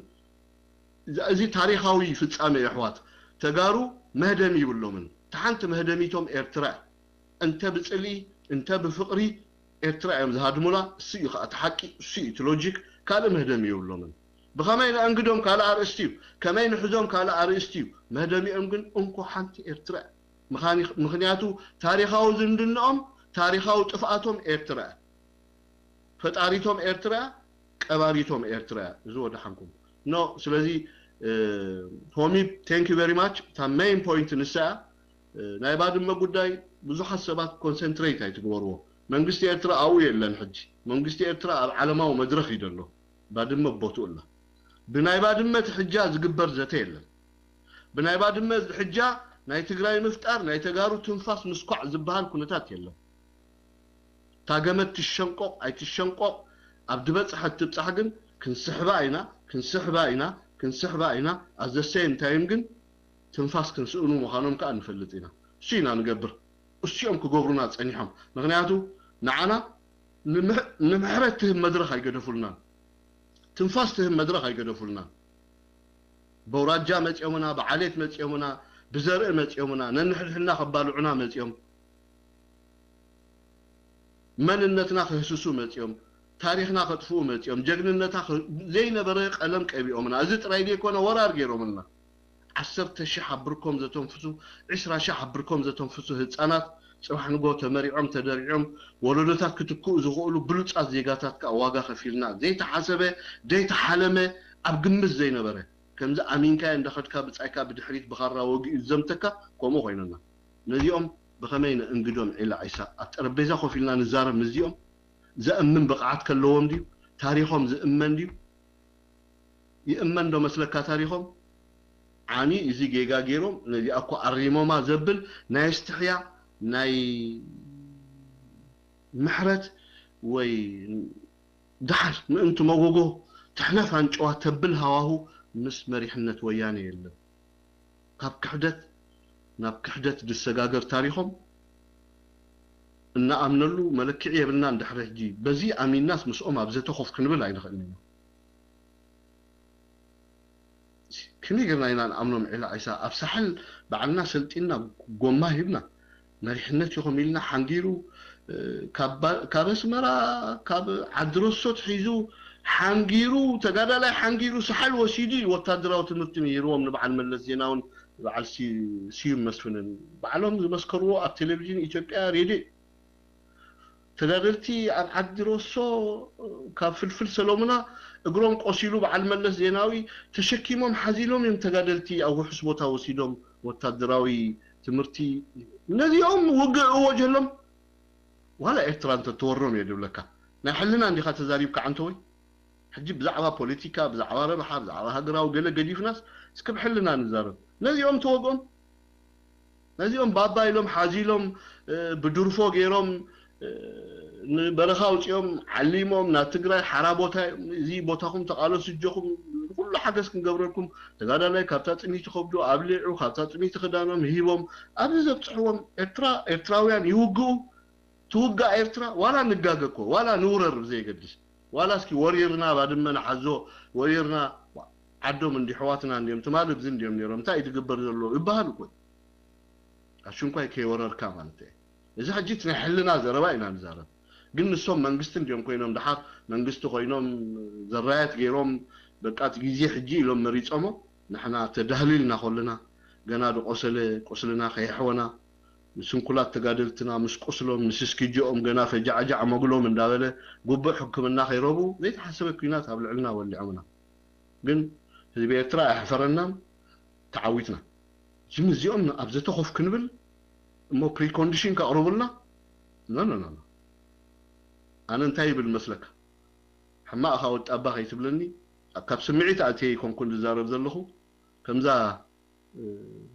ومي بحوي زبلكا بتا مفتحيت ناي مجرشا مفتحيت حمد دبنا ويانيا قال ولا حنت يلن ازي يجي بزخون كم منغستي كم هاجر كم حزب خونكا بزح تتنتنيخا كم زي تتخوم بزي مخدناكو ازي غيرنا زخ نبلوم نخلكو እዚኦም ባዕሎም ሲኢሎም ዓሰብ ናብ ትግራይ የእትዮም ሓማሴን ኣኮሎግዛይ ሰራይ ናብ ትግራይ የእትዮም ኣጋዝያን ድበሃል ሃዋሁ ፈጢርካ ቀውሲ እዚ ኩል ወያነሲ ሓላፍነት ዝስምዖ ነገር ኮ ይገበሩ ሓላፍነት ምሻለካ ምእንቲ ህዝብታት ኢልካ ትገድፎ ነገር ኣለካ ምእንቲ ህፃናት ምእንቲ ደቂ ኣንስትዮ ምእንቲ ቆልዑ ኢልካ ትገድፎ ነገር ኣሎ እሽሽ ትብሎ ማለት እዩ እሽሽ ትብሎ ነገር ኣሎ ምእንቲ ቶም ኣብኡ ሰላም ዝነብሩ መሳኪን ህዝቢ ኢልካ ትገድፎ ነገር ኣሎ ወያነ ንኤርትራ ሓንቲ ገደፉላን ፀንቂቆም እቲ ካብ ዓለም ዘለ ራዳራትን ሚሳይላትን ነፈርትን ኣምፅኦም ነዚ ምስኪን ገና ዘይተበገሰ ህዝቢ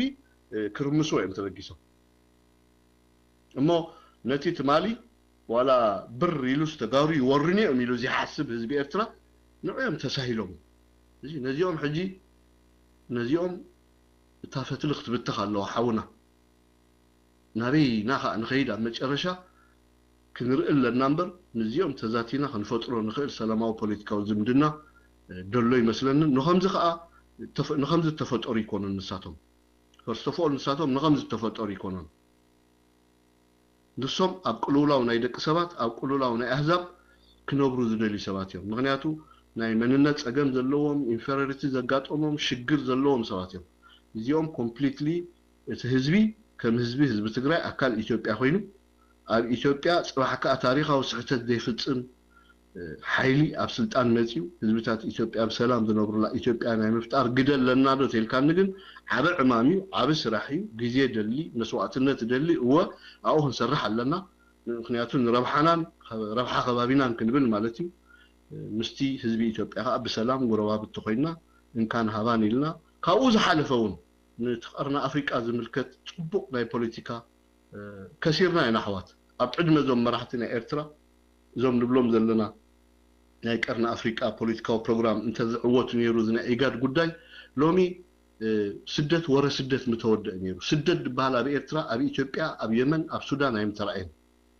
إيرتراوي كاب ناب يوغندا إيرتراو كاب ناب كينيا إيرتراو كاب ناب إثيوبيا إيرتراو كاب ناب السودان إيرتراو كاب ناب تنزانيا وان كاب ناب إيرترا دلا يمكن كأساقصو تمزع عينة علامة إني هو من قستي إيرترا نزقن كوليفوم وبعال ملس زيناوي جن تزحزنا كان تاين عي بعال ملس زيناوي ودكتنا ويانه وردتنا يتعلامهم فشلتنا يتي حاسبوا مدو مصر حبوا أجندة خير أيوه بمحلافهم عدلنياتاتهم نعي زي خسارة دولو أنا تقندي استراتيجيست تقندي بزوم عدلاتنا هزبز تتقال عسب أقدموا سلاماوي موت بمماتو سلاماوي موت كمان مرجع له موت يقولوا جن موت سلاماوي موت على كسانة زيهم موت على ملص جن سلاماوي موت يموتوا كي تساقي يموتوا إذا حجي وترت عقات إنوزلو ملص كريون يروى ملص أب مريحنة ومبركو فيلو زيني تجراي عقات إنوازلو تجارو من البات بعقل صبق لنا كنقبري نابلخهم خونو يسمعوهم زي ناي تسفاق أبيس أزرواي جن ملص زيناوي زوترت زخريون يروى ملص زيناوي زي بإيرتراويان سعيرهم كبابيهم عبروحهم مسكن زقيروا زخسارة زخريون يروى ملص لومي إيرترا أب علم أب كبابينا انتاي ترى تتساوت الله خريون يروى ملص ودكتنا ويانه كريون يروى كمتم مرحت ويانه كمتي أب سوماليا رئيسهم تجففه تجسس بعربيا رئيسه بعربيا إثيوبيا كجسس كرأني روى بأكل جن عدلنا يملس نحن قلنا يتعدلنا نسخر أو أي كألن مالتي كسب كندزي تحرنا مالتي توشتي دزارو أنا مغنياتو نايز كله عدل تأفئ ورق أو جزين عدل من سياتن سدتن قبلن كرفح حيوتن نايز كله زبرق زبالة نابراب كبابينات تفتر جريتشت ملس يتحتتي مرحت وياني أم تحتتي هزب تقراي ونا يكونان تحتتي ثم مرحتي أم تم شفرين بزيحهم ونجل جيروم عيسى بزيحهم جيروم بزيحهم مسجزرت هاجرات تماشاريهم كحيدومنا أم زيك العالم مرنا حنا تجارو بلاسو خسرحو بيت مرت خسرحو فابريكا خسرحو كوي بنعو تقالو سيلنا تقالو سيلنا بربع المنقصة هاي لمريم شو عت جرات اللوم كذا شو عت جرات دركبا سرناي أب عدهم دلوا بيت مرتخمان تأماني يخجزوا لنا يكلون يلوم تبدعهم لهم يوم حقهم يوم نحن قلنا يتبدعنا نواردهم على منعو تقالوا سينا لنا قال سي مهرنا الله ميدنا امبر كنده غزي دي فشلهم حانسا يجي لهم تبقيسهم حانسا قدامي وياني لهم تبقيسهم زي تبقسوا ነገር የለን حقهم تتسيرهم يمنا نور شفاتو እንዳ ተባህሉ ተጎቲቶም ተሓኒቆም ተረሽኖም ተቀቲሎም ተቃለስቶም ግን ሰውራ ኤርትራ ብርክብ ጽሒው ዝብ ጽሒዎም እዚ ንሕና ሲ ነበረን ዋጋና ግን ንሕና ካሕሳይ እንደልና ውሑድ ግን ሰላም እንደሊ ካሕሳይ እንደልና ክብለካ ከለሆ ግን ሰላም እንደሊ ሰላም ካ ዋጋ ከፊልና ለና 18 ዓመት እሳተን በአና ክስሐቃ ቦቲትናየን ልምዓት አይገበራን ንሕና በይበጽሕና ክብሉና ከለዉ تردي كله 18 عامت ندحريت يوم قلت تومنا بيت مرت خين يسرح حكمنا خين يسرح سرقا خين يسرح دودق انزعنون قد طبعا خين باقاقس زي تعدنا النقر يميرون نذي يوم ابزة تخميل كانت مدزع الى اساس زيتا زبها المدرقة حليفي الى عسى حليفي يتمدرخ دحر وادم دحر 10 شح دحر 8 شح دحر كله خرفع حيوت متى زيته ودحاتني تبتخ هاي تبتخ تافتلخ تبتخ الله ودد يا قولا حادي اخت ولد الله يجي ابنتي انا ثانك يو والطابع معنا كنسرح خنكل لنا دبع بوتاتات بتيام حجي او هردو دلنا تعابي جيك امبار انا حجي وياني بلوني تعابي جيك ابتو وانتي نمولو حزبي ኢትዮጵያ جيغايني እቲ አተሐሳስባ ديتق أنا يتحساس بس لازم أبرم لك تناي درجي أفرار ساسني تملسوا ما يراعيوا درجي تلاقي نا إثيوبيا كان درجي بيتا درجي تلاقي نا إثيوبيا درجي فتاو إثيوبيا إيرتران خيط في الليل بسعر نيرو قنت سعره أو خروع ميكام درج مستفقها نيشتي درج تفتيروس እንደገና ኤርትራ ጎቢጡ 10 كحزب الحلم نيرو تفتنا تفتينو بتو ويانا ناتو علم حزب مصيو እሶም ማ ትሕልሞም ድማ ናይ 10 ኩነታት ስለ ዝነበረ ናይ ባሕሪ ኩነታት ስለ ዝነበረ ነቲ ኩናት ተጀመረ ዕምባባ እንዳነፀጉ ተቀቢሎም እዮም ሃየ ተባሂሉ ሕጂ ኮነን ቀይሕ ባሕሪ ናትና ከምደይ ምዃኑ ናይ ኤርትራ ምዃኑ ተረዲኦም ኣይኮነን እቲ ግዜ ምሂርዎም ኣቦቱ በፂሖም እቲ ስነ ሓሳብ ናይ መንግስቲ ኤርትራ ተረዲኦሞ ናበይ ገጹ ከም ደብል ስለተረድዎ ንኢትዮጵያ ጥራይ ደይኮነ ሃሳያ ነቲ ከባቢ ሙሉእ ከም ሃሳያ ተማሂሮም እንደ ተማሃሪ ይኮኑ ሓሲቦም ግን እቲ ተንኩልና ሕጂ ተሪፉ ኣብ ተቕንዕና መድረኻት በፂሖም ክብል ኸላለ ኣብ ርእስቲ ኣድማነ ፍሮጋብ ዝናይ ሰነተርስ ተኣኪቦም ብዛዕባ ናይ ኢትዮጵያ ተዛሪቦም እዚ ክንኣምነሉ ይብልና أمريكا سقاب ذا أوان زيان ويانا محكام تراي الصحاب قالوا ولا حنت بنا نيرتران دحردها أمنو لا خوينهم نيتوبيان دحرك عريوا خوينهم تبي إيرتران له حزمر له محنقتي كالعلو له أو بزيارة أمامينهم إيرترا نيتوبيا فتح مخانا أمينهم رعيمهم كسور يقولوا له شجري إيتوبيا وين أمريكا وين يكون فتحوا له إيرترا وين نفتحوا لنا منقسي إيرترا يفتحوا له أمريكا بزوانز قال حجي محكامنا ويانا ترايس الحمد لله كرموا وديم جزء مهرو جن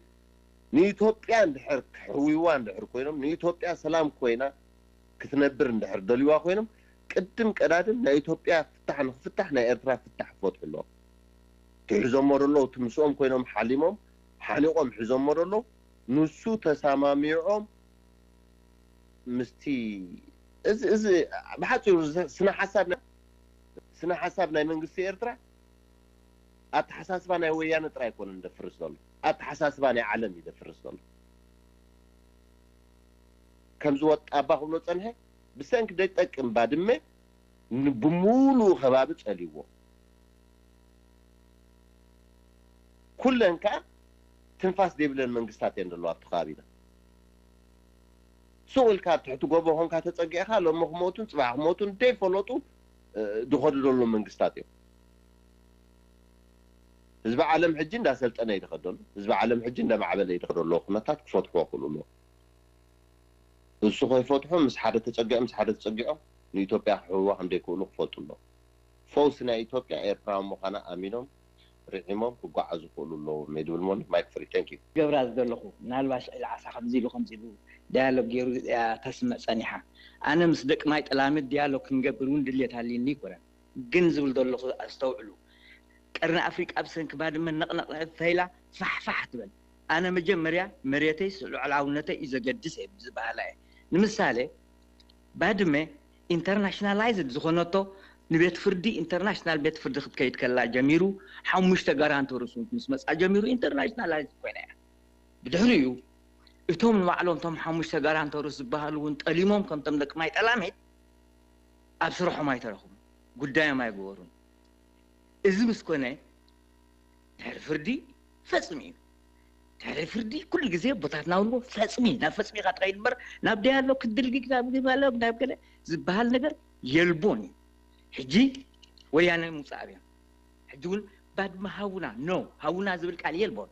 ውፃእ ካብ ባድመ ውፁ ሕጂ ኢንፋክት ብናይ ኤርትራ ከም ፕሪኮንዲሽን ገይረ ዝወስዳ ኣነ ከማንስኒ 5 ፖይንት ድዩ ዋላ ክንመላለስ ኢና ክብሉ ከለዉ ኖ حقوق سويته يحيزو زوارا زي اللي كوا ايفوتو زعينتو كاباد موصا او شاطر مدر بيته كوكا مساك تدالغ ايتفلخ وصا خبرته يميلو از وصا تدالغ وصا نبعلو بريكونديشن زخانا يسوقتي نايسري او وشتي مريتكا خوينو خدالغ ديالوج كغبر سمع كغبر زخلصب يلبون قلسي ها زربا حجي بعدما مجمرنا انا هذا قد سنه قمز عقره لو الاونتنا ارتراي لو ألاونتنا مسرقاقتنا ولا خنقو حطوكم من ندل ديون كبلنا باص عليكم كو حسب ديكم كتبنا ديون كبلنا كسمع زخل دحري ناتكا سوفرينتي مرقاقاش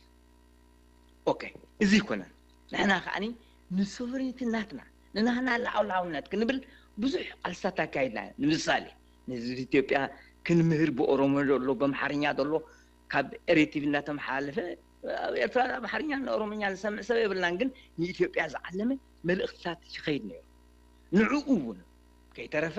እሶም ደቂ ማይ ጠላሚት ምስቶም ኣኸደምቶም ምስኦም ኮይኖም ከዓኒ እዚ እውን ኣብ ሳንክሽን ከኣትሎ ኢሎም ተኣሽሙ ገይሮም ረይዎ እቲ ተኣሽሙታት እቲ ደሎ ታሪክ ኣነ ሕጂ ዝብል ከም ኣነ መጀመርያ ቅድሚ ዝኣገረ ቅድም ቀዳድም ሉዓላውነት ኤርትራ ክትረጋገፅ ኣሎ ኣብ ከይረጋገፅካ ናይቲ ከባቢና ዘሎ ፋሕፋሕ ዝብል ዘሎ ኣይናናኒ መጀመርያ ናትካ እዩ እቲ መጀመርያ ከዓ መጀመርያ ክኸውን ኣሎ እንተዘይኮይኑ ኣብኡ ንዕኡ በንኪልና ኢናኻ ከነዕርዮ ክንዕር እውን እንተኮይና ኣይከኣልኒ እውን እኮ ቦታኻ ከይሓዝካ ኣብ ባድመ ትረግፅ ርግልካ ርግፅ ቤልካ ሽዑ ንኻልእ ክትጥምት ክትክእል ኣለካ እዚ ንሕደይ ጌርካ ካልእ ተኣሽሙ የለን ተዘይኮይኑ ኣነ ባድመ ከም መጣልዒት ክንጥቀመላ ወይ ከም መሰማምዕ ክንጥቀመላ ይብልኩም ባድመ ናና ውፁ ካብ ቦታና እዩ ደሎ ተቐዳይ ነገር ሃቡና እውን የለን ውፃእ መጀመርያ ሰማዕ ትደሊ ውፃእ ዳተሰማሚዕኻ ንወፂኻ ካብ ዓብደይ ካብ ቦታይ እንተ ወፂኻ ዝረበኻ ክሰምዖ ክእል እንድሕር ካብ ቦታይ ዘይወፂኻ ግን ኣይትስማዕን ኢኻ ተባሂሉ መቸም ክንደይ ቃልሳ ዝስኢሉ ዝመፅእ ዘሎ ኮነ ለውጥታት ናይ ወያነ እኮ ስኢሉ ኮነ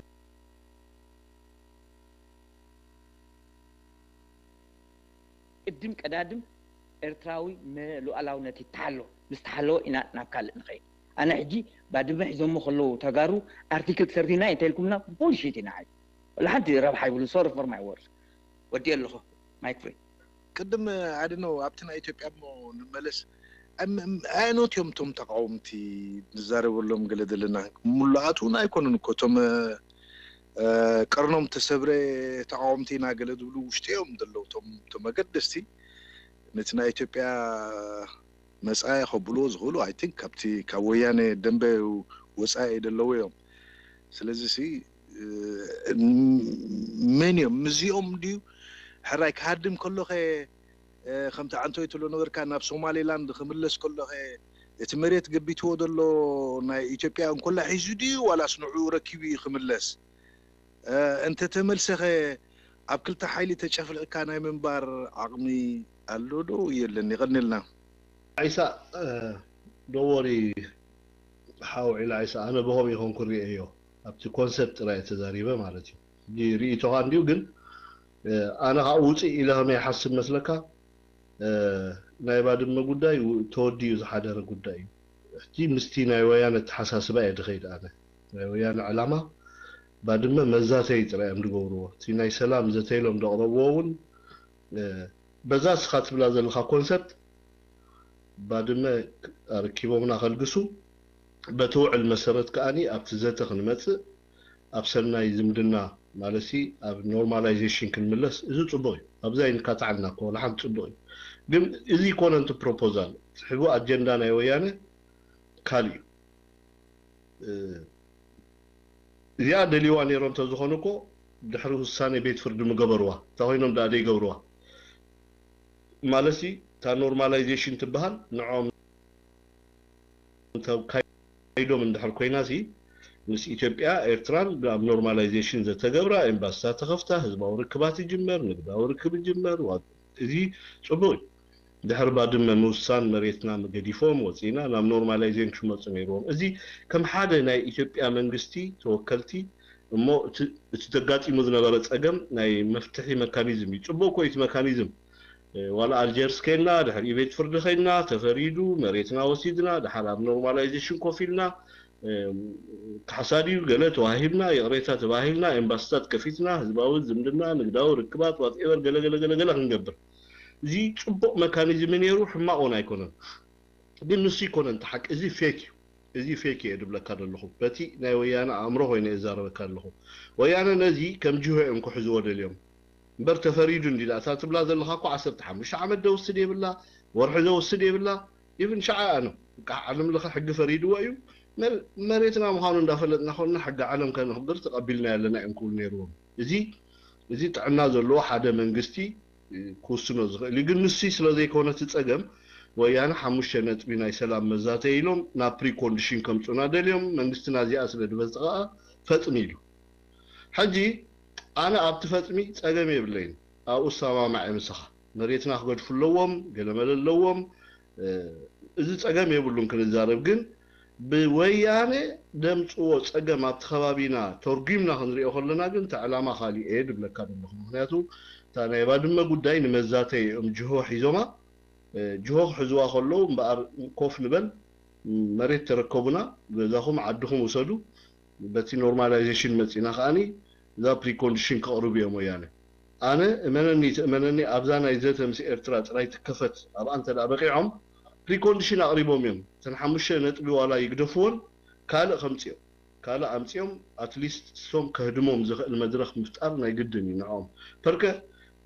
ኣፈጣጥሮኦም ንሱ እዩ ናይ መጨረሻ ታርጌቶም ከዓ ንሱ እዩ እቲ ናይ መጨረሻ ዕላምኦም ኩሉ ግዜ ክገድፍዎ ምዃኖም ኢልካ ገድፍዎ እዮም ኢልካ ከይትሓስብ ማለት እዩ እዚኣ እንድሕሪ ብርዱእ ተቐቢልካኒ ኣብታ ኣነ ናይ ባድመ መሃብን ደይ መሃብን ጉዳይ እውን ሰማማዕ ኢና ንስካ ትብሎ ዘለካ ቁኑዕ ጌጋ ይበልክዎም ግን ከም ወያነ እሱ ይኮነን ሓሳቦም ንኣብነት እዚ ኣጋጢሙና ዘሎ ፀገም ምስ መንግስቲ ወያነ ምስ ካልኦት ሃገራት ነይሩ ተትኸውን ምስ ሱዳን ከምዚ ዓይነት መትከል ኣይመሓስኩም ወይ ምስ የመን ነይሩ ተትኸውን ከምዚ ዓይነት መትከል ኣይመሓስኩም ኦር ምስ ስዑድያ ነይሩ ምስ ካልእ ነይሩ ተትኸውን ከምዚ ዓይነት መትከል ኣይመሓስኩም ምክንያቱ እቲ መሬት ተቐበሎ ኣብ ዘተ ተኣቱ ንቡር ዝምድና ትምለስ ምስ ወያነ ግን ፍሉይ ዘግብሮ ወያነ እቲ ባህርያቱ ሕቡእ ኣጀንዳ ስለ ዘለዎ መብዛሕትኡ እቲ መፈንጠራታት ብምሉእ ዝገብሮ ወያነ ነቲ ሓቢእዎ ዘሎ ዕላማ ናይ ምምስራት ትግራይ ንዕሽቱኡ ንምውቃዕ ኢሉ ዝሓዞ ይምበር ናይ ባድመ ከም ምክንያት ኣይኮነን ወሲድዎ ማለት እዩ እዚኣ እንድሕር ተረዲኻኒ ኣብኣ ክንረዳዳእ ንኽእል ኢና እምበር ኣብቲ ኮንሰፕት ፅቡቅ ኣለካ ኣብቲ ሕጋዊ ዘራርባ ላዋላዊነትና ንሓሉ ድሕሪኡ ናብ ዘተ ንምፃእ ሱዳ ኣብቲ ቤት ፍርዲ ተወሲኑ ቶም ኣብ ሓስቲ እውን ኮ ዘለውዎ ጉዳይ እዚ እሱ እዩ ብባህርያት ናይ ወያነ ተወሲድካዮ ግን ንዕኡ ድዕድም ኣይኮነን ወያነ ነቲ ጅሆ ሒዝዎ ዘሎ ነጥቢ ነዚአን ሕጂ ድበልካየን ነገር ንክገብር ኣይኮነን ዝዳሎ ወያነ ፕሪኮንዲሽን ኣቕሪቡ እሞ ባድመ ክንገድፈልኩም ፅባሕ ንግሆ ንሕና ህዝቢ ትግራይ ከም ህዝቢ መንግስቲ ትግራይ ከም መንግስቲ ኣብቲ ዘጋጥም ዘሎ ናይ ፖለቲካ ቅልውላው ኣብ ኢትዮጵያ በአርቲክል 39 ይኹን ብዝተፈላለየ መንገዲ بفدريشن دي بكونفدريشن كاب إثيوبيا خنتصل انتي تقبرنا كم قبرنا يقدن يوم مغنياتو هلاو أم كرجاء بتقولوا ذقول ما قدن نص كون السوت رئيس اللي ذقولنا نعم مالته انتي تقبروا قبلنا سنا يقدن يوم مالته حجين إحنا عواتنا دينا هنحبس زلنا يجنور دينا هنقبر زلنا زي برا يا درجة خن إيرتران كن الزارب نخلنا أنا قلت أدبل نزي فترة كان أنقدو يبلنا نيزبل ولون بعد ما كان بري كونديشن كتمت يبلنا كم مزاتي كتمت يبلنا تودي إذا حدا رسل زخون حجي نايجزيه قداي تلو على ونت كان نايم ركاب قداي له حجي حدا تزنا أسنة غير دوسدو maybe أتقدمه معرف بعد ما زعبه يشون يروح خونخن أبز حجز له هواهو أبز حجز له بوليتيكا خونتاتنا إثيوبيا أبز حجز له خونتاتنا ويانا مقصالن زي مقصالن وترجن باي بعد ما تزنا أس minor case غير دوسدو زعبه يشو كما يجروا ويانا فيل تقبرت رأي حسب زلهم مالته سو زي أبزي عند حتى ردي خاني تتحسس وانا ويانا كأوتو بجيسي بخمود باللهم بر أبت كونسبت نسيو تعنا زلوا مالت حقاوي وكيل منجستي إثيوبيان كوينوس مس إثيوبيا نايجوب قداي نيروت هيدا تخون تتسجم مس إيرترا زين أفتات حنا يتسجم زبل كان دين قبلك دين نايجوب تسجم يكونن مس ويانا زلنا even مس إثيوبيا كوي كونن تسجمنا نحنا مس ويانا يتسجمنا تردي خلها نالبات بلمدي إثيوبيا نبل نبر مس منجستي إثيوبيا نبل وي مس حزب إثيوبيا نبل نبر تسجمنا particularly مس ويانا إيو حجي ويانا خا نزي أبغمي انقدا خا ترد أكا مالتي أبت كونسبت متينا جن حدا تعنا زلو منجستي مون حزب إثيوبيا زوكل أتليست حدنتنا إثيوبيا أمن وات ايفر ديكتاتور يكون ጨቋኑ ይሁን ካላርስቲ ግን ሓድነትና ኢትዮጵያ ዝኣምን ጽባሕ ንሱ ካብ ስልጣን ተልገሰስ ካልእ ንኢትዮጵያ ክውክላ ዝኽእል መንግስቲ መተንፈስ ገዲፉ ዝኸይ ስርዓት ነይሩ ተትኸውን በዛ ዝበልካ ኮንሰፕት ተሰማማዕ ወያነ ግን ኮም ኢኮኖሚ ወያነ ንትግራይ ወኪሉ ዝመፀ መንግስቲ ትግራይ ክፈጥር ዝመፀ መንግስቲ ትግራይ ድፈጥራ ድማ ብዋጋ ኤርትራውያን እዩ ስለዚ ዋጋ ክንከፍለሉ ይብልናን ትናይ ወያነ ናይ ንሕና واقع نخفلو تي أفلطون هبو ولا جلن هبو سو كم بري كونديشن نعمته كولابس خنقبرت رئيس لنا نايجزيه قدا يتناي بعد ما أوان نت من لاسنا إلى إدانا لازم بزح يكونن تردي كاني أتين تردي خان تكون صبو أبت كونسبت خاصة ما معي جن تانات كحجي بخمي أتسرح مسيلوكا نعملنا اسكي بعين السودان رأيه ويانا نايدوب قداي من السودان قات إيمنا نبل تقاراتنا بيت فرد غيدنا تمايتنا تزاراريبنا تفريدو دحريو قال نتحنا خاصات موتو قل أما جرشا بري كونديشن تمتعو نقر يلا مخنياتو السودان دتقلبتو نايدوب قدايو إيرتراون دتقلبتو نايدوب قدايو سلازي تزاقات أما قريتشت أبزاتا ماتيخا بيت فرد مسارت مريت كاتكالن ملكت تقبرلو زي السوداني زي إيرترا يتبل دحريه خلت يوم منجستات ناب زمدنا تمزم ما تابتنو الزنبر وزبون زمدنا كم تقول زي كم لمدن بلو دبلوماسياوي زباو ركبات قال يجمر نقداو انقصاصات يجمر زي ابتعنا زلو منجستات تقبر نقر مالتي ويانا كن كوم يكونان ويانا نتقراي وكيلو زمص منجستي نتقراي كفطر زمص سرعتي حجي تتصقم امونغو تغارون ኤርትራውያን ንምበር امونغو ኢትዮጵያን ኤርትራን አይኮነን ትጸገም او انا اي او يدريو انا معناته سوس لزخون خي حلالي خو امبر بኢትዮጵያውያን عيني بجنرالي بناي حدا ستراكشر زلو ناي منግስት ኢትዮጵያ ነይሩ ተትኸውን ግን ዛዝ በልካ ኮንሰፕት ይقبل ثانك يو ناي باشاي ግን عنلودي ناي دغت يلكان አለዎ حجي مزوم وشت إثيوبيا زلوا تقاوم تحيلتات كان بعد مدرخ يديبا لجلة زعمسلو كذاته خم زلوا تمنجستي مستوم عبد عتيقهم زلوا غاني انتي كالاي معرفي خم تقلهم ثم حضر السبع عالم زي بدفيت ناي حبرة أوروبا ناي قلن دمزي زي أبي إثيوبيا زكبر زلوا زت حجي كما يخيل بحبار كنرينا تاي يخفتر بحبار كنرينا قل ناي دقة دفيت اللودو أوف كورس اللودو مهناتو ويانا مستقات يموزلو وطري مدحنا إثيوبيا سرعتون قالخ قبر حدا فتح كمص بزح تصعنتاتن دبلوماسياوي صعرتاتن يقبروا نيروم ስለዚህ ምስ ከምኡ ይኸይድ ኣሎ ሶ ናይ ደገ ኢድ ኣለዎ ዋላቶም ምዕራባውያን እንታይ ረብሓለዎም ብዘይገድስ ግን ኣትሊስት ናይ ደገስ ድፊት ኣለዎ ክዛተዩ ከም ዘለዎ ግን ኣብ ምንታይ ኣጀንዳ እዮም ክዛተዩ እንታይ እዮም ክማየጡ እንታይ እዮም ክኸስሩን ግን ካብ ፅባሕ ሶኒ ጀሚርና ዘሎ ሰንበት ኔክስት ሰንበት ማለት እዩ ገለ ለውጢ ንርኢ ንኸውን ሓድሽ ዜና ንሰምዕ ንኸውን ማለት እዩ ያ ቴንክ ዘሎ ወጣ ኣለኹ ባድመ ስኒ ዓና ተፈሪዳትና ስለዚ ስኒ ክሳብ ሕጂ ኸ ኣብ ኢድ ወያን ኣላ ሕጂስ ንሕና እንታይ ንፅበለና ይኽብደል ይሱ ስለምንታይ ኣብ ኢዶም ኣላ አንተ ወይ ድሕተቶ ነበረ ስኒ መዲስካ እንዲኻ ቀዲምካ ተዛሪብካሉ እንዲኻ ግን ንሳ ከደግመሉ ሲምፕሊ ኣነ ሕቶ እኳ ኣይኮነትን እዚኣ ግን ሕጂ ብኸመይ ኢና ክንሪኦ ዝግባአና ባድመ ንኤርትራ ተወሲኑ ኣብ ትንተና ዘእቱ ነገር የብልናን ግን ስለምንታይ መንግስቲ ኤርትራ ብትዕግስቲ ዝፅበ አንቶይ ተዛሪበ ነይረ መስለኒ ኣብ ኢትዮጵያ ሓደ ዘይርጉእ መንግስቲ ኣሎ እዚ ዘይርጉእ መንግስቲ እዚ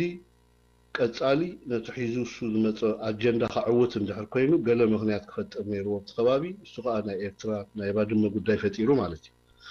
እዚ ናይ ባድመ ጉዳይ ምክንያት ኣይነበሮን ወያነ ኩናት ክኣቱ ብዝኾነ ይኹን መለክዒ ብሎጂክ እንተሪእናዮ ናይ ባድመ ፀገም ኣይኮነን ግን ናይ ባድመ ፀገም ዝፈጠረሉ ምክንያት ወያነ ነቲ ፅባሕ ክገብሮ እየ ዝበሎ ኣጀንዳ መበገሲ ባይታ ክፈጥር እንድሕር ኮይኑ ነቲ ብመትከል ናይ ትግራይ ምፍጣር ዘይቅበል መንግስቲ ኤርትራ ካብ ስልጣን ከኣሉ ነይርዎ ስለዚ ንኤርትራ ንመንግስቲ ኤርትራ ካብ ስልጣን ከኣልዮ እንተኮይኑ ሓደ መካኒዝም ክፈጥር ኣለዎ ሓደ ፀገም ክፈጥር ኣለዎ እቲ ፀገም ከዓ ኤርትራ ወሪራትና ናይ ዶብ ፀገም ኣለና ኢልካ ናብ ኩናት ተኣቱ ብሰንኪ ናይዚ ብሽፋን ናይዚ ናይ ዶብ ፀገም ወይ ናይ ባድመ ምክንያት ጌርካ ከዓ ሰራዊትካ በወራር መልክዕ ናብ ኤርትራ ተኣቱ ስርዓት ትቕይር ማለት እዩ እዚ ተቀዳማይ ምዕራፍ ወያነ ዝገበሮ እዩ ኣይተዓወተሉን ስለምንታይ ኣይተዓወተሉን ኣብኡ ዝረኣናዮ ነገር ማለት እዩ ከይዱ እቲ ኩናት ምዕዋቱ ንሰይረጋግፅ ወያነ ናብ ቤት ፍርዲ ከይዱ ኣብ ቤት ፍርዲ ከዓ እቲ መሬት ንኤርትራ ተዋሂቡ ጽቡቕ ኢሉ ወያነ ሕጂ መሬት ንኤርትራ ተዋሂቡ ግን ክንዛተየሉ ዝግባአና መቃብር ዶ ግራት ዶ መንበሪ ገዛ ዶ ቤተክርስትያን ዶ ንክልተ ድመቅል ስለዝኾነ ካልእ እውን መታለልን ህዝቢ ኤርትራ ክሌም ዘይገበረቶ መሬት ካባና ተዋሂቡ ኣሎ ንሕና እውን ክሌም ዘይገበርናዮ መሬት ሉዓላዊ መሬት ኤርትራ ተዋሂቡና ኣሎ ስለዚ እዚ እንዳተመቃቀልና እዚ ሓይሽ እዚ ንዓኹም ሓይሽ እዚ ሰላም ከምብረና ዝኽእል ኢልና ክንዛተየሉ ንኽእል ኢሉ ሰላም ዶ ናይ 5 ነጥቢ ፕሮፖዛል ኢሉ ንሲ እዚ ንሕና ኣብኡ ኣቲና ክንፃወት ኣይደለናን ምክንያቱ ናይ ዕምሪ መናውሒ ፕሮግራም ምዃኑ ናይ ወያነ ኣቐዲምና ስለዝፈለጥና ሕጂ እንታይ ኢና ክንገብር ነይሩና ኣብቲ እዋንቲ ሰራዊትና ክቲትና ዳግማይ መጥቃዕትን ወያነ ክንመልሰሉ ንኽእል ጉዳይ የለን ምክንያቱ ናይ ባድመ ጉዳይ ብቤት ፍርዲ ተዓፂዩ ተወዲኡ ፋይናል ኤንድ ባይንዲንግ እዩ ተወሲኑ ዋላ እኳ መሬት ባይታ ወሪዶም እዚ ኤርትራ እዚ መሬትኩም እዚ ኢትዮጵያ ኢሎም ሽኻላ ይግበሩሉ እምበር ብወረቐት ንክልቴና ተዋሂቡና እዩ ስለዚ ግዛኣትና ክሳብ ክንደይ ምዃኑ ንፈልጥ መሬትና ባድመ ምዃኑ ንፈልጥ ሰሙን መሬቶም ካበይ ናበይ ምዃኑ ፈሊጦም ዝሓደርሉ ጉዳይ ምክንያት ውግእ ዘግብር የብልናን ሕጂ ሓደ ዓለም ለኻዊ ፀቕጢ ክንገብር ንደሊ እንታይ እቲ ዓለም ለኻዊ ፀቕጢ ባድመ ዘውሓሱ ኣካላት ነይሮም እቶም ኣካላት ከምቲ ዝኣተኹ መውዕል መሰረት መሬትና ኣረክቡና ክንብሎም ንዕኦም ወግሕን ፀብሐን ምትኽታክ ክንገብር ነይሩና እዚ ከዓ ካብ ምግባር መንግስቲ ኤርትራ ዓዲ ዝወዓለ ይመስለኒ ግን ካልእ ኣርእስቲ ነይርዎ ስርዓት ወያነ ምስቲ ታሪኻውያን ፀላእታት ናይ ኤርትራ ኮይኖም ንመንግስቲ ኤርትራ ካብ ስልጣን ንምዕላው ኣብ ኤርትራ ዘሎ ፖለቲካዊ ተሓሳስባ ንምቕያር ብዙሕ ነገር እዩ ተፃዒሩ ስለዚ እግረ መገዲ ናይዚ መንግስቲ ኤርትራ ዘቕርቦ ዝነበረ ባድመ ንክርከብ ዘቕርቦ ዝነበረ ጠለባት ብምሉእ እንዳተጎሰዩ እኳ ደኣ ነቲ ዓንቃፂ ውሳኔ ዝወሰደ መንግስቲ ኢትዮጵያ እንዳሓብሓቡ ንኤርትራ ኣብ ዘየድሊ ዓለም ለኻዊ ፀቕጢ ናይ ማዕቀብ ናይ ሳንክሽን ብዝተፈላለየ ክስታት ያው ብዙሕ ከኣቱ ይደልኒ ግን ተናኺቡ ንመዘኻኸሪ ጥራይ ዝዛረቦ ማለት እዩ ሕጂ ሓደ ነገር ክንወስድ ነይሩና ንሕና እቲ ንወስዶ ነገር እንታይ እዩ ወያነ ብናይ ባድመ ጉዳይ ሰበብ ገይሩ መንግስቲ ኤርትራ ካብ ስርዓት ቀይሩ ወይ ካብ ሓላፍነት ቀይሩ ኣብ ኤርትራ ዘይንቡር ኩነታት ፈጢሩ ትግራይ ናይ ምፍጣር ሕልሚ እንተደኣ ኣለዎ ኮይኑ በንፃር እዚ ከዓ ንሕና ብትዕግስትን ወያነ እንግደሉ ንኽእል ምክንያቱ ትሱ ዝኣግዶ ዘሎ ኩናት ዝደልዮ ዘሎ ኩናት نوح جزيد خيد كوينات نهزبي إثيوبيا دساتف كوينات نتخبابينا بصقم زودق كوينات مئتاو نعنا أيوات أناني نعنا زوات أنا نتزل لنا دوباتنا حلينا تلو علاوي جزءاتنا ببيت فردت وهبنا نجزيه قديفنا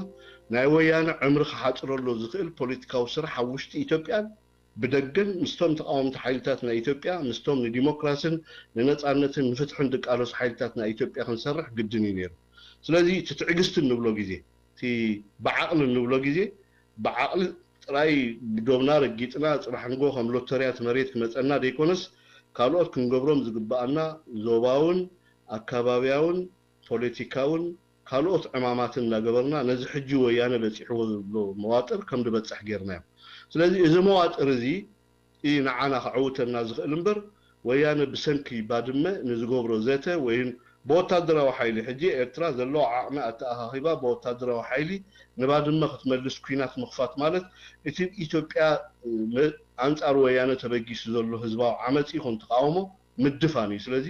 እዘት ገብራ ይግባአኒ ኤርትራ ነቲ ኢትዮጵያ ዘሎ ተቃውሞታት ነቲ ኢትዮጵያ ዘሎ ናይ ነጻነት ምንቅስቃስ እንዳደገፈት ዕምሮ ወያነ ዝሓጽረሉ መገዲ ክሰርሕ ኣለዋ ንሱ ይተቀንደይ መገዲ ሕጂ ታይ ማለት ሜካኒዝም ናይ ፈጻጽማ ሜካኒዝም እምበር ሉዓላዊነትና ናይ ምምላስ ዓቕሚ ሲኢና ገለ ይኮንና ግን ሓደ ትኩናት ብኩናት ድፍታሕ ኣይኮነን ናይ ባድመ ፀገም ብቤት ፍርዲ ተጎዲ ናይ ዶብ ጉዳዩን ብቤት ፍርዲ ይዝውዳእ ብዘተ ይዝውዳእ ካልኣይ ፍሉይነት ናይ ወያነ ናይናን ኣብቲ ናይ ዶብ ግርጭት ጉዳይ ዘይኮነስ ካልእ ፖለቲካዊ ትሕዝቶ ስለ ዘለዎ ወያነ ነቲ ሓቢእዎ ዘሎ ኣጀንዳ እንዳቃላዕና ህዝቢ ኢትዮጵያ ብግቡእ ክነቕሓሉን ወያነ መን ምዃኑን ክፈልጥ ስለ ዘለዎ ኣብ መጨረሻ ወያነ ነዛ ኢትዮጵያ ትበሃል ዓዲ ናብ ኣርባዕተ ከፋፊሉ ራብዒቲ ትግራይ ትበሃል ሃገር ከም ስቴት ፈጢሩ ካሃድም ምዃኑ ንህዝቢ ኢትዮጵያ የእሚንና ኩሎም ተቃወምቲ ሓይልታትና ኢትዮጵያ ከዓ ዝተዓጥቀን ዘይተዓጥቀን ኣብዚ ሓበራዊ ተሓሳስባ ዝዓኺኹ አንጻር ወያነ ምልዓል ንክንገብር ክንሰርሕ ፀኒሕና ነዚ ከዓ ተዓዊትናሉ ወያነ ነዚ ሕጂ በፂሕዎ ዘሎ ናይ ወጥሪ ሰዓት ንክበፅሕ ከዓ ጌርና ስለዚ እዚ ካብቲ ውግእ ኣብ ልዕሊ ወያነ ከፊትና ንመሬትና ንመልስ ሰብ ንኸፍለሉ ወይ ዓቕምታትና ነፍስሰሉ ካብኡ ብዘይ ንእስ መሰረት ህዝቢ ኤርትራ መንግስቲ ኤርትራን ክሰርሕሉ ፀኒሖም ነዚ ከዓ ዕወትሉ ኣለዎም ማለት እዩ እዚ ሕጂ ሓደ ሜካኒዝም አንጻር ፀላኢኻ ትጥቀመሉ ሜላ ናይ ምልጋስ ካብ ስልጣን ወይ ናይ ምዕናው ንበሎ ወይ ኣብ ርእሲኡ ንክትዕወት ትገብሮ ስርሓት ማለት እዩ ስለዚ ባድመ ምምላስ ስለምንታይ ደይመለስና እቲ ምክንያት እዚ ዝበልኩ ኸ ምክንያቱ ኩናት መውላዕ ንወያነ ይደርባሕ ንዝኾነ ነገር ምክንያቱ ኣብ ወጥሪ ዘሎ ስርዓት ኣብ ውሽጢ ሃገር ፖለቲካዊ ናዕቢ ዝተፈጠረሉ ስርዓት ምስ ጎረቤት ሃገር ኩናት ወሊዕኻ እቲ ውሽጢ ሃገር ዘሎ ብኣዋጅ ዓፂኻ ስቴት ኦፍ ኤመርጀንሲ ኣዊጅካ ኩሉ አንጻር ቀዳማይ ፀላኢ ይቕናዕ ኢልካ ሰራዊት ኣኽቲትካ ብመንፀር ኤርትራ ክትዋጋእ ንወያነ ዝቐለለ ስራሕ እዚ እንድሕር ኮይኑ እምበኣር ወያነ ዕምሩ እናዋሓሎ ኣብ ኢትዮጵያ ዘሎ ፖለቲካዊ ኩነታት የዳኸም ኣሎ ኣብ ኤርትራ ዘሎ ፖለቲካዊ ኩነታት እውን እንዳዳኸመ ናብ ረብሑ ከምፆ ስለ ዝኽእል እዚ ንኸይከውን ግን ወያነ በቲ ዝኣምነሉ ቋንቋ እንዳኣንገድካ ናይ ዶብ ጉዳይ ንግዜ ሂብካ ብትዕግስቲ ካልእ ውሽጣዊ ፖለቲካዊ ስራሕ ኣብ ኢትዮጵያ ኣላዕልካ ኣበጊስካ አንጻር እቲ ስርዓት ዝለየሉ ሜካኒዝም ምፍጣር እዩ تقند سيستم منجستي إتراه زبي إتراه تقامل بتسامحه. سو بزحلفة عسرت حمش عمد ناي عقلي ناي تعجستي جزيلنا من ضربه كل جزيل ولا منجستنا دقلصو نظام ميكانيزم زياتهم نظام سيستم زياتهم تتقيمو سرعات ويانه بجوب من مخانو تسرعات نتاع علامة خمس اللوه أما ترشان تخبر كم ذللي أقال عها نتت مالي إتراه خمس ألاقيتو منجستي إتراه خم حدا سيتان غيرو دسولو زنبره حزب إثيوبيا التحساسبو مغيار سنة حساب مغيار امنتو مغيار أما ترشا أب إثيوبيا شعبيها ديكونه وي إرترا ديكونه تقندس علينا ويانا إيزبل بوليتيكا أمنت أوشت إثيوبيا نخ عسل مقبار بزخ أمنو مقبار إثيوبيا وين يتخبر سنيهم زخا تعويتنا لنا صح جنتا إلى ثرف انتين ناقل زاد بلا كذا له نسبي إثيوبيا التحابيركا زي داقم أنصار سرعة ويانا سجون تموسادي زي بواقع إثيوبيا نمبر بواقع إرترا كم ديكونه نقرك إرترا أبدنا بعد ما قد واقع تخفلوا له مخناتي بالله إثيوبياويان بزلوا مرت بزلوا مشكونات العائلهم أنصار تمنجستي كل عائل لهم زي سرح له زي سيستم يحجنا من تاعهم إلى الزارب كان له كل عالم سلازقبر مالته كالي بعدما حجي خنبقكم نام نورمال نملس بحال تعنتو إذا نتأزرب الله بعدما خونا نخل كلنا ببيت فرد تودع قداي وهبتن كالكلتنا يكونون إلا إنا نعمل حجي نايبادما قداي دي يكون دزارمنا بمثكل أبتيك أرنا أفريقيا سرعة ويانا عيدود متى بوليتيكا تحساسبا بملوك السعر كخيل الله إذن تدي تسعيرو جيزياو سلام منبر ناينوح جيزيا سلام كما تسعيك لني جيزياو سلام كأني جيزي نحط الجيزي نالوات نوارح نقلت 3 عامات مسويانا تقبر نايزة سلام كما تسخل خونا بتدوب قلنا نحوارو ويانا زحازو بروبوزال وي أجندا نايم جنسان كي قدفه يتي سلام زبهالا بتخبابا أي كفترن فلازي بخمز ملكتنا بخمز مغنيات يا إيرترا نزينا يبادو مقوداي بتعقستي تقبيلا ويانا أبتنا مجرشا وطرن خبتصح تسرح الوزلا بخوينات ديكونه بواقع إيرترا ديكونه أبتا هاجر زلو بوليتيكا خونتا تزبي إثيوبيا كتفو اللو أنصار سرعات كبقس اللو نسرعات كالقسوخ اللو حادنتون لو علاوينتون أخبيرو تزبي ناتو سرعات نمتكالاب زقبرو قالسينا ويانا مئلاي ونكسعب سلازغل إيرترا بزي ناتا أجام تبركت كبابي أخا بخمس تتأمتو مالتي هجي زباو ملكع حيزو نبلو نسي تي زباو ملكع زبلنا نسي نايبادو مقوداين يرتو تخونقن أبدو خلو مسحابونا يتوناني فانت عنتو يزبل كاو اللخو نايبادو مقوداين يرتو تخون ويانون أبزته أب مواطر يأتون مخنياتو إثيوبيا ومنجستيو نسي إيرترا ناي بادما قداي صحيحيبونا بيت فرد خيدنا بيت فرد خانا إيرترا إلوو ولا ونحجي بعدما سني إثيوبيا انت زو السنيرو بلك لهم أبتا وانتيا بعدما ني إثيوبيا انت زو السنيرو أنا قلت لحد منجستي إيرترا مريت أركبهم تفريدي أم نورماليزيشن مصو إلنا كم إيرتراويان كمان كنزارب نخل مش دو إثيوبياويان كوينهم مالتي لازم تفردي ني إثيوبيا تفريدو نيرو تزخون بعدمون تحق نساء بعدما خنركبهم علنا سراويتنا خنوص علنا أمونغو إثيوبيان إيرترانكا نباراو زمدنا خفتر الله كومينا نبل بزغا تفتينا لينا ني حانيش قداي انت داريخاو إيرتران يمن انت صحيبا قال چو يلن بوجد فتح يكون انت باهيلو بيت فرد خيدنا حانيش تزع بيت يمن توهيبا منغستي إيرتران تايلو منو مقامريتنا انت هنا ارندا تعاملنا حقي محبرسب عالم كنت احس لزي ندلق تحقي تقبلنا تفرد تقبلنا لنا يلو تقبلوا حديرو تبهال مريت اركبوهم امنو يمن إيرترانكا سلامو زمدنا قصيلو اجي بعد ما اني اثيوبيا انت تبهال وصينا نبلوم إيرترا وصو اركبو القسو سلامنا نغبر مس غروابتنا مس إثيوبيانا نغبر ناس منغستي إيرترا اني تفتينو لي قدم حجبنا يحنش أبز قداي زاوتي مثلاً بتفرد مسارات بعد ما أركيب غوص ترايد له وصيو كال أجندة تديبلو كال بوليتيكاو تسجم وأجندة تديبلو من قصة إيرترا بعد ما نيجي أركيب خلق قص ترايد له إثيوبيا أنكمو كال أجندة تديبلا بعد ما إيرترا أركيب خلق قص ترايد رواجن أجندة خالص لزخونة علامة خالص لزخونة جن نبعد ما كم جهة حزوه دليم بعد ما كم جهة ديكونا أمج أرشا بعد ما جن رمز كوينون ويانا خطفهم مخانوها نجيروهم يمنجستي إيرترا نايجيزيه قدايو إزي أما تشارش أوت إزوات رزي كيدو أما تأوى وقتهم كم دخلنا انتجارون نجيروهم كردوا ما يكالن عقمل لنا حيل لنا السبت حمشت عمد كسرحنا اللي سراويتنا إيرترا خلوا فرصينا نزبنا نحدو خلنا قاتلوينا من سيون نص كم بسدد كنجبرينا آخر سراويد يقولوا وحيل يقولوا سرعات كتر في مسمرة بقللون السرعات كانوا عنول من قدي يزي لهم سنة آمنوا أوكي كالكوليشن جيجادي نيري كونن نعوم زملكتي ونعوم قنع خلين تسمعوهم زي كالكوليت جيرون كسر حلوس أنيهم نيتراب على ملاقاها مدرخ على الشباب دون على القعدات حق زيادو بريت الراقي فايلهم نحاسوت مسقاقر عمتيهم أو رئيسي إترا سانكشين كم زقبر جيرون بزح نقريم جيرون نتو منقستن السرعة المعلاو دي تقبره دي تأدنا نقر يلن إذا كن كله نبرا خوينو حجي سرعات ويانا بعد ما خمزاتي خمس عددي نحنا بعد ما خمزاتي زي كونا نمسا كملو علاويت جزءاتنا القسو سراويتنا من محدارنا نتقللو خالص أقمت لكم مساناقن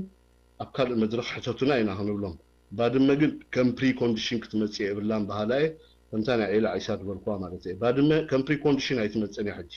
ተወዲ ናይ ባድመ ጉዳይ ካልእ መልክዕ ሒዚ ኣነ እስቲ እናተይ ትንትኖ ከምኡ እየ ዝረአየኒ ከምኡ ክግበርካ ኣለዎ ኢለ እየ ድኣምን ማለት እዩ ሕጂ ባድመ ንትንፋስ መውሃቢ ንዕምሪ መናውሒ ወያነ ኣብ ጠረጴዛ ኮፍ ኢልካ ብሳልሳይ ኣካል ዘዛትየካ ምክንያት የብሉን ባድመ ይገድፉልካ ሰራዊትካ ተእቱ ምምሕዳርካ ትምስረት ካልእ ንዑ በታ ውዕል መሰረት ኖርማላይዜሽን ንግበር ተይሎምና ኦኬ ኤምባሲ ምኽፋት ድዩ ንግዳዊ ርክብ ኣብ ምግባር ክንሰማማዕ ንኽእል ብዛዕባ ምፍጣር ሃገረ ትግራይ ግን ብመትከል ንሕና መንግስትና ይኹን ህዝቢ ኤርትራ ይኹን ብመትከል ኢትዮጵያ ትበሃል ሃገር ሓንቲ ኢትዮጵያ ኢልና ኢና ንኣምን ከም መትከል ማለት እዩ እዚ ኢደ የሰማማዓልና ምሰ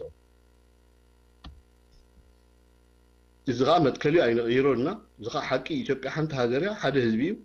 ብኡ ኸይድ ኣለዎ ኢልና ኢና ንኣምን ስለዚ ነዚኣ ኮላፕስ ክገብሩ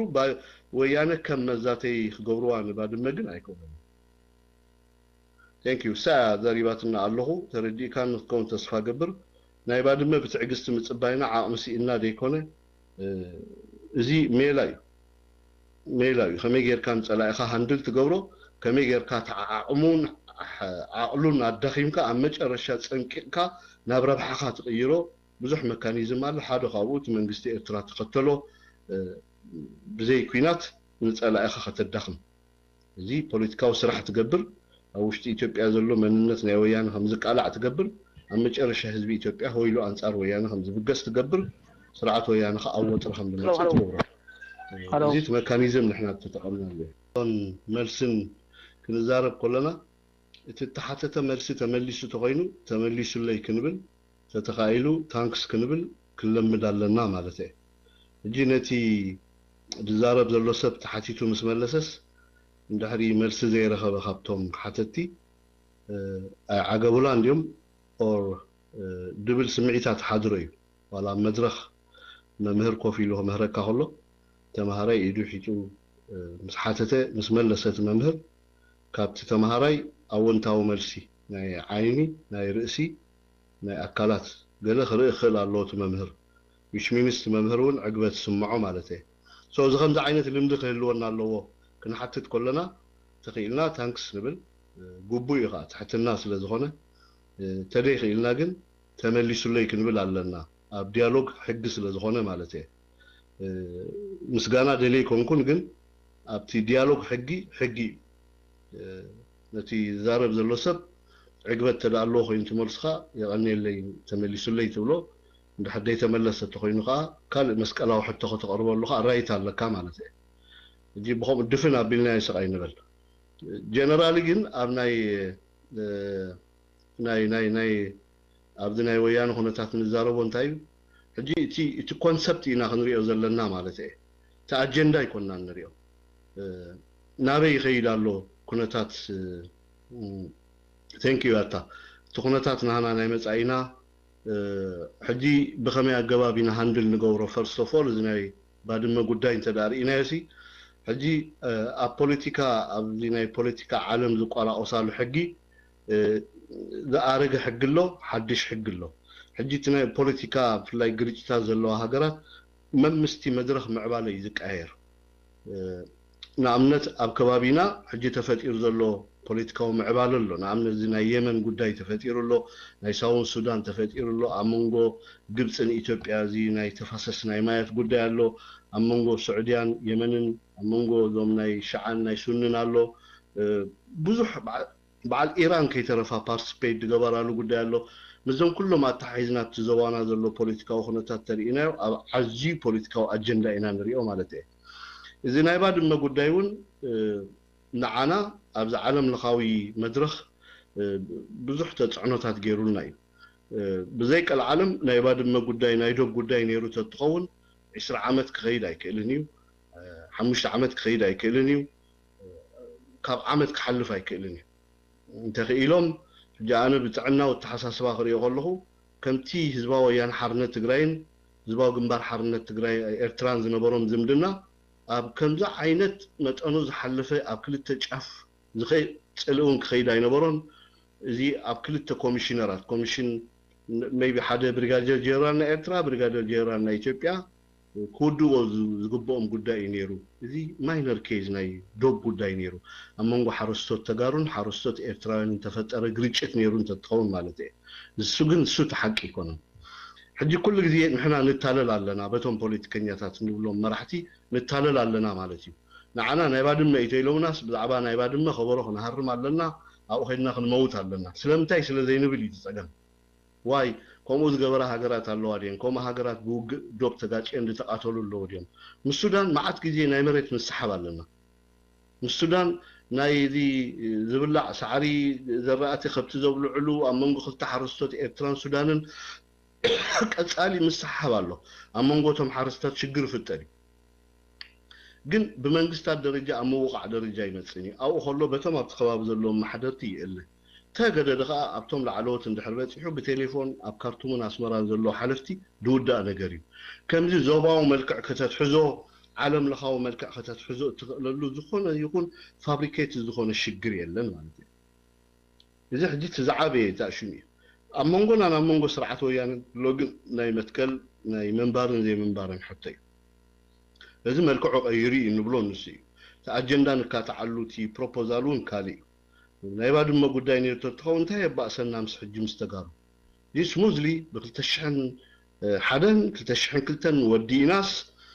ኣብ ሰላማዊ ዝምድና ተመሊስና ኤምባሲ ስመራ ተኸፊቱ ኤምባሲ አዲስ አበባ ተኸፊቱ እቲ ፀልእ ነበረ መኾነ ነይሩ ምተረሳዕ ከም ታሪኹን ተመዝጊቡ ንወለዶታት ተሰኒዱ ማሓለፈ ነይሩ ግን ከምኡ ክግበር ኣይደለይዎን ወያነ እንታይ እዮም ደልዮሞ ክምጠጥ ትፀገም ክምጠጥ ድሕሪኡ ምክንያት እቲ ኩሉ ዓብሎኽ ዝረኣናዮ ክስታት ናይ ዓለም ደማሚርካ እዚ ስርዓት እዚ ንኣሜሪካውያን ንምዕራባውያን ሓደገኛ ስርዓት እዩ ኣብ ናይ ርእሶም ርኮሳ ዝኣምን ንናይ ምዕራባውያን ኢንተረስት ድፃባእ ስርዓት ስለ ዝኾነ ከይገበለ ከሎ ንሕና ክንወርድ ኣብኡ ንስኹም ከዓ ሳፖርት ግበሩና ብማተርያል ብገንዘብ ኣጆኹም ከነፅረ ኢና ንሻዕብያ ተባሂሉ እግረ መገዶም እዚ ዓይነት ስጉምቲ ሓደገኛ ስጉምቲ እዮም ወሲዶም ስለዚ ተፈቲኑ እዩ ዘይተኣደነ ነገር ተገይሩ እዩ ኣይተኸኣለን በኣር ብቤት ፍርዲ ከዓ ምስ ተቃልዑ ሓቂ ስለ ዝኾነ እሞ እንታይ ክንገብር ምስ በልዎም ድሓን 5 ናይ ሰላም ነጥቢ ምፁ ገዛ ከይቁረስ መቃብር ከይፈርስ ኢልኩም ኣታልልዎ ነቲ ህዝቢ ድሕሪ ንሕና እቲ ናቲ ሰላም ፕሮፖዛኹም ከዓ ክንድግፎ ኢና ተባሂሎም በዓል መለስ ተኣዋጅ ምስ ኣውፅዎ ዓለም ከዓ ተዛተየ ኢሎምና ኣብ ምንታይ ኢና ክንዛተ ቤት ፍርዲ ፈሪድና እንድዩ መሬትና ሃቡና ሰራዊትና የውፁ ትንቡር ንሱ ይመለስ ድሓር ተዘተለ ኣብቲ ካልኣይ ፕሮፖዛል ከሎ ተበልናዮም ኖ ተዛተዩ ተዛተዩ ኣብ ምንታይ ኢኻ ክትዛተ እዚ ሕጂ ሕጊ ብድለና ነይሩ ሕጊ ረግፀና ነይሩ ናይ ብሓቂ ንብደል ነርና ኣብዚ ዓለም እዚ ማለት እዩ ኣብ መጨረሻ ግን ነዚ ብትዕግስቲ ኢና እንጊዝናዮ ኣብቲ ሶም ዝዓደሙና ቆይቂ ኣብቲ ሶም ዝደለይዎ ናይ ነዊሕ ዓመታት ዝወስድ ኩናት ኣብቲ ሶም ንህዝቢ ኢትዮጵያ ከታልሎ ዝኽእል ከዳናግሮ ዝኽእል ዕላማ ናይ ፖለቲካ ኣያኣተና ነዚ እንዳኣለና ብትዕግስቲ እንዳተፃወርና መዓልታዊ ወያነ ዝግብሮ ንኩናት ዝዕድም ምፅሕታር ተፃብኦታት እንዳተፃወርና ከዓ ስጋዕ እዚ መድረኽ ዝበፂሕና ኣብ መጨረሻ ወያነ መን ምዃኑ ከም ድቃላዕ ጌርናዮ ናይ ወያነ ዕላማ ህዝቢ ኢትዮጵያ ብግቡእ ከም ዝርዳእ ጌርናዮ ኣብቲ ከባቢ ዘለዉ ህዝብታት ናይ ኣምሓር መሬቶም ተወረሮም ንነፃነቶም ንኽብሮም ክቃለሱ ጀሚሮም ፊት ንፊት ንወያነ ብጥራይ ኢዶም ክጭብ እምንን በትርን ጨቢጦም ክዋግእዎ ጀሚሮም እዚ መንግስቲ እዚ ካብቲ ንዓና ንምውዳቕ ሒዝዎ ዝመፅእ ዕላማ ኣብ መጨረሻ ኣብ መዋጥር ኣትዩ ሎሚ ተጋሩ ትግራይ ድዮም ክፈጥሩ ሂወቶም ድዮም ከድሕኑ ኤርትራ ድዮም ከጥፍኡ ኣብ ኢትዮጵያ ድዮም ከም ኢትዮጵያውያን ኮይኖም ክቕፅሉ ክውስንሉ ኣብ ዘይክእልሉ ናይ ሕልሚ ሃዋህው ወዲቖም ኣብ መዋጥር ኣትዮም ኣለዉ ስለዚ እቲ ትዕግስቲ ዝበልናዮ የዕዊትና እዩ ብቐፃሊ ድማ እቲ ኣብ መጨረሻ ናይ ምቅባፅ ዕላማ ኢና ንገብር ምክንያቱ ብዛዕባ ፖለቲካ ኢና ንዛረብ ዘለና ብዛዕባ ሃገር ኢና ንዛረብ ዘለና ብዛዕባ ተጋሩ ትግርኛ ስለ ዝዛረቡስ ንዓና ስለ ድመስሉ ደይኮነ ብዛዕባ ናይ ምንባርን ደይምንባርን ሕቶ ንምምላስ ኣብ ዝግበር ቃልሲ ስዒርካ ክትወፅእ ስለ ዘለካ ስዒርና ክንወፅእ ኣለና ኣብ መጨረሻ ተዓዊትና ህዝቢ ኤርትራ ኣብቲ ከባቢትና ሰላምን ርግኣትን ቅሳነትን ዘለዎ ሂወት ክንመርሕ ምእታን እዚ ክንገብር ክንክእል ኣለና እዚ ወድሓንኩም ብሩኽ ምሸት ፅቡቕ ዘተ ነይሩ ቀፃሊ ሰሙን የራኸብ ብፅቡቕ ዜና ናይ ኔክስት ዊክ ፕሮግራምና ካ ብዝሓሸ መልክዕ ኣብዘተ ነንፃያ ስለዚ ኣነ ሕፅንታይ ግን ፅብቕቲ ኣመስለኒ ኣነ ክመሃር ከለኹ እዚ ናይ ፖለቲካ ሓደ ካድር መምህረይ ነይሩ ሽሙ ብዘየገድስ ሓቲተዮ ስቕ እንተኢለ 4 ሰዓት ይድልፍልፍ መሊሱ ድሓር ዝሂጀ ደገለ ስቕ ተኢለ ተመሊስ ልካዶ ተኢልኒ ዋ አንተ እኮ መሊስኩም ለይኹም ተኢልዮ ታል ኣዝ ኩሉ ግዜ ተድክመኒ ዝብለኒ ምክንያቱ ሕጊ ኣለዎ መልሲ ከም ዝመለሰ ታንክስ ይቀኒለይ ተመሊስለይ ክትብል ክትቀል ኣለካ ከም ባህሊ ከዓ ክለምዶ ኣለና ማለት እዩ ኣነ ብዙሕ ግዜ ሪኢኹም እንተኾንኩም ኣብዚ ሓትት እንተመሊሶምለይ ታንክስ ተመሊሱለይ ድብሎም ምክንያቱ እቲ ግዜ ብግቡእ ክንጥቀመሉ ክንከይድ ናብኡ ማለት እዩ እቲ ግብረ ገብነቱ ስነ ስርዓት ንሱ ስለ ዝኾነ ማለት እዩ ቴንክ ዩ ቨሪ ማች ይቀኒልና ፅቡቅ ዘተ ነይሩ ፅቡቅ ተማሂርና ካብ ዝተፈላለዩ ካብ በዓል ማንኤል ካልኦት ካብ በዓል ሆሚብ ኔክስት ዊክ ብሰላም ኣራኸበና ድሓንቀኒዩ ኣይትሕመቑ ንፍዑ ህይወትኩም ቀይሩ ማይክ ፍሪ ይቀኒለይ ልዕሊ ኩሉ ከዓ ሓድነትኩም ሓልው ሓደ ኹኑ ፍልልያት ብዘየገድስ ሓደ ኹኑ ጥሜት ብዘየገድስ ድስገር እዩ ሓደ ኹኑ ሽግር ብዘየገድስ ድስገር እዩ ሓደ ምስ ኮንካ ኢኻ ፅባሕ ሽግር ጥሜት መከራ ካልኦት ፀገማት ናይቲ ሃገር ሰጊርካ ኢኻ ስገር እዩ ማለት እዩ ቴንክ ዩ ዝመለስካልና ብሽም ኩሉ ገዛ የመስግነካ ብሽም ኩሎም ተም ኣድሚናት ተም ኣድሚናት ኣብ ዝኽፊት ምትባዕልኩም ከዓ ይቀኒየልና ሎማ ዓንቲ ቁሩብ ፍልይ ዝበለ ብዙሓት ንኣሽ ቆልዑ ዳርጋ ድዮም ንዝምአን ዘሎ ሰንበት ኣብታ ሰዓታ 9 በርሊን ታይም ኣብኣ ምፁ ዕላል ክጅምር ከሎ ካብ መጀመርቱ እንድሕር መፂ እዩ ስለ ዝርዳእካ ኣብ ግዜ ንረኸብ እዞም ገሊኹም ከዓ ጡጥ ወቲፍኩም ኣብ እዝንኹም ትሰምዑ ኣብዚ ገዛ ሰንበት ወዲ ጣባ ክዛረብ ከሎ ትጡጥ ኣውፅዎ ፅቡቅ ክርዳእና ምንታ ድሓር ሕቶ ምሕታት ድዩ ምዝታይካ ይንሕማቕ ሶ ወዲ ጣባ ይቀኒየና ብሽም ዝገዛ ከምቲ ኩላ ግዜ ንገብሮ ንዓኻ ከም ምስጋና ድሌካ ዲ ወዲ ገዛ ስለ ዝኾንካ ቴንክ ዩ ለኹልኪ ደርፊ ክትገብረና እያ ጥዑምቲ ደርፊ ድሕሪኡ ድማ ናብ ካልእ ዝኾነ ኦፕን ማይክ ጌርና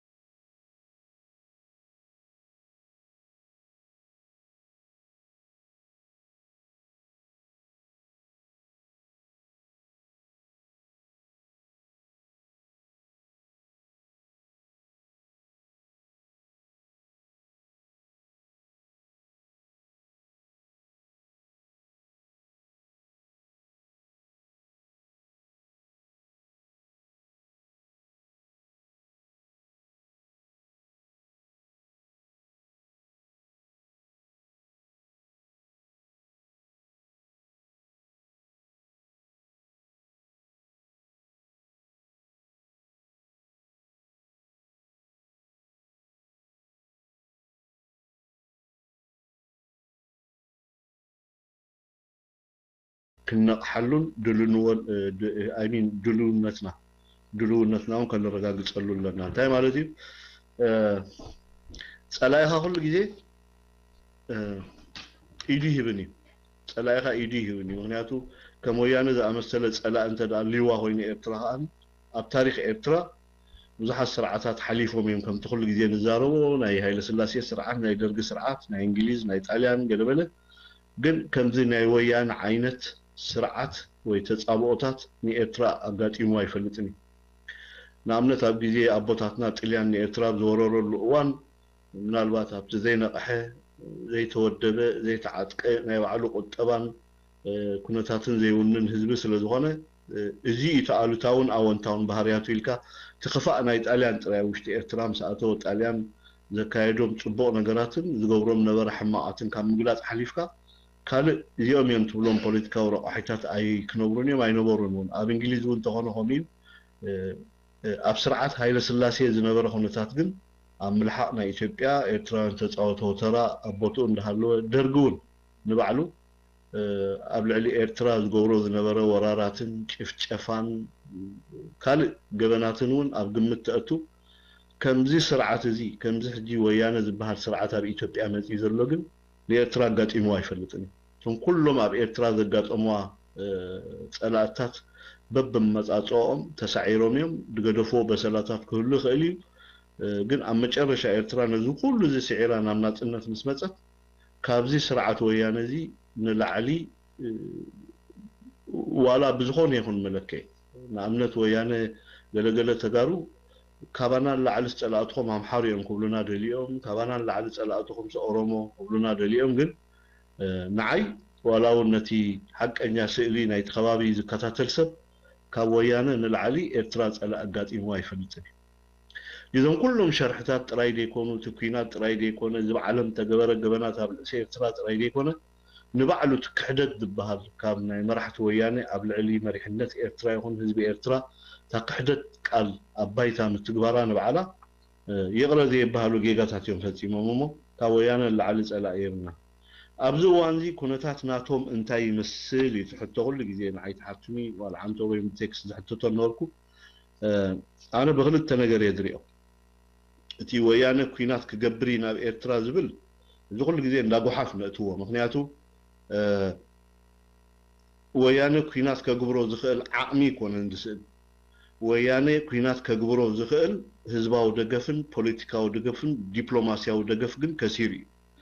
حجي نزل ثلاثة نتبتات زي خسر منغستي وي زي بولو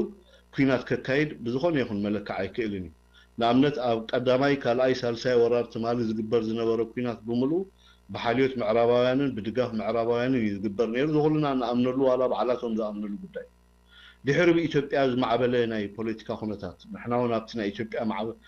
ناي بوليتيكا خونتات إدنا أتينات رايد يكون حزب إثيوبيا نمسلو ناصنتو نخبرتاتو قالس كم دلو تفلالي بايتا بمهب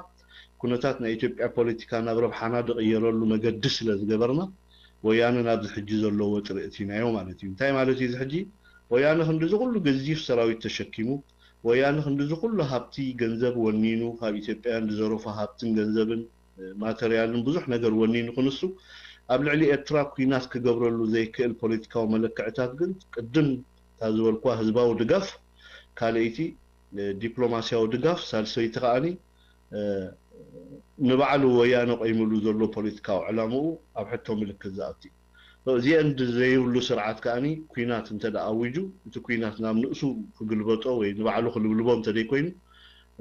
نيرترا كوينات غيرو قال بزح زي سبات سلكي دولو نعللنا بأكل كاب محر إرتراونت كاب محر هاقراونت تبقيسهم شاولتو ميقلت يا مخنياتو تهاجر زحالفتو ناينوح جزي ناي كوينات تاريخ تهاجر زخفلتو نتكوينات سبا أو حيلي بزح زقات أم خسارات تاب قمت بمئتاو نزحج زقات أم حدا خلت ناي سبدتا تحيسكا قال ناي مترت أنا كنت هدزارو سوات الله أنا بناتي ملكعي ولا بتزنبون دريون ناي تخبابن أبي تبي أذل لخناتاتن كريو خلقو إرترا حجي سلسبي الشح سراوي ديكونس كاب سلسة الشح سراوي دي بقعي كاو زي بزح سراوي تدزليا مهنياتو እቲ ዞባና በፂሕዎ ዘሎ ፖለቲካዊ ምዕባለ ኣብ ግምት ክንርኢ ክንክእል ኣለና ንሱን ተሪኢናዮ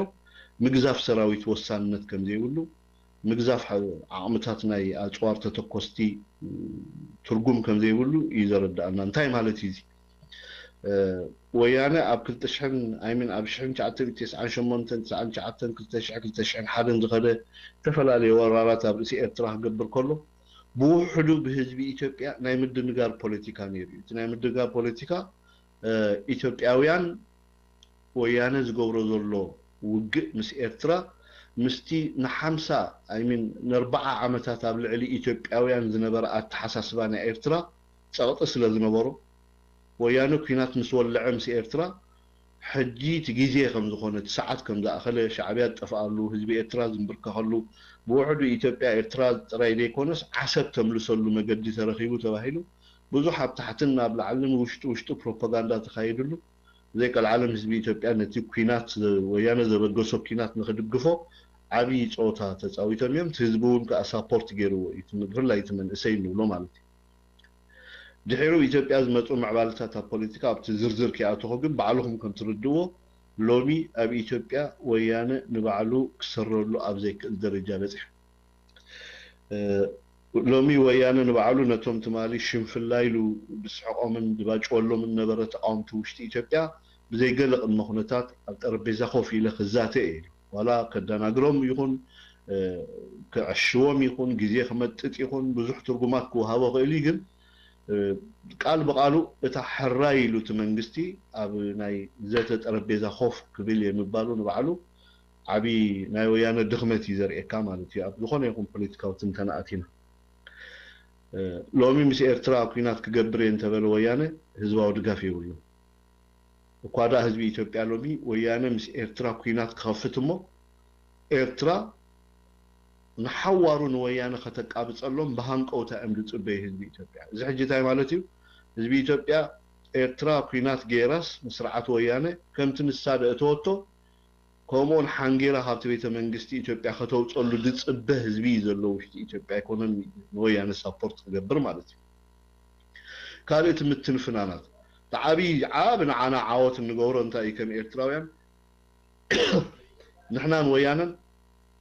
ወይ ወያነ ዝበሃል ሓይሊ ኣብ ጎረቤቱ ንኣብነት እቲ ተፃባእ ሓይሊ ንብሎ ውሽጢ ኢትዮጵያ ዘሎ እቲ ን25 ዓመታት ልዕሊ ናብ ርእሲኡ ግፍዕ ክግበር ፀንሐ ህዝቢ ምሓራ ከባቢ 30 ሚልዮን ዝግበር ህዝቢ ምሓራ ብሙሉእ ብሓደ ድምፂ ኣንፃር ወያነን ተጋሩን ተበጊስሉ 30 ሚልዮን ህዝቢ ኣንፃር ወያነን ተጋሩን ክብገስ ከሎ ንዓና እንታይ ፖለቲካዊ ዓወት ኣለዎ ኸኣኒ ክንሪኦ የገድሰና ማለት እዩ እዚ ከምኡ ኢሉ እንከሎ እዚ ህዝቢ እዚ ህዝቢ ምሓራ ኣይግዛእን ኢሉ ደፎቶ ኦሮሞ ካልእ ብሄራት ናይ ኢትዮጵያ ንባዕሉ እዚ ህዝቢ ምሓራ እዚ ኣይግዛእን ኢሉ ብወያነ ኣብ ከምዛ ዓይነት ፖለቲካዊ ምዕባለ ምብፅሑ እቲ ወያነ ማእከል ኢትዮጵያ ሰጊሩ ንምሓራ ሓሊፉ ንትግራይ ወኪሉ ኣብ ልዕሊ ኤርትራ ነፃነት ኤርትራ ሓደጋ ከብፅሕ ይኽእል ኢሉ ብመደብ ክሰርሓሉ ዝፀንሐ ተፀባእነት ናይ ኤርትራ ኣብዚ ውዱቕ ክገብሮ ይኽእል እዩ ማለት እዩ ስለዚ ንሕና ኩኖ ወያነ ምስቶም ኤርትራውያን ኣይሚን ኢትዮጵያውያን ሃገራውያን ሰሪሕና ወያነ ኣብቲ ከባቢቲ ወታደራዊ ምንቅስቃስ ከይገብር ወታደራዊ ምንቅስቃስ እንተገይሩ ድማ ብክልቲኡ ሸነኽ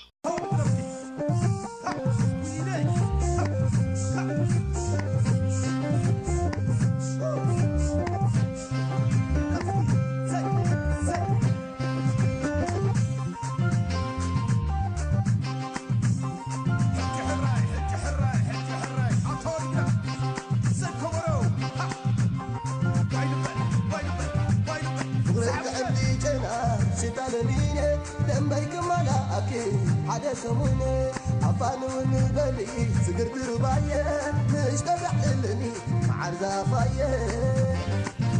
يا الله خان معاغي عبس حوفه شوية بلاغي يا الله خان ونعغي عباي قتل شوية بلاغي شوف شوف شوف شوف هبكي هبكي هبكي هبكي هبكي هبكي زحمتك زحمتك هبكي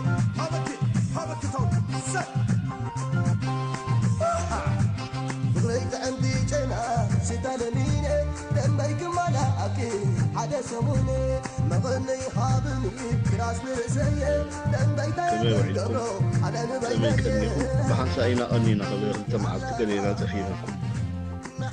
أتيك بحنسا أنينا يتفلالنا لغن عم تيترستاتون جماميرنا ينيرنا مالك يرفلكس متينير كابتي زلو كنتاتي جمرتي انفورميشن مالتي حدا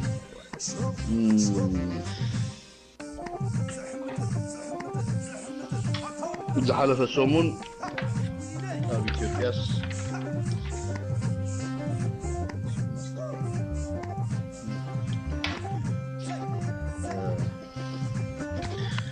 دارقا فولي تغيرون يرابطنا البوليتيكا نا إثيوبيا مالت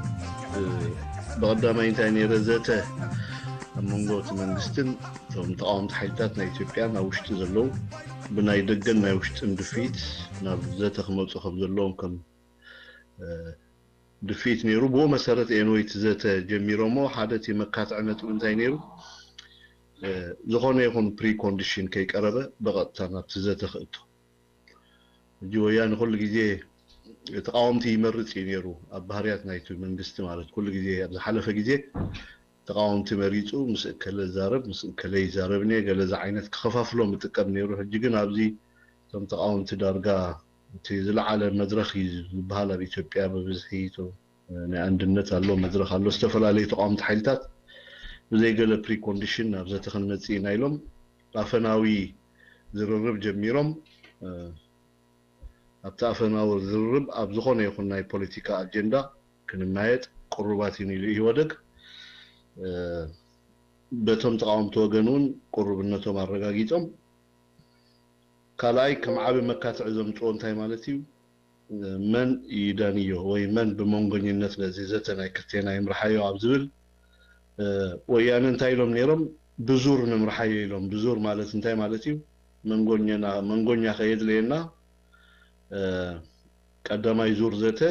نامنت ويان انت مريحو كالا يزور زته تقاومتي مرحو غلز عينته مغنياتو لكل غيدي ابت مكففال ويان تقوملو سيستم مخانو ترديوم هو ببتراز بهال نجر اي تقبلون حاده زعابي غلغل هاني ويان انت هدبر حاسيو نيرو بجكاتهم ني ودق زقومو سلفتات نامنت حزباو ويان حرنت تግራይ ናይ ኣምሓራ ህዝብታት ፓርቲ ዝብሎቲ ብኣዴን ከምኡውን ናይ ኦሮሞ ዝበሃል ናይ ውድብ ከምኡውን እቲ ናይ ደቡብ ኢትዮጵያ ህዝቦች ዝበሃል እዚኦም ገዲፍካ ካልኦት ሰልፍታት ኣለዎ ከምዚ ናይ ዓፋር ናይ ቤንሻንጉል ጉሙዝ ናይ ገለ ዝበሃሉ ሰልፍታት ተደናገጽ ተባሂሉ ስልጣን ዳሓዙ ሞ ተደናገጽ ኣብቲ ናይ ወደግ ናይ ወንበር ስልጣን ዳሓዙ كم تقاوم تجيرو هم تصوم فتينو نيرو يعني مغنياتو سابورت متان كركب كاباتهم حاجز نتناتو بروجرام ساتهم جن ولا قانا هو دق منبرس كوينوم تزي كونو جن نتي منغست دغيف اب سلطان زلو سلازخونو خاطر منغست فالينا ينري اومينا سلازي بتقاوم تكفرجو ويكا سرع يبلو من يلوم سلتقاومو نجاون كيف تقبلوا ويانا ثم تقاومت انتراي كزاتي يخم زلو امينو مالتي حج من كاتعي زلو كاتعت تمالي عربي حموسن عربن بمنغونينت من تي اخيبا يجمر ابزو بزح تخاتيعو ما يتسمامعون بيحضر مصباح سوني مالتي مصباحن دقصل زته من ماكلنت نتي اليوم ايثيوبياويان نصا زخونو خا بوليتيكاو سلفتات بمنغونينت يمرحو بلو قاليوم كاب ناي دغ حيلتات بمنغونينت كمرحو لهم زولو لو حجي ابزي كتعرق زخل ايكون مغنياتو ابتنا ايثيوبياويان نصا ناي بوليتيكا مرغጥ ዘይብሎም ሰባት بمنغونينت يمرحو ዝبሃል ዘረባ ቶም ተቃወምቲ ካምኒ ካሉን ምክንያቱ መኒቲ ካብ ፖለቲካ ጸግዕነት ነፃ ዝኾነ ሓይሊ ኣብ ምጽራይ ጸገም ከጋጥም ስለ ዝኽእል ኣይንቕበሉን ናይሎም ማለት እዩ ሶ ትዘተና ኢትዮጵያ ከም ዝኾነታት ኣሎ አይ ቲንክ ወያነ እቲ ዓቢ ፖለቲካው ለውጥ እንታይ እዩ ብዝኾነ ይኹን ፕሪ ኮንዲሽን ከይተቐበለት ስርዓት ናብ ዘተ ምምጽኡ ንባዕሉ ሓደ ፖለቲካዊ ዓወት እዩ ነቶም ተቃወምትን ህዝቢ ኢትዮጵያ ብዝኾነ ይኹን መለክዕ ክትሪኦ እንዳጸኒሕካ ኣብ ዝሓለፈ 20 ገለን ዓመታት بفلاي دحر مرجع 2005 بنا إثيوبيا قواص 1997 ويانا ذات خطقلب كله upper hand ስለዝነበሮ ላዕለዋይ ነጭቢጡ ስለዝነበረ ተሃገር ንገሊኦም ተቃውምቲ ሓይልታት ዘፍርህዎ እንዳሰንበደ ነቶም ኣዝዮም ድኹማት ዝኾኑ ከም በዓል ናይ ኢዴፓ ናይ ልደቱ ኣያሌው ዝምርሑ ሰልፍታት ዝተፈላለዩ ጥቕማጥቕሚ እንዳሃበ ዳርጋ ቲናታቶም ፖለቲካዊ ኣተሓሳስባ ንወያነ ከም ፀላእ ምህራም ዘይኮነስ ኣብቲ ናይ ወያነ ፕሮግራም ኣቲኻ ጽገናው ለውጥ ኣብ ምግባር ዝኣምኑ ሓይልታት ሰፖርት ይገብር ነይሩ ሕጂ እዚ ነቲ ዕድመ ንምንዋሕ ጥቀመሉ ሜላታት እዩ ነይሩ በቲ ሓደ ወገን ከኣኒ ስርዓት ወያነ ካብ ስልጣን ክእለ ኣለዎ ዝብል ሓይሊ ኣሎ እዚ ነዚ ንምትዕራቕ ወያነ ነቶም ወያነ ክእለ ኣለዎ ዝብሉ ባይታ ከይሃበ ነቶም ተቃወምቲ ክንሶም ግን ኣብቲ ናይ ወያነ ፕሮግራም ኣትዮም ኣብ ኢትዮጵያ ንወያነ ምዕላው ወይ ምልጋስ ዘይኮነስ ወያነ ዘለዎ ጽገናው ለውጢ ሓድሽ መንግስቲ ክቀውም ኣለዎ ዝብሉ ምስኣቶም ክዳናገጽ ፀኒሑ ሕጂ እዚ እንታይ ማለት እዩ እቲ ዝነበሩ ሓይሊ ተጠቂሙ ኣብ ልዕልቶም ተቃወምቲ ተፅዕኖ ገብር ነይሩ ኣብዚ እዋን እዚ ግን ተሪኢናዮ እሳቶም ብዘቕረብዎ ፕሮፖዛል ብዘይገለ ቅድመ ኩነት ተቐቢሉ ናብ ዘተ ክመፅእ ምባሉ ክሳብ ክንደይ ወያነ ኣብ መዋጥር ኣትዩ ከም ዘሎ ዘርእየካ እሞ ኣብ ገለገለ ሸነኻቱ ንባዕሉ ውፅኢቱ ብዘየገድስ ክቅፅል ዲ ተኣኺባ ኣይቅፅልን ክዕወዲ ኣይዕወትን ብዘየገድስ ወያነ ነዘን ዝበልኮን ሓረጋት መቐባሉ ግን ወያነ ኣብ ኢትዮጵያ ጋጢሙ ዘሎ ፖለቲካዊ ቅልውላ ከኣልዮ ብዘይክእል ደረጃ ስለ ድበፅሐ ሓደ ነገር ክገብር ምዃኑ ኣሚኑ ግን ተበጊስሎ ማለት እዩ እዚ ዓብ ነገር እዩ ካልእ ኣብዚ ዝሓለፈ ሰሙን ገለ ተሪኦታት ኣሎ ብኢትዮጵያ ወያነ ነዚ ሕጂ ዝኸይድ ዘሎ ፖለቲካዊ ኩነታት ኣብ ኢትዮጵያ እንተደኣ ንሱ ብዝደልዮ መገዲ እንተደኣ ብዝደልዮ መገዲ ዘይበፂሑ ኣብ ትግራይ ነብስኻ ናይ ምድላው መስርሕ የካይድ ኣሎ ንሱ እንታይ ማለት እዩ ገለገለ ሰባት ንኤርትራ ዘቕንዐ ይብሉ ገለገለ ሰባት ግን ኣይኮነን ወያነ ትፅባሕ ካብ ኢትዮጵያ ክመፅኦ ዝኽእል ተቃውሞን ተፃብኦን ካብቲ ህዝቢ ንዑ ንምምካት ዜጋታቱን ንብረቱን እሱ ዝውንኖ ንብረት ካብ ኢትዮጵያ ዘመቶ ማለት እዩ ወይ እውን ኣብ ትግራይ ኣቐሚጥዎ ዘሎ ሃብቲ ንምሕላው ክብል ኣብ ምክልኻል እንተዝቡና ምፅወታ ኣይኮነን እንተዝቡና ሰላም ምረኸብና እንተዝቡና ሰራዊትና ከም ዝመኾነ እንተዝቡና መንእስያትና ናብ ኣገልግሎት ንተመለሱ እንተርህቡና ከም ዝመኾና ዝበሃል እንተትቡና ቃል ናይ ባድመ መሬትና እዩ ዋጋ ተኸፊልዎ እዩ ባድመ እንተሶኒ እንተ ዓርቢ ወያነ ክገድፍዎ ምዃኖም ንፈልጥ ኢና ግን ባድመ መዋገይት ናይቲ ፀገም ኣብ መንጎ ኤርትራን ትግራይን ዘሎ ክትከውን የብላን እዚ ብዙሕ ግዜ ናይ ባድመ ጉዳይ ልዒሎም ምሁራት ክዛረቡ ኦር ኣብቲ ናይ ቀርኒ ኣፍሪቃ ተንተን ናይ ፖለቲካ ዛዕባ ናይ ባድመ ጉዳይ ልዒሎም ኣብኡ ጥራይ ከዳኽሩ ክትሰምዕ ከለኻ ነቲ ሓቂ ምጉልባብ ኮይኑ እዩ ዝስማዓካ ምክንያቱ እሱ ኢኻ እቲ ሓቂ እቲ ጉዳይ ናይ ባድመ ጉዳይ ኣይኮነን ወያነ ናይ ባድመ ጉዳይ ጅሆ ሒዝዎ ዘሎ ነቲ ሓቢእዎ ዝመፅእ ኣጀንዳ ከም መሳርሒ ክጥቀመሉ ስለ ዝደለየ ጥራይ ምክንያቱ ገዚፍ ወታደራዊ ሓይሊ ምፅኡ ኣብቲ ከባቢ ዘይብዳህ ወታደራዊ ሓይሊ ምፅኡ ንሕና ንባድመ ስጉምቲ ክንወስድ ንሱን እግርና ክሰብረና እሞ ኣብ መጨረሻ እቲ ናቱ ዕላማ ኣብ መፈፀምቱ ከብፅሕ ዘምፅኦ ፕሮፖዛል እዩ ባድመ ሶኒ ትምፃእ ዓርቢ ብዘየገድስ ጉዳይና ናይ ባድመ ኣይኮነን ገለገለ ሰባት ከምዚ ሉዓላውነትካ ልዋጋ ዕዳጋ ኣቐሚጥካስ ገለ ኢሎም ዝዛረቡ ንዓይ ከምኡ ኮይና ኣይርአን እየ ምክንያቱ ሽግር ባድመ ኣይኮነን ናይ ባድመ ጉዳይ ኤርትራ ድሕሪ ሕጂ ዶላር ድዩ ድሕሪ ሕጂ ዋላ መንግስቲ ኤርትራ ኣነ ከም ሰብ ባድመ ንክመልስ ኢሉ ዝኸፍሎ መስዋዕትነት ተለዎ ጌጋ የድብሎ ምክንያቱ ባድመ ተመሊሱ ዝተዛዘመ ጉዳይ ስለ ዝኾነ ባድመ ንወያነ ናይ መቐርቀሪ ቦታ ገይረ እየ ድወስዶ ዋላ ኣብቲ ዲፕሎማስያዊ መስርሕ ዋላ ኣብቲ ንወያነ ስጋዕ መጨረሻ ከተእንግዶ እንድሕር ደሊኻ ባድመ ከም ዘለዎ ፀኒሑ ወያነ ኣብ መጨረሻ ክቐርቀረሉ ዝኽእል መገዲ ጥራይ ኢኻ ትፈጥር ማለት እዩ ሓደ ንሱ እንታይ እዩ ብክልተ ነገር እዩ ተጠቂሙሉ ባድመ ሓደ ንባድመ ሒዙ መንእስያትና ብሪሱ ስነ ኣእምራዊ ኪናት ገይሩ ወታደራዊ ኪናት ገይሩ ኣብ ባይታን ከምኡውን ኣብ ዓለምን ሙሉእ ኣብ ልዕሊ ኤርትራ ኩሉ ተፃብኦታት ገይሩ ግዜ ክበልዓልኩም ኣይደልኒ እዚ ኩሉ ተፃብኦታት ገይሩ መንግስቲ ኤርትራ ንምፍራስ ነይሩ ስለዚ ኤርትራ ኣይ ሰላም ኣይ ኩናት ጆሆ ሒዝካ ኣብ ዝኸፍአ ባይታ ወዲቕካ ዝወደቐ ስርዓት ፈጢርካ ኤርትራ ፌይልድ ኔሽን ኮይና ኣብ መጨረሻ ፋሕፋሕ ክትብል ነይሩ ተሃገር እዚ ባድመ ጆሆ ብምትሓዝ ማለት እዩ ባድመ ጆሆ ብምትሓዝ ከም ትሕጃ ጌርካ ድሓር ኤርትራ ቁሩብ ትርንዕ ምስ በለት ተዛተይ እንተኢሎሞም ቶም ዝለኣኽዎም ሓይልታት ባድመ ክንወፅእ እንተኮይንና እዚኣ ግበሩ ንምባል ከምዚ ንኣብነት 100 ቅርሺ ተለቂሕካ ካብ ሓደ ሰብ ዋጋ 1000 ቅርሺ ወርቂ ትሕጃ ተሂብካዮ ወርቀይ መለሰለይ ተይሉካሲ 1000 ቅርሺ ክፈል ኢኻ ትብሎ ምክንያቱ 100 ቅርሺ መለሰለይ ትብሎን ኢኻ 100 ቅርሺ ተለቂሕካ ናይ 1000 ቅርሺ ወርቂ እንተዳ ትሒዝካ ኮይኑ ወርቀይ ክምለሰለይ ክብለካ ከሎ 1000 ቅርሺ ሃበኒ ኢኻ ትብሎ ምክንያቱ ተዋጋ ተወርቂ ዋጋ 1000 ስለ ዝኾነ ተወርቂ ዋጋ 1000 ስለ ዝኾነ ዋጋ 1000 ሒዝካ 100 ቅርሺ መለሰለይ ተይልካዮ ዳዝን ማተር ምክንያቱ ኩሎም ዞም ትሕጃ ድሕዙ ሰባት ኮሚዮም ድጥቆሙ ትሕጃ ትሕዘሉ መገደዲ ነቲ ተለቃሒ ከተገድደሉ እምብን ተበለካ ወይ እንተ ደንጎየካ ወይ ክኸፍለካ እንተዘይከኣለ ኣብታስኻ ዝበልካዮ እዋን ከም መገደዲ ምእታን ክትጥቀመሉ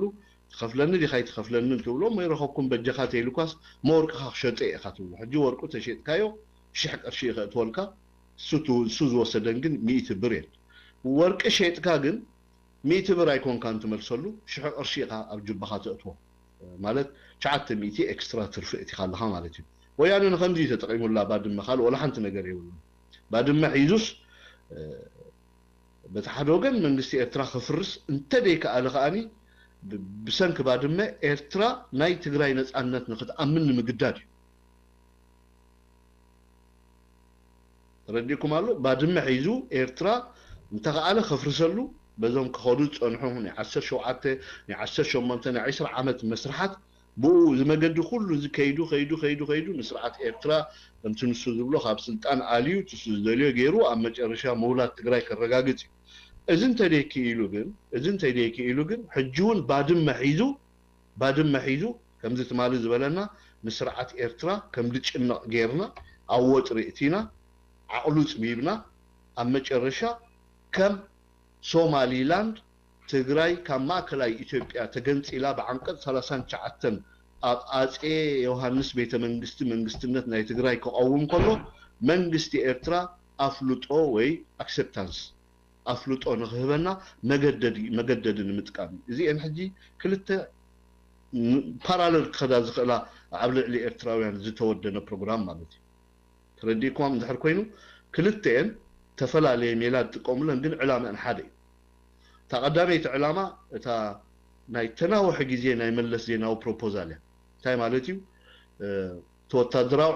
ዕንደራ በቶም ሓደ ክሊክ ተፈፂሙ ይተዓወተን ግን ናቱ እንታይ ነይሩ ፕሮፖዛል 10 ዓመትም ይሁን 15 ዓመትም ይሁን 20 ዓመትም ይሁን ኤርትራ ናብ ዝተናወሐ ቅልውላው ምእታው ቁጠባ ኤርትራ ከም ዝድሃኽ ምግባር ሰራዊት ኤርትራ ከም ዝብተን ምግባር መንእሰይ ኤርትራ ብዝተፈላለየ መብፅዓ ናብ ስደት ከም ዘምርሕ ምግባር ኣብ ኤርትራ ዓፀቦ ጥሜት ናይ ስራሕ ሽግር ስእነት ዓቕሊ ፅበት ከም ዝፍጠር ምግባር ኣብ መንጎቲ ማይን ፀባን ኮይኑ ምስ መንግስቱ ኢድን ጓንትን ኮይኑ ዝኸይድ ዘሎ ንሕና እሱ ንሕና ዝብል ንመንግስቱን ህዝቡን ዘዋሃደ ፖለቲካዊ ተሓሳስባ ፔኔትሬት ጌርካ ህዝቢ ኤርትራ ኣንጻርቲ መንግስቱ ኣንጻር መራሒኡ ኣንጻር መሪሕነቱን ፅልኢ ከም ዝሕድር ኣብ መንጎ መሪሕነትን ህዝቢ ኤርትራን ኣብ ክልተ ጫፋት ባህርያዊ ዝኾነ ፅልኢ ምፍጣር ማለት እዩ እዚኣ ክዕወቱላ ንነዊሕ ዓመታት ክሰርሑላ ፀኒሖም ኣይተዓወቱን ተኻለይቲ ምዕራፍ እንታይ እያ ሕጂ እምበር እዚ እንተደኣ ዘይተዓዊትና በዚ ኸይድና እንተደኣ ዘይሰሊጡና ንመንግስቲ ኤርትራ ከነዕንዎ ኣይከኣልናን ብቐንዱ እንቶም ተቃወምቲ ዝበሃሉ ናይ ኤርትራ ኣተሓሳስቦኦም ባይታ ወሪዶም ነቲ ስርዓት ኣልዮም ከምዚ ክገብሩ ይክእሉን እዮም ስለዚ ኣብኦም ዘለና ኩነታት ተስፋ ቆሪፅና ኢና ንሕና እውን ብዓቕምና ክንገብሮ ንኽእል ነገር የለን ምክንያቱ ምስቲ ዓለም ለኻዊ ሕጊ ብዘይገለ ምክንያት ኣብ ልዕሊ ኤርትራ ወራር ጌርና ስርዓት ክንቅይር ኣይንኽእልን ኢና በቲ ሓደ ወገን ከዓ ላዕሊ ብዝለዓለ ደረጃ ኣብ ኢትዮጵያ መፅኡ ዘሎ ህዝባዊ ዓመፅ ወይ ሪቮሉሽን ተቃውሞ ኣንጻር ወያነ ከዓ ዕድል ክህበና ኣይክእልን ስለዚ እንታይ ኢና ንገብር እዚ ኩሉ ዓቕምታትና ገዚፍ ሰራዊት ኣብ ዶባት ኤርትራ ኣፀጊዕና ንኤርትራ እንዳተኳተኽና ነቲ መንግስቲ ከም ዝጨነቕን ኣብ ዘይድል ነገር ከም ዝኣቱን ጌርና ዓቕሉ ፅቢብና ባድመ ክንበኩም we are ready ክንብሎም ናብ ዘተ መፂና ባድመኹም እንኩም ግን ባድመ ክንበኩም እንድሕር ኮይናስ ጽባሕ ንግሆ ንሕና ኣብ ኢትዮጵያ ደጋጥመና ፖለቲካዊ ምንጻግ ወይ ኣብ ህዝብና ዝመጽእ ጸገማትን መጥቃዕትን ኣብ ዓድና መፂና ነብስና ንከላኸለሉ እዋን ብወገን ኤርትራ ከይትጻብኡና ሓደ ካላይ ዋላ ከም ሃገር እውን ተኣዊጅና بمسرة ارتيكل 39 ውሽጢ ኢትዮጵያ ሕገ መንግስቲ ድፈቅደልና ነፃነት እውን ተኣዊጅና ንስኻትኩም ተጻብኡ ከይትገብሩና ሓደ ነገር ሕጂ እዚ ከም መገደዲ ኢኻ ትጥቀመሉ ማለት እዩ ወያነ ነዚኦም ብጉቡ ይኽሰርሓለን ጸኒሑ ስቲል ክሳብ ሕጂ እንደይ ተጸንቀቀት ዛንብላ ዘለና ዓቕሊ ጽበት ንኤርትራውያን ፈጢርካ ገለ ወታደራዊ ምትንኻላት ጌርካ ምትንኻፋት እናገበርካ ነቲ መንግስቲ ኣብ ዓጀውጀው ተእቶ ድሕሪኡ ዘተ ድበሃልካ በት ማሕበረሰብ ዓለም ድፊኢት ጌርካ ብሳልሳይ ኣካል ጌርካ ዘተ ጌርና ባድመንኩም ንሕና ባድመ እምቢ በልናኩም በቲ ተፈረዶ ሓሙሽተ ነጥቢ ይሰርሐን ይርዳእና ኣሎ ጌጋ እዩ ነይሩ ግን በቲ መሰረት ባድመ ውሰዱ ግን እዚኣ ትገብሩ ዶ እዩ ሕጂ ንሕና እንታይ ንወስን ንዓና ዝምልከት እዩ ኣብኣቴ ይዛረብ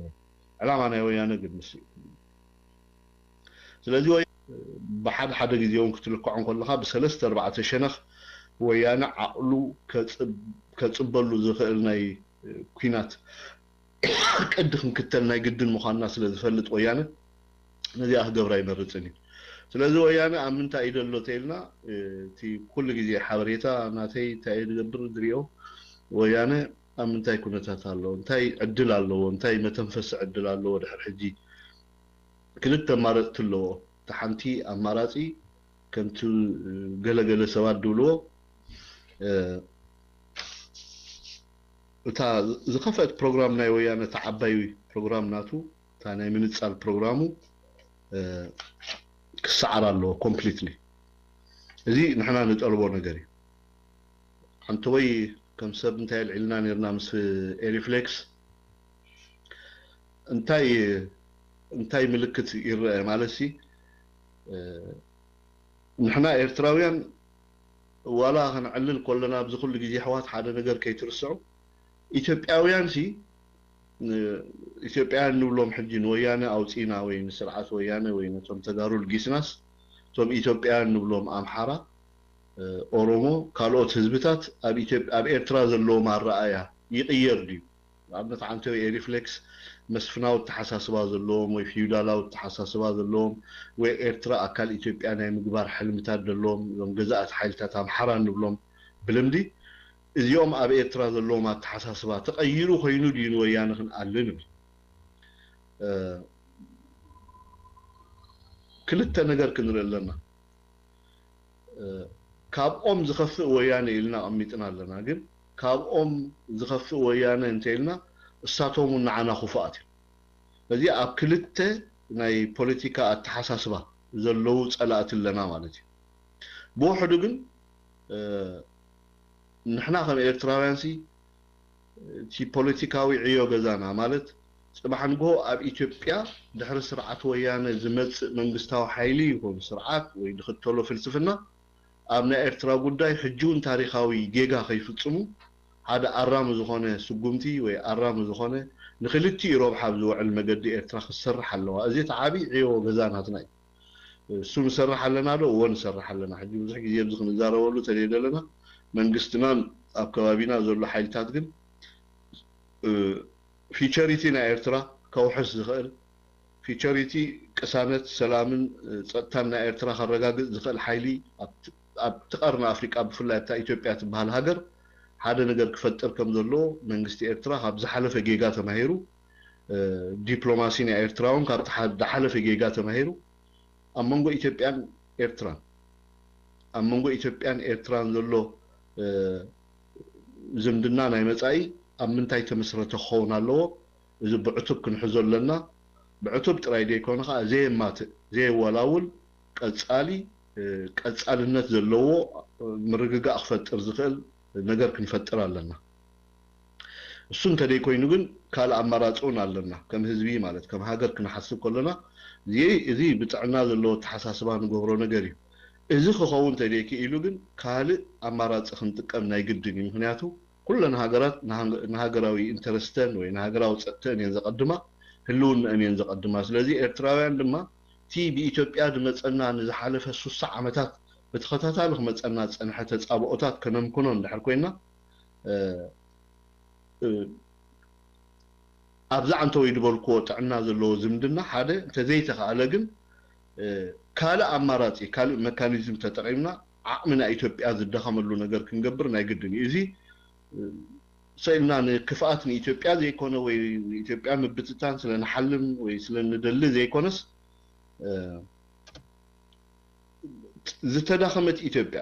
ንዓናስ ኣብቲ ዝነበረ ታሪክ ናይ መስፍናዊ ናይ ምግባት ናይ ወራር ናይ ኩናት ህይወት ካብኡ ክንወፀሉ ንኽእል መገዲ ግኻ ክንፈጥር ናይ ግድን ሕጂ ኩሉ ግዜ ከምቲ ሂበይ ዝበለቶ ማለት እዩ ነናትካ ጥቕምታት ነናትካ ኢንተረስት ምሕላው ልዕሊ ኩሉ ከዓ ሃገራዊ ፀጥታኻ ምሕላው ስለ ዘገድሰካ በዚአን ክልተ ንኸይድ ኣለና ማለት እዩ እቶም ድስከፉ حقهم ينكسكفو انا نبعلي يسكفي صباح نجيت اب سلطان مزيوم دحر صباح قال اب سلطان مزيوم دحريو 40 اب سلطان مزيوم فانا قدم مزمروم تدغمواسي حزبي ኤርትራ اب قصال ورار اب قصال كينات اب مملس زيبلو طوطوايون كاتو يخلي ስለዚህ ነዚስ እንታ ህንገብሪና ሁሉ ናይ ግድንም እጂ አነ ከምዚ ቀዳማይ ካላይ ሳልሳይ ጌጋታት ኢልና ክንሰሜ ዘይግባና ግን ገበርና ይጌጋሉ ነዚህ ጌጋ ዘአሪምና አመጻኢት ኤርትራ ከነርሕሶን ንኽእል ብፍላይ እቲ ኢትዮጵያ ድመጽ ጸጋማት ምክንያቱ ንዓና ጸልወና ናይ ካል ጸገም ኣይኮነ ናጽነትና ምኹላፍ ጥራይ ደይኮነ ምዕባለና ምኹላፍ ጥራይ ደይኮነ ህላወና ናብ ሓደጋ ተእቱ ኢትዮጵያ ትበሃል ሃገር ኢትዮጵያ ከም ሃገር ከም ህዝቢ ኮይኑ ግን ቶም ኣብ ኢትዮጵያ ናይ ወሳኒ ናይ ፖለቲካ ተራ ክጻወቱ ጸንሑ አካላት ኣብ ኤርትራ ዘለዎ ማራእያ ኮምፕሊትሊ ይቀየር ኣለዎ ወደብ ዓሰብ ናትና እዩ ኢትዮጵያ ላንድ ሎክድያ ተፈጥሮ አኻ ይሆም ይገርዋ ንሕና ይኮንና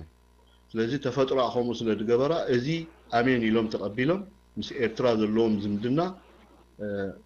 ማይ ክርብሽን ሎ ዝኾነ እቶም አድሚን ገዲፍኩምና ተወጽኡ ዲኹም ኣነ መንጎ ከምዚ ኩለፍ አይደለም እንድሕር ተኸሊትና ጽቡቅ ኣይኮነን ስለዚህ ላንድ ሎክድ ዝኾነት ሃገር ኩሉ ግዜ ላንድ ሎክድ ኣብ ታሪክ ዋላው እንታ ኢትዮጵያ ብዙሕ እንዲ ዘካትዕናቶም ግን ደሓን ከም ሃገር ከም ኢትዮጵያ እንተሪኢናስ ላንድ ሎክድ ወደብ የብሎምን ባሕሪ የብሎምን ነዛ ኣሚኖም ዝቕበሉ ዜጋታት ክፍጠሩ ከም ዘለዎም ኣብ ኢትዮጵያ እዚ እንድሕር ደጌርና ንሕና ከም ሃገር ከቕፅለና ዝኽእል ኩሉ ግዜ ብሕቶ ምልክት ኢና ንኣቱ ማለት እዩ ከመይ ኢና ንገብሮ እዚ ብወታደራዊ ዓቕሚ ተመኪሕና ወሪርና ንኢትዮጵያ ወይ ሕቁኦም ደሪዕና كم زنبركم مقبار يكونوا بزح كنسرحوا زقبأنا بوليتيكا وسرحلو كبابينا ونبعلو زي ناي كبابينا نقولو ناي بوليتيكا خونتات بربحنا غنمصهم كلا لنا نحنا إثيوبيا كم عباي هاجر مخانن كم بزح حزبت ونن هاجرن أب كبابينا نحنا نيشتي كنسنا خاب إثيوبيا زعبنا خم زخنا وحدات كنسنا خاب زبي إثيوبيا زبزحنا مخانا إتن نحنا تدكينا لو زلنا وين نحنا بتفترة تعدلنا أزي استراتيجيك زخنا ناي بحر أفدقل نخبابينا بوليتيكاون وتدراون دبلوماسياون كونتات كغير البايتانا إيرترا كنت كملوا لنا مالتي زحجي أبتي تنسى دبلوماسي نقولنا إيرترا زحجي إيرترا تتصاوتو زلا ترى زحجي إيرترا تقبرو زلا أب جبسي أب يمن أب سعوديان أب تفل عليه زنق أي بحري كاب قصنا يخون كاب قال إنه يقبر شبرا سرح حرا خوت زقل إيرترا بتواسع الند يكونس بتوفاي الند رايد يكونس بمريح الند كتواسع اللهم ذلوان تب كوابي أزلو ناي بوليتيكا خونتات أب كوابي أزلو تدراو عندنا دومينيت تقبرو لما قد خسر حلوها إذن دحر جيرا إيرترا حجي ما بتزرع على مدرخ تمتص تب إثيوبيا أزلو ناي تنكحتي بوليتيكا أبي إثيوبيا زلو نعننت ونحنا إنا عبي ونحنا إنا عبيت ونحنا إنا بوزحات نحنا إنا نزقرنا أفريقيا دومينيت غيرنا نحنا بوليتيكا ومرحا قبري إنا خنمرحون ذات حساس باو هو مسألة سعرهم هذاتي ስለዚህ ነዘን ኩለን ዚአን ጸብጺብና ትጽባሕ ኣብ ኢትዮጵያ ክመጽእ ዝኽእል ስርዓት ኣብ ክንዲ ኣስጋእ ድኾነና ኣብ ክልተ ርብሓ أكلت إن كان هبان زعينته ربح هذا مركز عين السرعات نخفتر نايب عنا إجام كم تصاوت الله جبت هوت رزق القواني عن توي قال لهم بزح نجار تحاسبيهم أنا هدي بعد ما بزح دحان كم تمنيت بعد ما سني إرترا هيبومنا مس ويانا زتخ نقبر قدم تهيبومنا تبل قال تقرمني أنا عي تقال بقالا هيبومنا سي انت زونا نبل إثيوبيا زنبر حيلتات بدك تجارو تمزينو زنبر وين بدك تجارو أبالات زخون وحيلتات نكلخال كاب كلنا أهدوتاتنا إثيوبيا تجارو نخص حاون أب تجراي نخودون أب تجراي بخفلة سراوي الدرجان هو عمون يقبرالو زي حكيو تايو جنابي خبز حسون تاي يقبر أب تدحري كندرينا مالتي جن نفس مدلاو زبهال نقرالو مالتي أب كم ذا عينت وطرناي بوليتيكان ناي ذي مرقا أن درجاخت بتصح كلها قالخ قبرهم زقبا أكام مدلاوات اللو حجي حدا أكل ناتي وياني زقبرو ذلو من مدلاوات مالتي سالسايتي بإرترا أبي إرترا أنا كم زرداني مالتي نعي كم سب كم زرداني أب كم ذا عينت وطري ذلو سرعاتي أب تفل عليه مجلسات بزح استخدامنا يوجن حادة قلت حادة كلت عبيت أجندة حيزيز نتي سرعت ويانا تحدى أجندة بزيجاتها بيلو بتوم أب استفل عليه كم تبغى دا يزبلنا ميدياتات زنتفو أب تفل عليه ويب سايتات زنتفو كومون أزيون فلوت أدخون تجاري يخون خالات مستوم تجارو زدانا جزء بوليتيكينياتات أب من مسرات سناي زمدنا صوم سناي زمدنا يبلغو سناي دي كونن دحر كرينا جن أب سناي زمدنا مس إرتراويان أحواتكم أفناوي زمدنا جمرو تباهيلو خفت منجستي ممرحت وهيبوم سع زبال توكات زوردة أبكال صفحتات دورده بولكي محبركماتن بدقن أبدقن نوري إرتراويان ولا توشت إثيوبيا زلو إرتراويان ناي مقرراب ناي مدنقاط تبلع علي إرتران هزبان 15 عامتات كخيد أنا أنا وزخونه ناي بروباغندا على تلويتو إرتراويان حواتنا يوم بستفل عليه مركعو خزر نسمع لنا حدا كابتي حواتنا يوم دولولو بمقدزي إذا أغازي نقولون إحنا كل جزي أغازيوان هنا نزاربو زبط إحنا نقرأ له تمين بوينت أغازيوان تبقسلو مخنياته أغازيوان تبالكان بعضو أنا قلت أيدلني يقن تي أغازي زبهال حساب كمان يمتئتلنا خوياني ممسخاء مخنياته اللو مستحجين نبلو زلنا إشتي إثيوبيا تفتيرو زلو قلولاو كل جزي ويانا مهدمي خفتر حدا نقر كفتر سلازلوه نزا حدش التحساسبا منغو تغارون إرتراويان مسرات إلو دومتو إيقن نعي كم زرداني ولا أغازي متيو أغازي أي متي أغازيوان متيوم ناي تقرنيا حبرت يفتروا أي حفتروا بتقرنيا درجة تزارتي نايبولو ويحواتي نايبولو كالا أرستاتي مغنياتو كدمزي حجي السخات بلو زلخا أمنغو ثم تقرنيا تزارت هزبتات أرلو تبلو محزنت كوننت نايزم محزنت زو كوننت كترقاقص أو تخل دحرتي زقعخاي ماي مفساس زي كونس قدم مفساسو وي مقعو كحسبوا اللي يزقباني رحجي ناي طفاءات ملخت اب رأس خمس تسقومه ግን نمز عينتات تحساسبا ممصا ترغم زهبو يكونن ግን حدا خابتا أكل ساتهم نتوم زيغاتاتهم مس إرتراويان بزمدنا خمزينا محواتينا قلز عينتو مقربات كغبرو عينت إيتو ممرحي كالاي كل جدي نزاربو مناورة انتايو تي لوجيك كله تحابقو تي قرن أفريقيا ويا تخبابينا تفتيرو زلو وتدراو تقبللنا تي بوليتيكاو العلوين دبلوماسياوي تغطي كل نزي بيت ميدياتات عفينكا بحصوتن بعبلخون تشفنو جن تاخد قبر ويانا حيال كم زخونن نمنجستي إرترا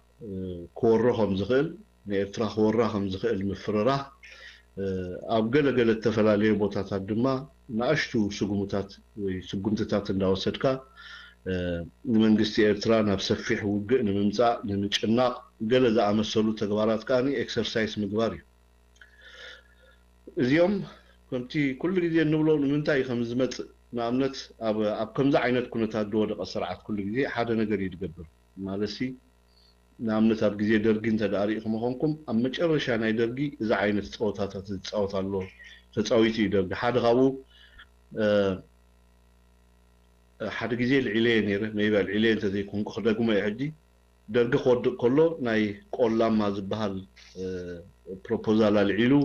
ኣብ መንጎቶም ከበሳን ቆላን ዝነበሩ ዜጋታት ኤርትራውያን ግርጭት ናይ ምፍጣር ኣጀንዳ ልዒሉ ነይሩ ነዚ ከኣኒ ዝሰርሕሉ ኤርትራውያን ኣኻኺቡ ብደም ኤርትራውያን ዋላ ብዜግነት ኤርትራውያን ዝኾኑ ብካልእ ብዘይገድስ ኣኻኺቡ ነዚ ስራሕ እዚ ከፈፅመሉ ኣብቲ ዕርበት ሰዓት ሓሲብዎ ነይሩ ንምንታይ እዩ ከምኡ ገይሩ ደርጊ ኣብታ እዋንቲኣ ሰውራ ኤርትራ ሓይሉ ከተማ ማሳዋ ተቋፂሩ ከምኡ ንደቡብ ከይዱ ገለገለ ዝገብረሉ ዝነበረ እዋን ኣብ መንጎ ህዝብታት ኤርትራ ናይ ሕድሕድ ኩናት ክለዓል እሞ እቲ ሰውራዊ ምንቅስቃስ ብሰንኪ ሕድሕድ ኩናት ናይቲ ህዝቢ ኮላፕስ ዝኾነሉ ወይ ክናዋሕ ዝኽእለሉ ህዝቢ ኤርትራስ ናብ ዕግርግር ዝኣትወሉ ኣብ ክንዲ ኣንጻር ተቐዳማይ ፀላኢኡ ስርዓት ደርጊ ዝቃለስ ኣብ ውሽጢ ሕንፍሽፍሽ ፈጢርካ እቲ ክስታናይ ነስላማይ እስላማይ ከዓ ንክስታናይ ክወቕዓሉ ክሃርመሉ ዝኽእል መገዲ ምፍጣር እዩ ነይሩ እዚኣ ብተግባር እውን ሰሪሕላ ደርጊ ግን ምናልባት ዕምሪ ስለ ዝሓፀረ ከይተተግበረ ከሎ እቲ ሰውራ ዝያዳ ተዓፃፂፉ ፅቡቕ ባይታ ረጊፁ ስለ ዝነበረ ኣብ ሓፂር እዋን ናፅነት ኤርትራ ተረጋጊፁ እቲ ብደርጊ ተሃንዲሱ ዝነበረ ንኤርትራውያን ኣሕዋት ነንሕድካ ናይ ምውቃዕ ፕሮግራም ከኣኒ ፈሺሉ ነቲ ፕሮግራም ዝደፍኡሉን ዝተሓባበሩ ዝነበሩ ቀንዲ ዓበይቲ ዜጋታት ንብሎም ኣብ ውሽጢ ኤርትራ ዝነበሩ ብሓላፍነት ደረጃ መንግስቲ ዝሰየሞም ከምኡውን ዋላ እውን ኣብ ሰውራ ኤርትራ ፅቡቕ ሓላፍነት ዝነበሮም ባእታታት ከዓ በብወገኖም እቲ ፕሮግራም ፈሺሉ ንህድማን ገለን ክኸዱ ርኢና ኢና ሕጂ ካብዚ እንታይ ኢና ንምሃር ካብዚ እንታይ ኢና ንርኢ ተልና ልክዕ ወያነ ከምታ ደርጊ ድፈተና ኣብታ መጨረሻ ሰዓት ነዛ ንሪኣ ዘለና ሕጂ ኣብ መንጎ